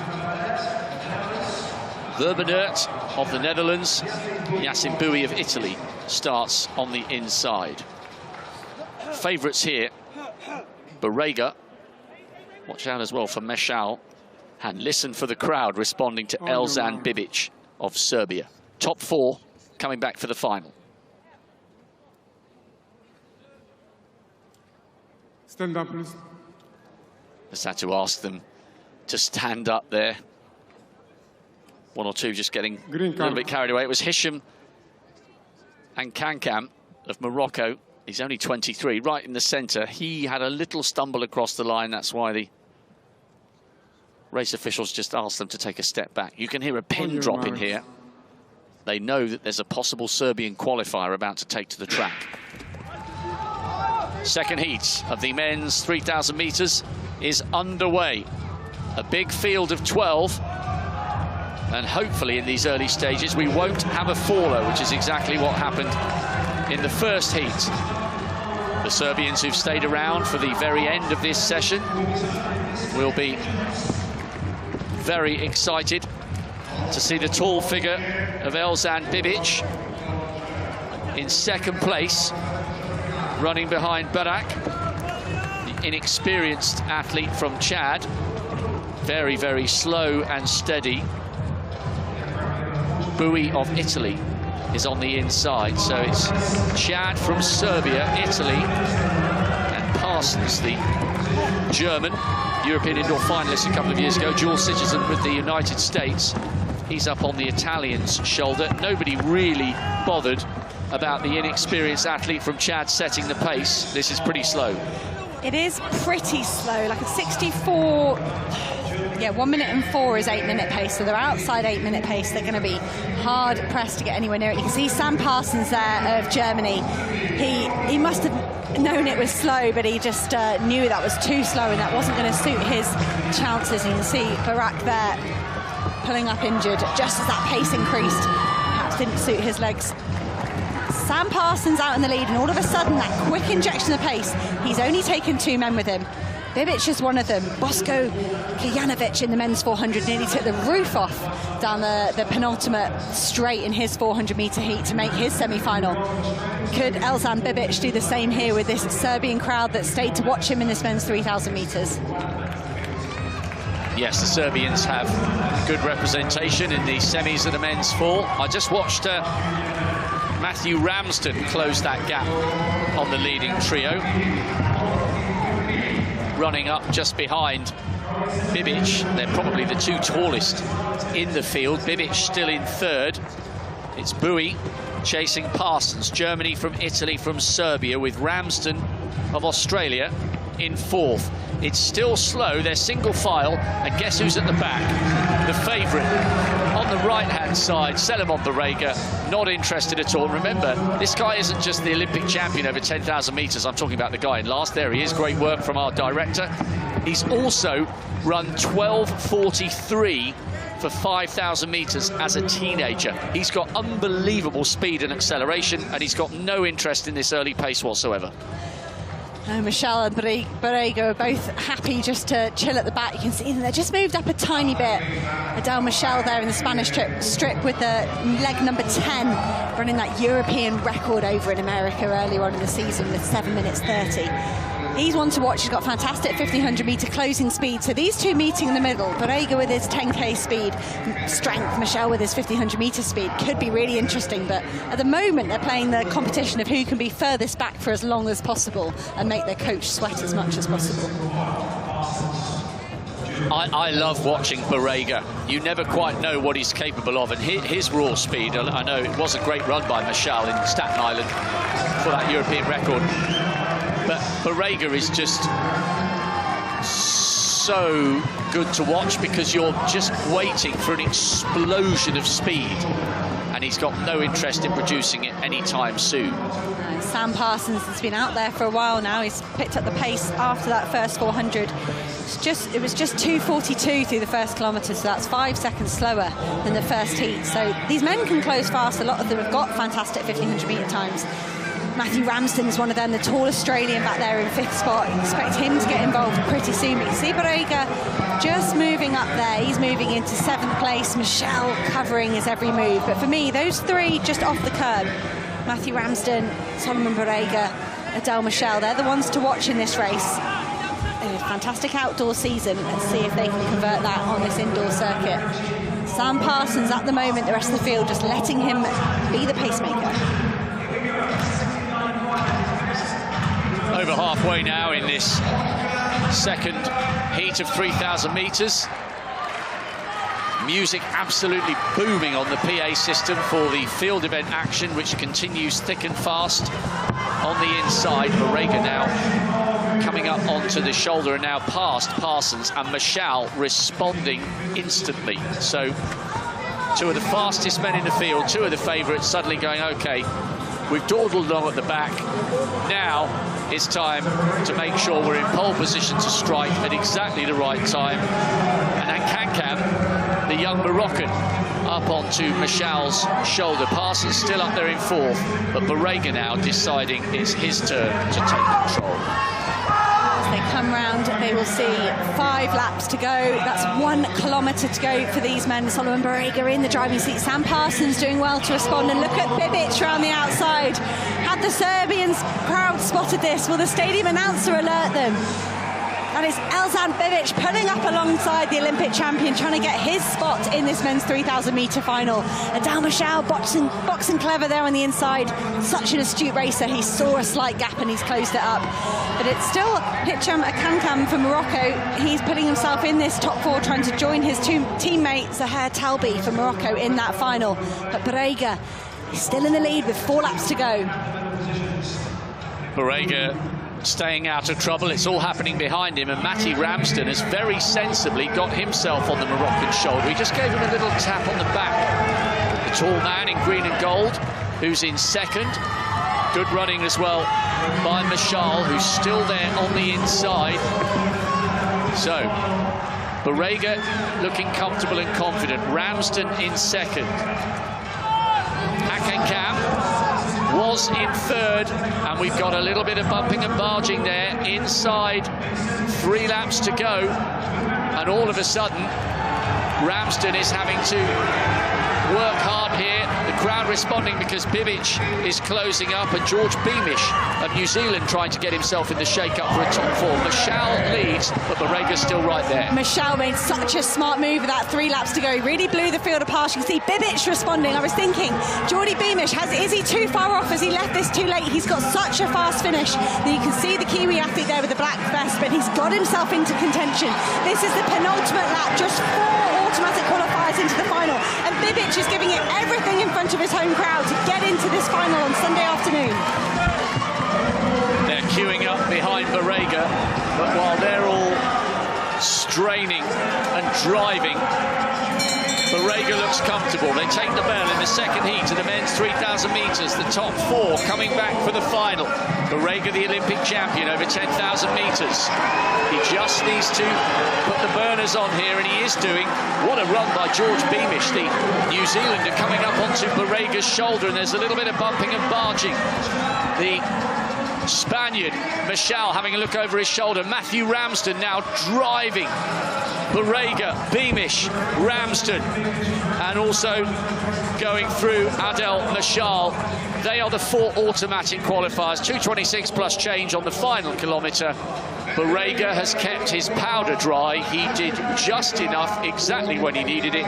So did George Beamish for New Zealand, and a great run by Matthew Ramsden to come home for an automatic spot. That was quite an intriguing race.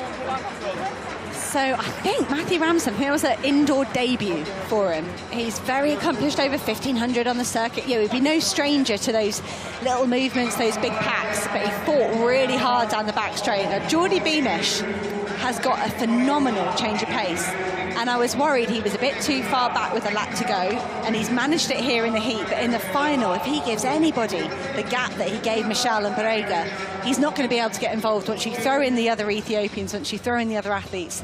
So Geordie Beamish has got to be closer in that final if he's got a hope to pick up a medal. And speaking of picking up medals, Pichardo is in the silver medal position, but he does not have a chance to turn it into gold today. The Olympic champion strapping his foot, so the best he can hope for is second. Donald Scott. Now, he has seen his handle on the bronze grow ever tenser. Clay to within 2 centimetres with his 17.19. Could Scott move himself up? Needs to find something to challenge Pichardo and Martinez. No, not with that one. Another great performance by another brilliant American. 7th in the Olympic final last summer.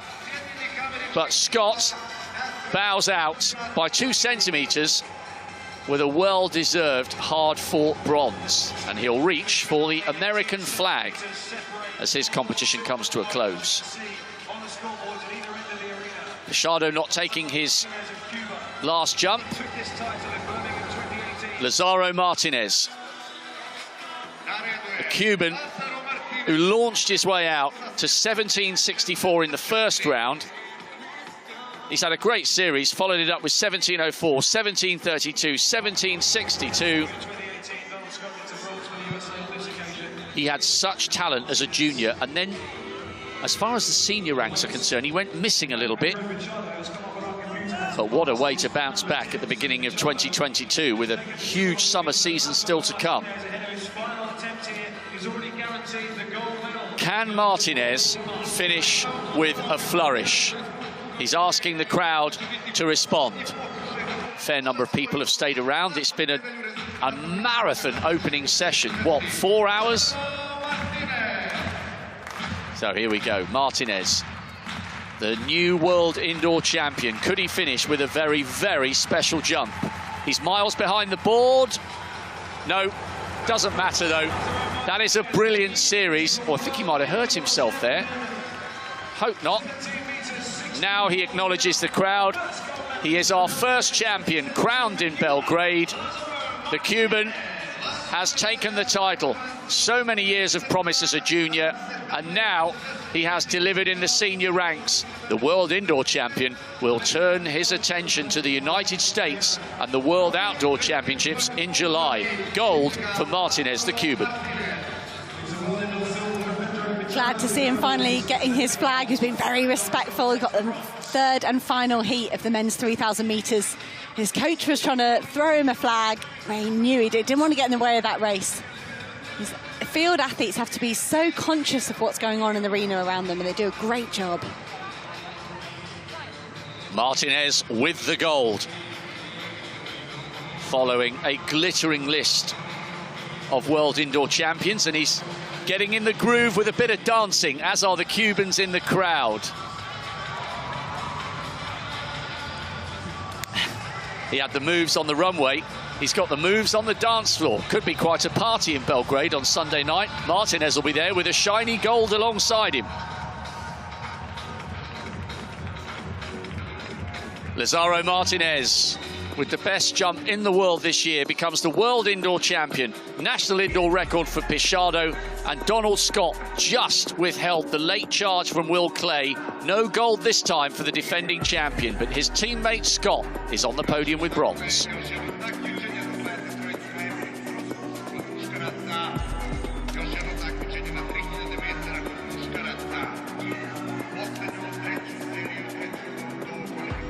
See the top three there celebrating with their flags, and we'll bring you up to date with that result of the second heat of the men's 3,000 metres. Seleman Briga taking a simple victory there with 7:51.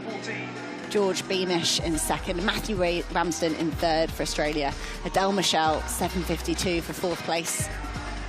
No non-automatic qualifiers from that heat. At the moment, all sitting from the first heat. The slowest of those being Michael Summers with 7:51.89, so that is the target for this field. If they do not get in the first four, they're looking for a time faster than 7:51. Maximilian Thorworth of Germany, there on the outside. He beat Sam Parsons for the German indoor title. We saw Sam Parsons do much of the running in that second heat. Isaac Camili, silver behind Ingebrigtsen at the European Indoor Championships. Darryl McElhinney of Ireland, fantastic young athlete, improving. Mark Scott, new European indoor 5,000 metre record holder. Osama Meslek, new Italian record holder at 1,500. And Daniel Ebenyo of Kenya. He will wear leg number 4. And the first fastest man in the world this year from Ethiopia, Barihu Aragawi. Solo world lead, 7:26.2, but we haven't seen anything from him since. That was back in January. He's either been away preparing or he's had some issues. We might find out today. We might have to wait to that final to find out if there's anything wrong. Completing the lineup on the inside there, Adrian Wildschut, fourth at last week's NCAA Championships for Florida State University. And they're away fairly cleanly. Let's hope we don't see any more falls. So we've got a few athletes returning from the NCAA Championships. It was just a week ago in Birmingham, Alabama. And Adrian Wildschut of South Africa is one of those athletes there. Perhaps just here from experience, you think he's got to have tired legs from that collegiate championships over in America. But he looks all right so far. Happy to settle into second place behind the German Thorworth. So, very handy 7:38 Staten Island World Athletics Gold Tour. Osama Meslek started off his season fantastically well by beating Great Britain's Jake Whiteman in a fairly tactical 3,000 metres. A lot of quality in this field and not a lot of spots available for Sunday's final. And it's pretty steady at the moment. Ebenyo now coming wide on the outside. He's just getting a little shove in the back from the Italian, Osama Meslek. You mentioned about that 7:44. He's also Italy's national indoor record holder with a 3:37.15, which is not too shabby at all. The South African Wildschut is on the outside of the Belgian Isaac Cameli, European cross-country silver. And Mark Scott coming wide on the outside as well. Great Britain coming to close down the early leader. I'd forgotten actually until I did my notes. He won the Great North, so he's got really good range, Mark Scott. Mark Scott has got great range. He really spent the autumn working on the roads, working on that endurance, and that paid dividends. That 12:57 European indoor record over in Boston a few weeks ago. He's happy there, just sit on Jordan Gusman, one of two athletes here from Malta. Holds their national indoor record at a very respectable 7:44. He's happy to take up this early running, and you'll see the field behind. They're going to make moves. They don't want to lead though. They make a move to move themselves up, which expends energy and it disrupts the field, and then they'll just slam the brakes on. That's exactly what we've seen there from Ebenyo. He went, oh, I need to be higher up, it's top 4 for the final, and then they slam the brakes on and everyone's got to reshuffle behind. Whereas the likes of Jordan Gusman from Malta can just have a nice smooth run at the front. Smooth run at the front, smooth running second from the back. Berihu Adagawi, world record holder on the roads over 5K, fastest man in the world this year.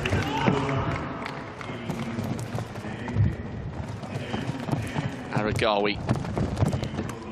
Such a good performer, and he's just perfectly happy, pootling along by his own standards. Second from the back, just letting everybody else do the little shoves in the back, and it's Guzman of Malta who now relinquishes the lead to Daniel Ebenyo, who apparently had a 24-kilometre daily round trip to school because he wanted to avoid some difficult characters. Mark Butler providing the insight and the stats. Imagine the level of stamina in the legs of Daniel Ebenyo if he was travelling almost 25 kilometres a day to and from school. The Kenyan looking relaxed and composed with Vilchut just alongside him, and still, Hannah, no interest from Aragawi, second from the back, but he's got clear space around him, so it's quite sensible. Oh, we saw a pretty convincing victory from Lemecha Girma and Seleman Bariga. Are we going to see one from Bahiru Aragawi? But like I said, we haven't seen him race since he ran that 7:26 in January. You can't be sure. I don't know. I can't be sure that he is relaxing at the back or whether he's struggling, but only time will tell as these laps pick off. Young Daryl McElhaney there of Ireland. He's moved himself up into third place on the outside. Mark Scott doing well to protect that position. Osama Meslek, much like Adel Michel in that first heat, running really well. If you run on the inside like that, that's fine, as long as you take every opportunity to move up. If you don't do that, you're going to get shot out the back. And so far, Osama Meslek doing a really good job of protecting that inside position there for Italy. But it's still Daniel Ebenyo of Kenya in the lead with Mark Scott on his shoulder. 15 laps, remember, 3,000 indoors, so we are over the halfway stage.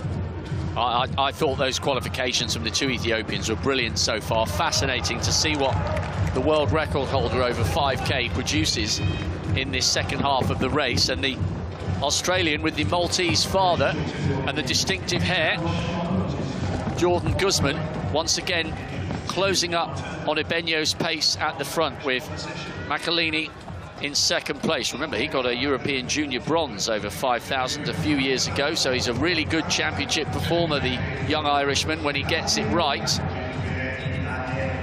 And this is really fine margins in this race. It's going to come down to a fast and frantic finish. There's a lot of traffic down there. There's a lot of pushing and shoving. Mark Scott ran a scintillating, I want to say 2:24 last kilometre at the British Championships. You can see him there in the white vest of Great Britain. So he could be okay here, but he's leaving a lot of, there's a lot of gambling going here. There's a lot of fast finishes here. There's the likes of Osama Meslek in his 1500 metre speed, but Isaac Kameli as well. He's a specialist over the longer distances. This is probably the shortest he's raced, but again, he's let it go slow. Daniel Ebenyo is squeezing the pace a little bit at the front, but there's still a lot of men for just 4 automatic qualifying spots. Huge traffic in the middle of the pack there, and there's a few little digs in the back, just a few reminders for people. Listen, I'm here, and look at Aragawi beginning to pay attention, and he's just had to put a tap in the back to Mohamed Al Ghani, the athlete from Qatar we haven't spoken about at all. He's a sub 740 athlete. He now moves up towards the shoulder of the Italian, and Aragawi slowly and surely beginning to close the gap onto the shoulder of McElhaney. He's at the back of that big group, maybe not looking quite as comfortable as the two compatriots we saw storming to victory and composed qualification in the first two heats. And Ebenyo is still holding the lead, and Aragawi fighting around a massive group. It's one thing to say I want to come through the field, it's another to have 10 men ahead of you that you've got to battle around. Whereas Ebenyo for Kenya at the front, he's had a clear run. Mark Scott has fought really hard to protect that position. Jordan Guzman of Malta is getting pushed around on the inside. See Isaac Kameli there fighting for position, and still Aragawi the world lead, 7:26 this season. They're coming up with 450 metres to go, and the Ethiopian does not look as comfortable as compatriots in the first two heats. 400 metres to go. So much pushing and chopping going on in that battle to qualify, with Ebenyo doing everything sensibly at the front.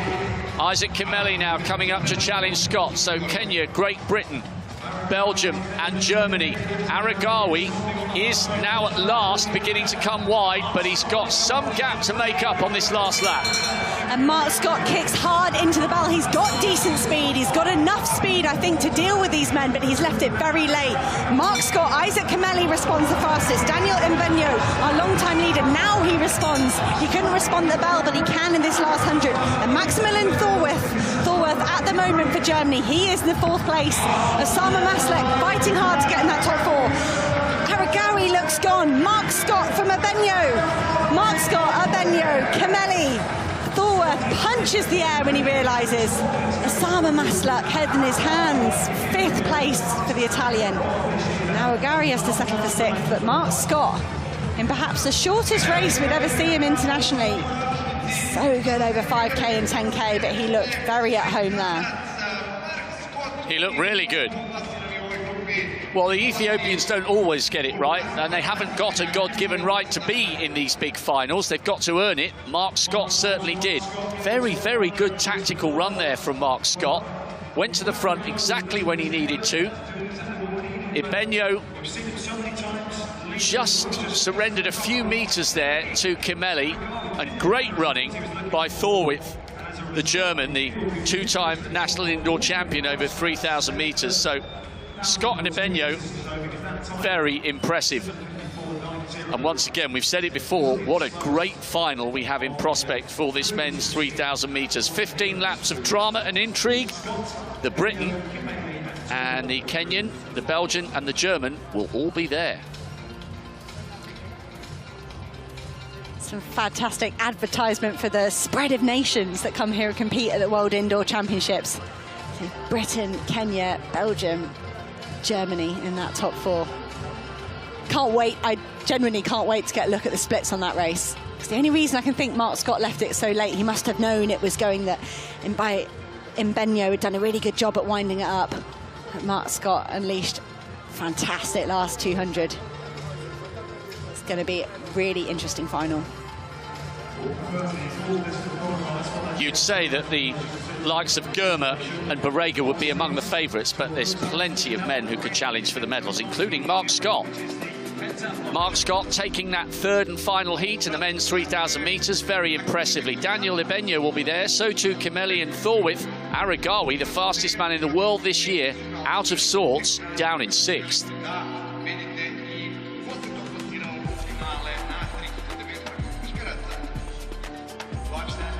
Well, we're edging towards the end of an unbelievably long first session. Just got some shot put in the pentathlon to help round up the session. And it's been a long morning for these women. This is their final event of the morning. First round throw here, Sherry Hawkins of the USA. Rewarded with a 14.66 for her first round throw. Sherry Hawkins, she's looked so good. She looked great in that high jump. Good in the hurdles. 14.66, that was measured at her first round attempt. So that would be a massive 40-centimetre outdoor personal best for the American athlete. Just a replay, you can see those men running in the background. I don't think Hawkins has seen that measurement yet in this picture, because if I was her, I'd be pretty excited by a 14.66 meters. Someone tell me how far it is. Let me work out how many points. Oh, look at that for surprise. Oh my gosh, she says. 14.66 meters.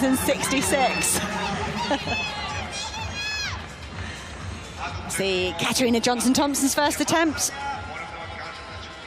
Personal best of 13.86 for the Liverpudlian athlete. She's exited perhaps a bit earlier than she would have liked in that high jump at 1.83 meters. It was a solid shot putter as Katarina Johnson-Thompson. First round attempt was measured at 13 meters and 2 centimeters. She'll have 2 more attempts at this shot put. Have a look at Witz. This is her first round attempt.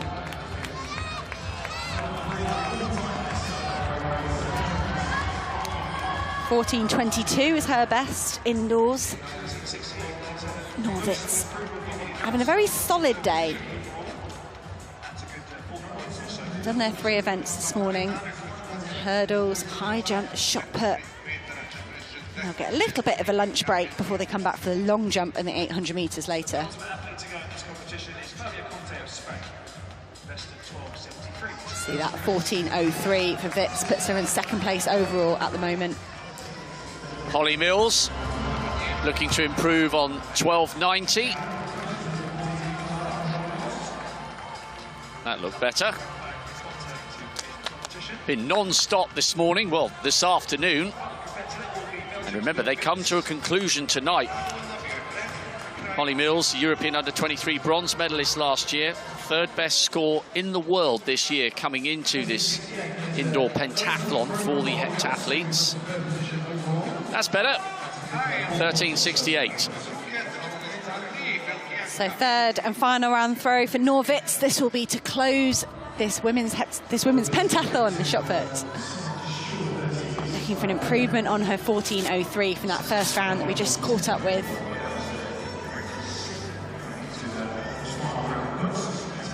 Event lead at the moment, still with Shari Hawkins, their 14.66 from the 1st round. Let's see Noor Wits forwards and backwards. Looking slightly uninspired. Oh, no. 12.80. Pretty uninspired by that throw, I think.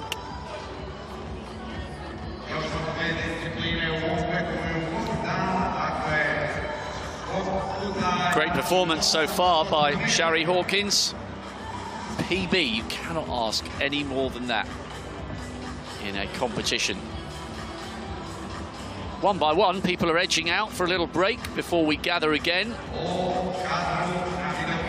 It has been a massive session, and it leads to a mouth-watering evening climax to many events, including this pentathlon. So, Shari Hawkins.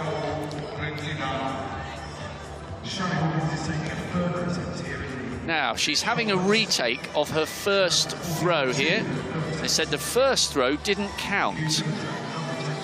So, it looked like it was a PB. So, due to a technical issue, no wonder her face is still a picture of concentration. She thought that she'd had a PB. Not as good. Very disappointed with that. But overall, it has been a decent morning for Shari Hawkins. But not to be that lifetime best, which is what she thought she had legitimately produced. An extra effort. So her best remains a little short of that 14.66. They've got the long jump and the 800 still to come later on this evening. Hopefully enough chance for a little break and some refreshments. We'll all be doing the same. How long have we been on, Hannah? What do you know? Is it nearly 5 hours? Nearly 5 hours, Rob, yes. Time flies when you're having fun.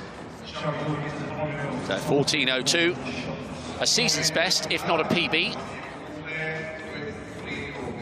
And that brings our morning session to a conclusion. Wits and Hawkins, just over 14 metres. Katarina Johnson-Thompson just over 13 with a season's best. Kendall Williams down at 12.81.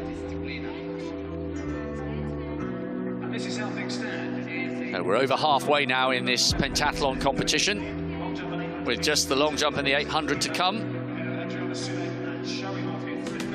Confirmation just before we finish of who's in front. And great work by Noor Wits, European indoor silver a few years ago. PBs this year, hurdles, shot put and long jump, so that bodes well. Katarina Johnson-Thompson is 5th in her bid to become the first woman to successfully defend this title. Double clarification of some of the other results and qualifiers. Germa and Selimon Barega, the 2 star names. Barega going through 7.51, but he was all at a canter in his heat. Jacob Kropp ran well, considering he fell over. Magnusson of Iceland came through for a non-automatic spot. And very good qualification from Great Britain's Mark Scott, stepping down from the half marathons and the 10Ks to have a crack at just shy of 2 miles. And it will be a great final when we get there. Well, I hope that's whetted your appetite for the drama to come. We've got the end of the pentathlon and the heptathlon, final of the women's shot put, the men's long jump, and then the end of the evening, the women's 3,000-metre final. Could we see an Ethiopian 1, 2, 3? And in the women's 60-metre final, Eva Svoboda of Poland bidding to become her country's first champion and the first European to win that title this century. Plenty of drama to come. And we are very much looking forward to your company for session 2 in this magnificent state-of-the-art arena in Belgrade. Well, that's just about it from Hannah England and myself, Rob Walker. World-class athletics with a crowd is back with a bang in Serbia. We've had a fantastic session. 1 down, 5 to go. We're up and running in style in Belgrade. Bye-bye.